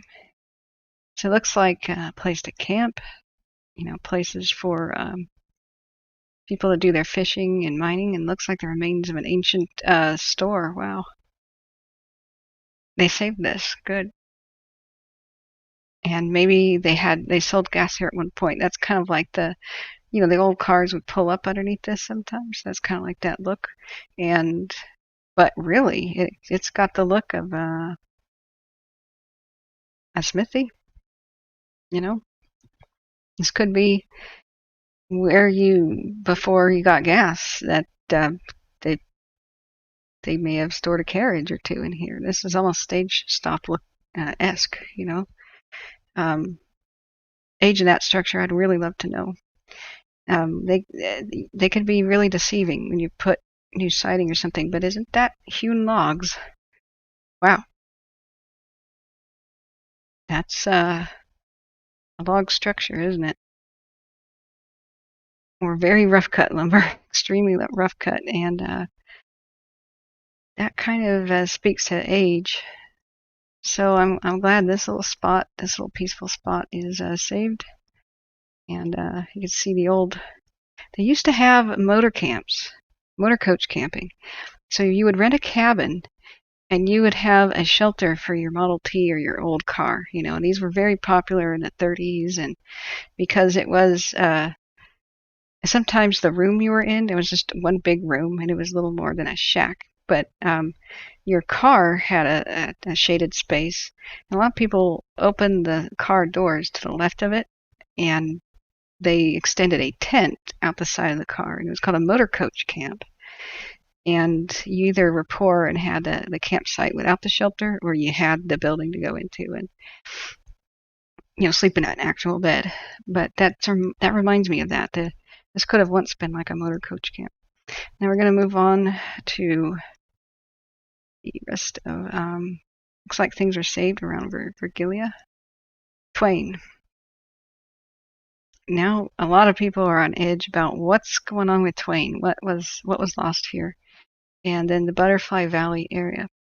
So the hot springs, that's what they're trying to bring back. At the time they built the highway, I didn't even know the Feather River had hot springs. Had no idea. Our entire childhood and stuff, we must have driven past this every day, the summer and such. And we didn't know it was there because the floods had ruined the buildings and it never was rebuilt, but it was open and established around the time they built this highway. And so some of the workers would spend their time relaxing in it. And down by the river are these tubs that are ancient, and they're trying to rebuild the structures that were above them. I think that's a tram. Now this place I wanted to cover with my drone because it may be the site of an old ghost town. But getting over here, I believe this became a huge lumber mill or something. Getting over here would be it'd be hard to attain permission. There's a lot of dilapidated structures. I don't know quite what was here. I was doing research and I was hoping this survived. Now, we don't have confirmation it survived. But I know that there's bridge access here. Does anybody know who's from Twain? Like, what was that over there? What is it? Why is it abandoned? Can you get permission to film it? Because I would love to. It just looks like the kind of place in the past where the gold miners would have hung out. This whole area is relatively flat, which is rare in the mountains. So I'm happy to see all these structures over here. Old Mill Drive. Yeah, it was a lumber mill, if I remember. I was doing research on this years ago. Old Mill Drive, Riverview Lane, structures are okay. That's pretty cool. Now let's see what we can see with in fact, we can go to Twain and look at the ancient map, like on CalTopo. And it looks like they just had the mule trains. This is 1885 through 1915, so we don't know which year this map was made. By 1885, a lot of these ghost towns are gone, and so they just didn't put them on a map. A lot of them didn't survive past the 1870s and 80s. Like I said, they chased higher and higher into the mountain. And then once it became kind of unfeasible to make your fortune with pick, pan, and shovel with placer mining, most of the people who needed a job just went to work for the hard rock mining companies. That takes such engineering and so much money and so much blasting and gunpowder and huge mills that only millionaires of the time, the equivalent millionaires, were able to open hard rock mines. And so most people just ended up working in those. And that was the lifeblood of the mountains until 1941, when the executive order comes down after Pearl Harbor. All gold mining is closed in the United States, and silver, for the most part, and most mines collapsed. They stopped the pumps. They filled up with water. They started rotting from the inside. They started having cave-ins, and the cost of reopening them exceeded exceeded the price of gold you would get out. So most of the mountain towns died in an instant, and all the men went to war in 1941, and for the most part, none of the towns ever really survived or came back. Just a handful did. Most of the towns up here are ghost towns. Sometimes you get people living in the same area a ghost town once was, but sometimes there's a line of like the buildings were 100% missing, and people resettle the area, if that makes sense. Like, here comes construction crew for Highway 70. Oh, now the workers should live in the area. Let's build more buildings again. Now we can sell things to the workers and have gas stations. That's the way it went. And logging became kind of the last job up here. We all know what happened to that. So I don't know what this was. Hopefully that stuff is still standing. Let's keep going up Butterfly Valley, and I don't know that we're going to have too much more to see on this map. Oh, we do. So they did do a little bit of Indian Falls. Okay. I'm going to start with the Kitty Y down here first. Or, well, with the Kitty area. Excuse me. This stuff was saved south of Kitty, dotting where 70 goes south.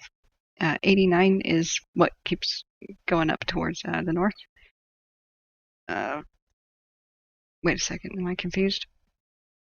Yeah, 70 curves south, sorry, towards Quincy, and 89 goes north.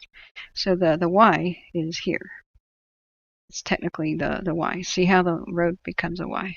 So that's the Kitty Y. If you're ever hearing them talk about like place names and such, it's really beautiful. The rocks here, just a cool swimming hole. Let's see. Let's go to the spot, and I'll drop the little roll man.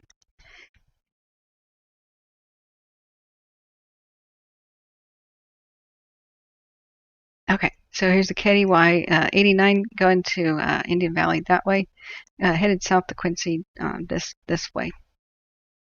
So looking over the side, man, dry year. Can't really see the water. It's down over that way. But in winter, this is a lot more robust and a lot wetter. But you can see the opportunity on a hot day to come up here and swim. It's just so lovely. Absolutely awesome. Perfect. And the whole region is really like, oh, those are power lines. I thought those were tram lines. That almost looks like a tram line back there. Yeah.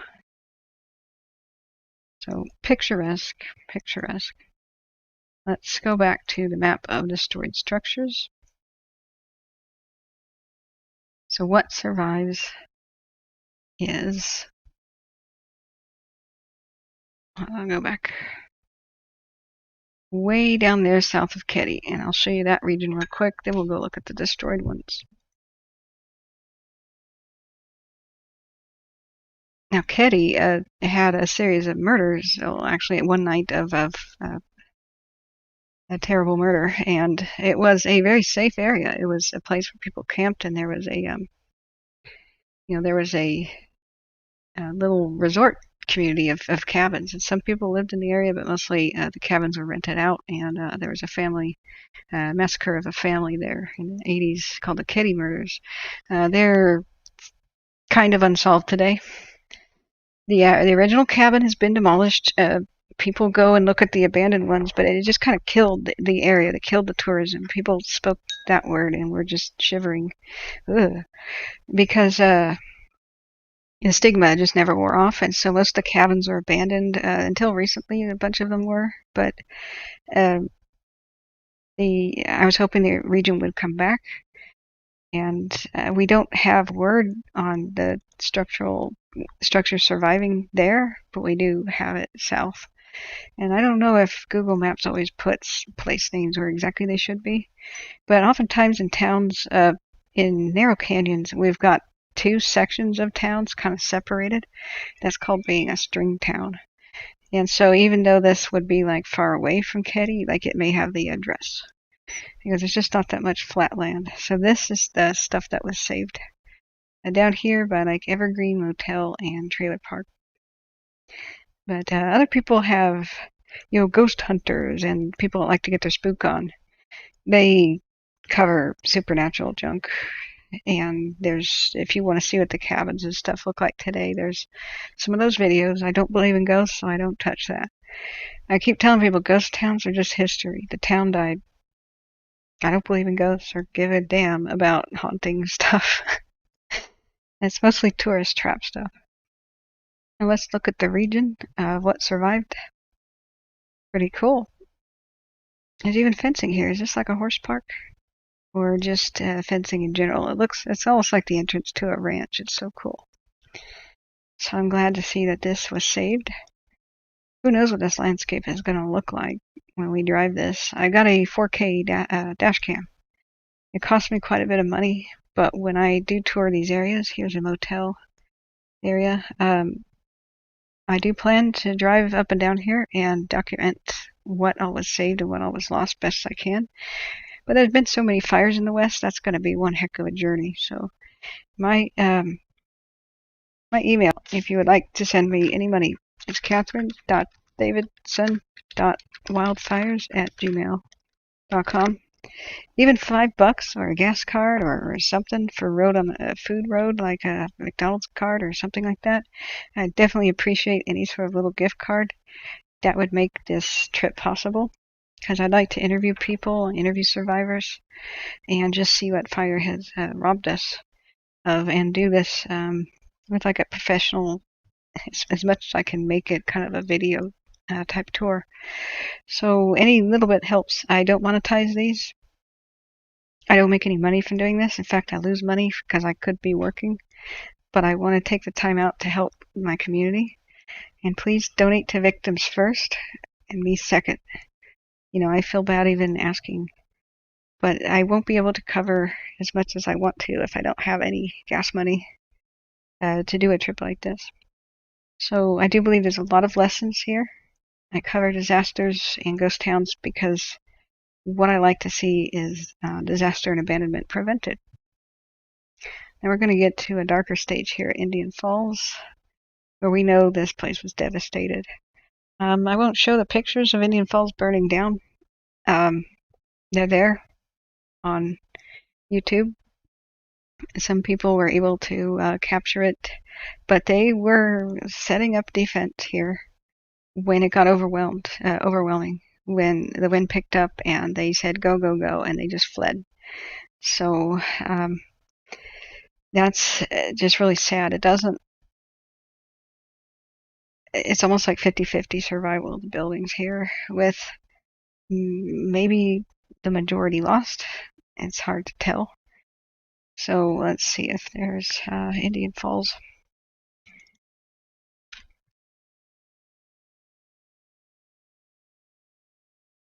And go in there. This is heartbreaking, but they couldn't do it. They couldn't save it. They came back when it died down and put out a lot of the fires that, if left unchecked, would have burned the rest of the structures. But there was nothing they could do in the initial mad scramble when it happened. So let's, where'd our Google map go? Okay, let's go to Indian Falls and Google. I don't think that there's going to be a lot of Google car activity on the side roads, so we may not be able to see much at all. When you come over here, it's mostly like you see where the roads are and you see cabins in the distance. And unless you really make a point to stop, this is another blink and you miss it passing this community on the road. And there's not much visible from the road. So we are kind of dependent on looking at we're just going to see foundations for most things, I'm pretty dang sure. Looking a little further north on the map, though, we might see something. Dawn Institute, Lord's Chapel, a church. But yeah, as I feared, there's just an embankment. We can't see anything. So let's return to the damage map. And these are okay. These black ones are okay. The red ones are like pretty much burned to the ground or completely lost. So that building that was probably visible from the highway in the curve is lost. Let's take a look at it. Yeah, burned to the ground. Okay, so let's see if we can see it on Google. Maybe there's a window right there. Now it's an embankment. Now that's interesting. Now that almost looks like a UFO, but what that is the Google car has a little antenna thing at the top of it. And sometimes you can kind of get a ghostly image of that. The 3D camera is like a ball on the top of an antenna thing. It's significantly high up off the ground, and you can see its shadow. That is really weird, though. I do believe that's what we're seeing on that weird image. This is created by stitching many photos together with software. But the camera, it's like a ball with a camera with lenses that shoot behind it, to the right side, to the front, to the left side, and then down at the street. And it will blur out the car and try to fill in the gap really crudely. The side of the road. It's just a mathematical algorithm. That's why it looks all messed up. But that's to hide the Google car. But it drives around slowly and maps. That's where we get these images. I've been on the Google car a couple times. I've seen it drive past me, and I try to make a silly face out the window whenever I can. But it will blur your face, which really sucks. So very sad that structure is gone, and we won't be able to see Indian Falls except for where we're zooming in here, and just to concede that there's I wonder what crop they're growing there. Older tin roof buildings, newer structures with new roofs, or old structures with new roofs. I don't have any memories to share with you of this area. It might be the kind where we did stop before, but my parents would have to remind me. Now that's a big structure. Let's see if that survives. Close this down. And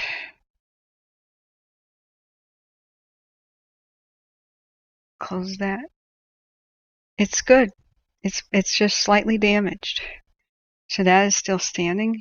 Looks like there's an outbuilding, like a shed type thing, that was burned here, and small amount of damage to some sort of an outbuilding. But then this is a single family residence that was saved on Reeder Avenue. And down the street, though, different story. Looks like they lost many of the structures between Thompson and, it's Roeder. Sorry, it's micro print. I just leaned closer to the monitor. Lots of structures lost between Thompson, Roeder, and Hannon Avenue, north of 4th Street. But on Indian Falls Road itself on 4th Street, we got a couple survivors. And we got a bunch of survivors on Carroll Avenue and 3rd, closer to the highway. Almost everything gone between Hannon Avenue and Indian Falls Road between 3rd and 4th in that block. And we've got a structure that's barely damaged next to something else that is good. So looks like they survived the structures at Hannon and Roeder on a corner of 3rd. So, not 100% erased, but devastated. That's a lot of red in there. But hopefully, they can make a comeback. Let's see what else have we got for structure loss. I believe that may be it for our tour. Because this is incomplete, they will be adding more. But that's basically it. It's Indian Falls, a couple of homes in Belden, Rich Bar, neighborhood up the hill from Rich Bar, devastated to almost erased. Rich Bar may have been the worst affected as a whole, as far as the percentage of the buildings around, although Indian Falls is a bigger community. And then west of Rich Bar, we've got a cluster of buildings lost. I don't know if we ever clicked on them. I think single family, yeah, this was it, the single family residences by the side of the road. So, anybody have any questions or comments about what the fire's doing? We could go back to CalTopo now, and we can check and see if we've got an update on the fire's perimeter, or any sort of evening update before adjourning the stream. We've got the button for fire activity. And we don't really see anything change that much, except I see a lot more in here, but this is on purpose. This is the defensive line that they've been lighting on fire the last couple of nights because they had great weather for it. So this is them creating a barrier between the main fire, which is on the other side of this ridge. So that's what they said they'd be doing. It looks like that's nearly complete. I like that.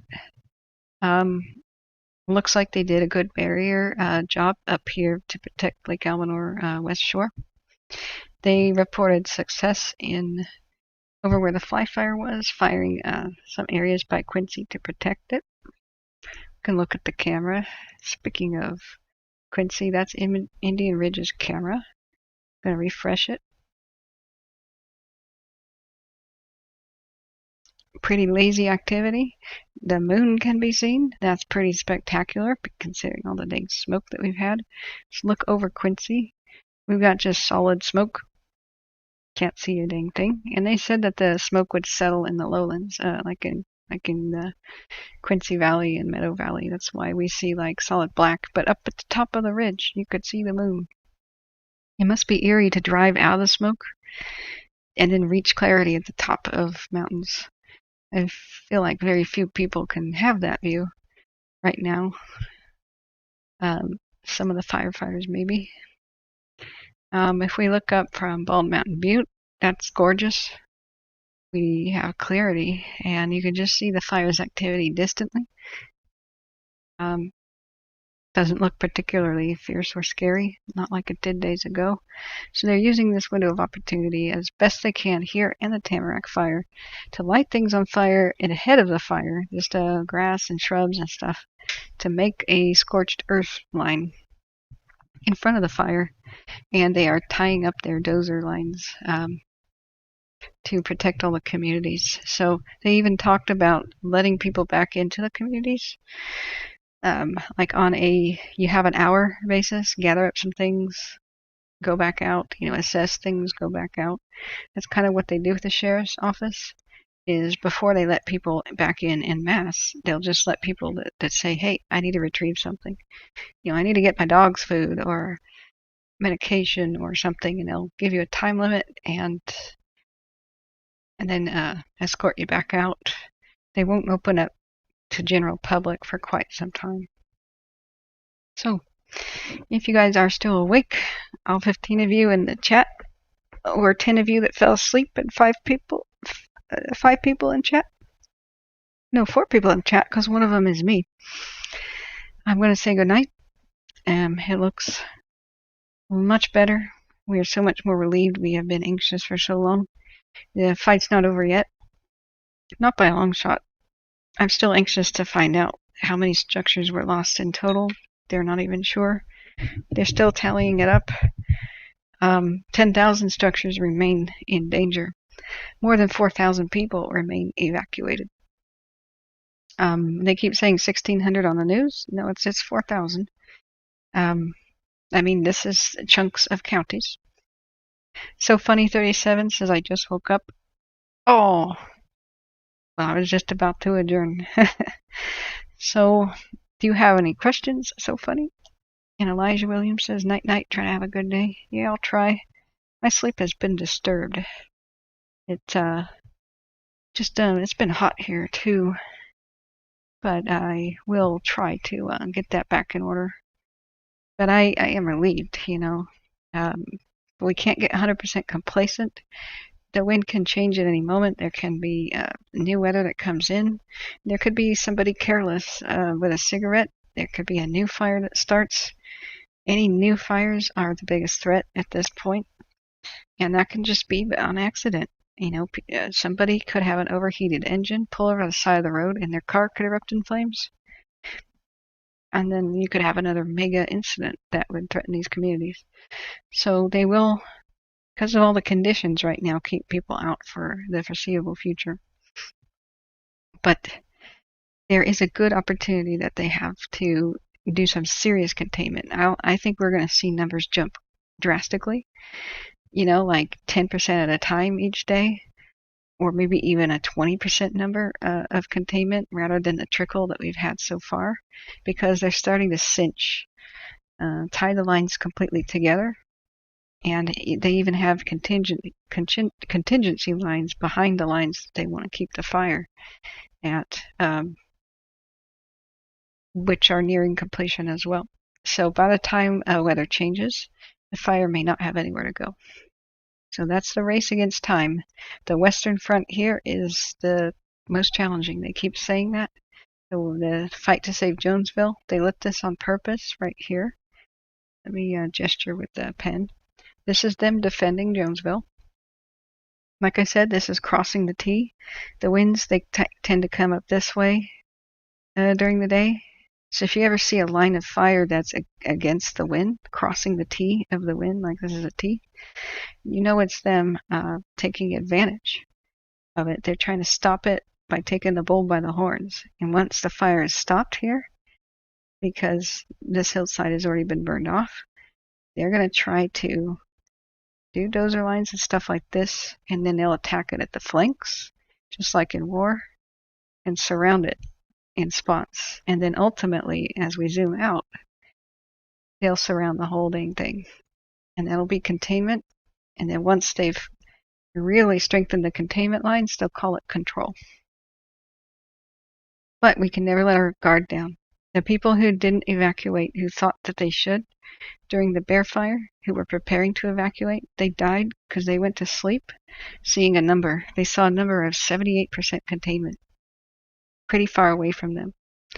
And it was up in the hills. It was up by Bucks Lake. I want to tell the story of the Bear Fire real quick. This is why you can't get complacent. Up here by Bucks Lake was a little lightning strike fire. The people that were down the canyon, as you drive down to Orville and Paradise, Berry Creek and Brush Creek, two little communities. I believe that's where they are. Let me put it in the right place. Let me just, well, I can show you. Brush Creek. They're right here. This is one of the alternate routes to get up to the mountains. You go out of Orville, go across Orville Lake up here. This is seldom used. They're very small communities. Usually if there's an accident or something on 70, this is the alternative, extremely steep climbing highway. So the little communities, Berry Creek, pretty much down there. Oops, I didn't realize it would do that. They're down there. They go to sleep because look how far away the fire was. There's just a small lightning strike fire they're trying to contain up there by Bucks Lake. And they're way down here. So they saw 78% containment. Everything was looking good. They went to bed and they woke up during the night or early morning because the fire made a historically fast run with the wind down towards the valley. Blew up like an insane volcano monster and made a historically fast just sprint down. It overwhelmed people. The elderly couple that had packed their car and said, we're ready to go. And if we get told to go, we'll go. Once again, reverse 911 I don't think worked, or it was too late. The fire jumped the line, the wind picked up, and people were burned out here, and all of a sudden 25 people were missing, and they're finding the bodies of like 12 eventually. They couldn't outrun the fire. They were racing down this highway as fast as they could in their cars, and they couldn't outrun it. People went outside and their cars were already on fire. So that's why I say you can't get complacent. You just don't know when the weather's going to turn. You don't know what it's going to do. 78 and 80 and 90% containment is not 100. So we have to analyze the disasters and how they happen to prevent new ones. So as good as it all sounds right now, remember, we're in a historic drought. Remember, lightning strike storms could be coming in the next few days. There could be new ones.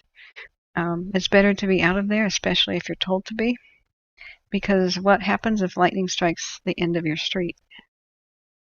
You're not, just like they didn't get an evacuation order or door-to-door notice or a phone call, you may not either. What if all the telephone lines and the nearest cell phone station have just been burned up and you're sleeping? You're not going to be awakened by anything except the sound of your own house on fire, or trees cracking and falling over in the fire.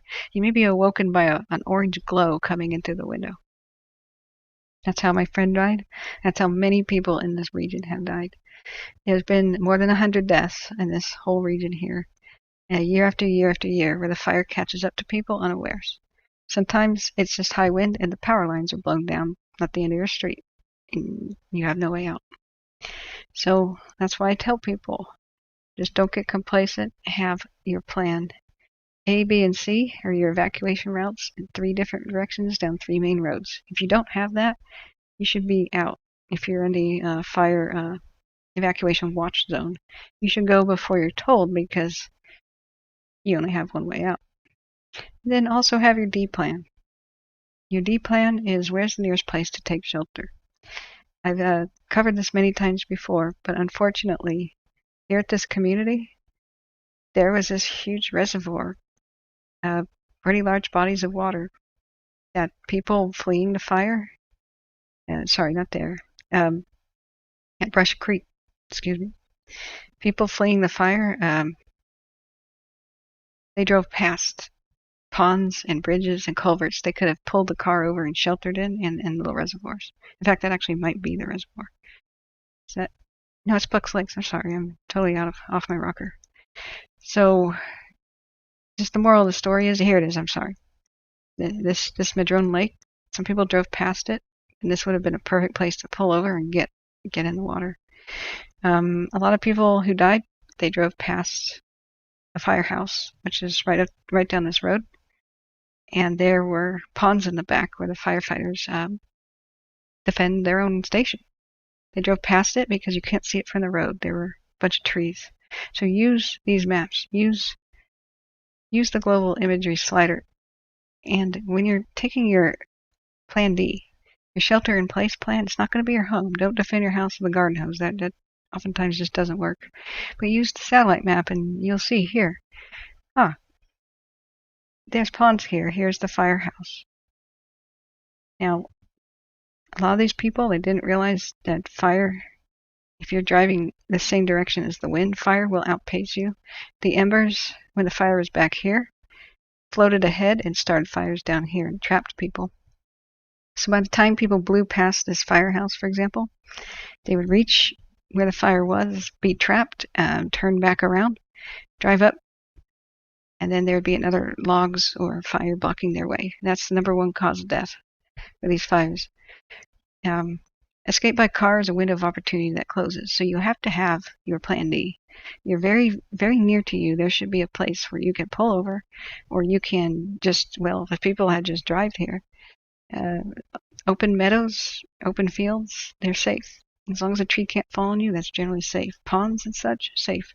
Culverts and bridges underneath this highway are safe. So what you should do is use these maps, and you should use the slider like this, and find, where does water go underneath a road? It'll either be a culvert or it'll be a bridge.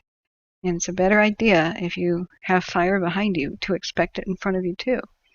And don't drive past your last bridge or your last culvert like this here.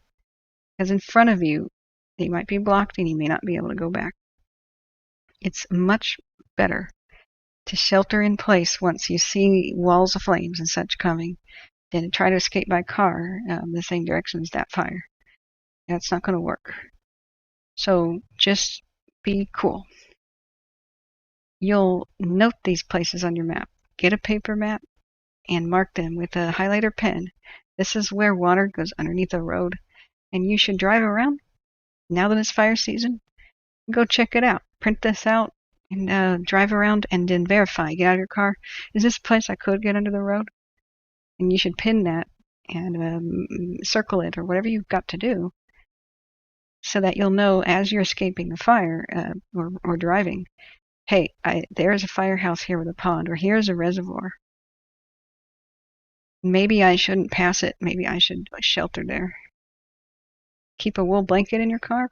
Proceed over to the water if the car is in danger. Get up to it in your chin, throw it over your head, trap a breathable pocket of air, and when the fire passes you, get out. It's going to be pretty dang cold, but you'll have a wool blanket that'll insulate you when you're wet. That's a better plan for survival than just continuing to drive through a wall of flames. That's my best advice. And remember to keep the air in your tires a little low.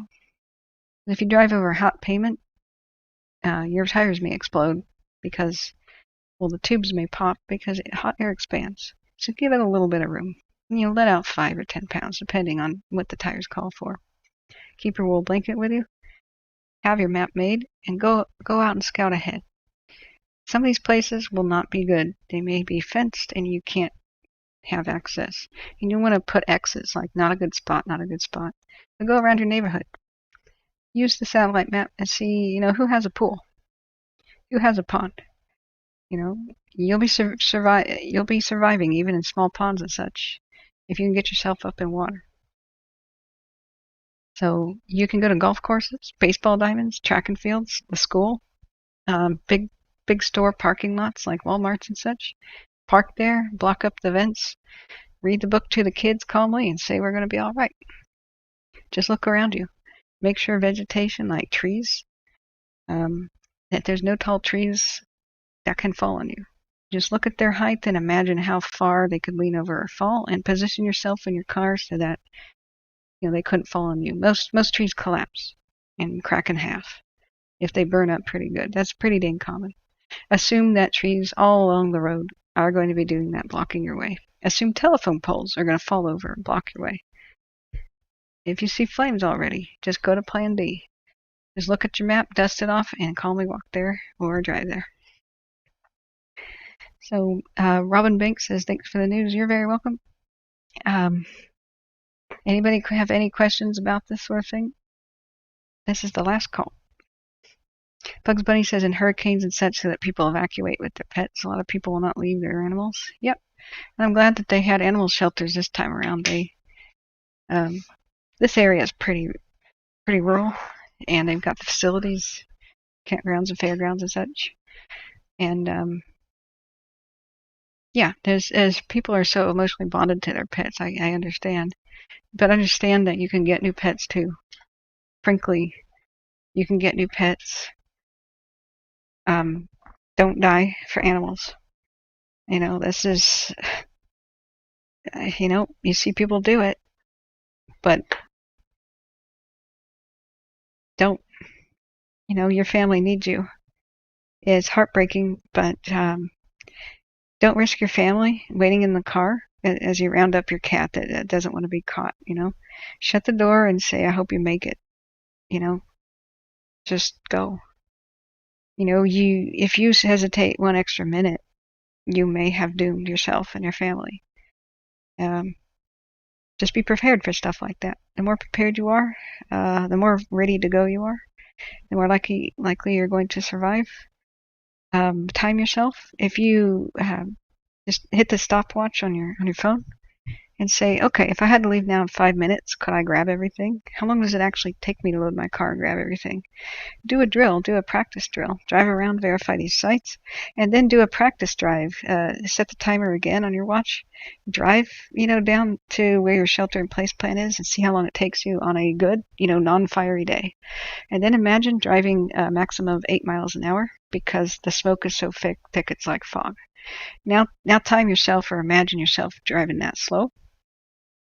And you'll get the idea, a much more realistic picture of what your evacuation would be like and what you've got to do. How much more ready you've got to be. Should I keep these bags by the door, sort of thing. The more you have in the car already is good. and make notes of what you fail to find right away. And then reorganize your space so that you can just pick stuff up and go. Bags already packed in fire season. It's a new era. We used to just pack up, have fire ready bug out bags in the past, just if a forest fire was nearby. But in this new era of extreme drought and change, I think people need to have those bags ready almost year round, and look in them several times a year and make sure that everything's good. And just have a fire bug out bag, especially during fire season, because it's not gonna go the way you think. A fire won't start in the distance, and then you won't get the evacuation watch, then the evacuation warning, then the reverse 911 call, then the knock on the door. A lot of times these days, the fire begins too close to you, moves too fast, and you get no warning. You see it in the distance, like with the power lines falling. So just have a bag ready and have a plan, and do the drill. You're not going to panic if you do the drill. You're going to be a lot less anxious. Just drill a couple times. You'll improve your response time each time. Your kids will appreciate it too, that they'll be less anxious. Instead of having crying kids or, what do we do, mommy? You'll have, okay, let's go, because kids are little soldiers in these kind of situations. You tell them to be brave and get your gear on just like we practice, and they go and they do it. There's a lot less anxiety when you prepare. So people panic because they don't know what to do, and their mind races, and then adrenaline hits them, because the only reason adrenaline hits you is you don't know what to do. But when you do, you're as cool as one of the firefighters or one of the cops, going door to door. They're used to emergency situations. They drill for them, they train for them, and that's why they're calm. You'll never feel the adrenaline rush unless you encounter something where you don't know what to do. And just remind yourself, be calm, be cool. Being excited and anxious is not going to help the situation. So every once in a while, just remind yourself to just take a deep breath and just do what you practice. So with that, I'm going to sign off for the night. I hope all you guys stay safe, and I hope that we've turned a corner and turned a page. This really could be it for the Dixie fire, for the Tamarack. They're making good progress too, up on the Butte leg, which, whoops, I forgot to get to. I got so caught up in the map, I didn't realize it would take so long to kind of cover that. But when people in my chat say they like me doing something, I just continue doing it. There's a lot of history to be lost here, and it's kind of heartbreaking. There's a lot of people's homes now that are lost. It's heartbreaking as well, but I am pleased that they saved as much as they did. I expected worse. With this kind of level of the mega fire, which this California's 14th largest wildfire ever on record, with this terrain, I didn't expect them to save as much. So they've done a good job against all odds. It's not for lack of trying. This is nightmarish steep terrain. This is about the worst place in the world to have a fire get out of control, as far as winds, shifting weather patterns, the terrain. It's one of the world's most challenging environments. So I'll leave you with that. I think we did turn a page. I'm breathing a sigh of relief, and soon we'll be on the cleanup process. I think, knock on wood, if the weather holds, just be vigilant that you could start again from scratch.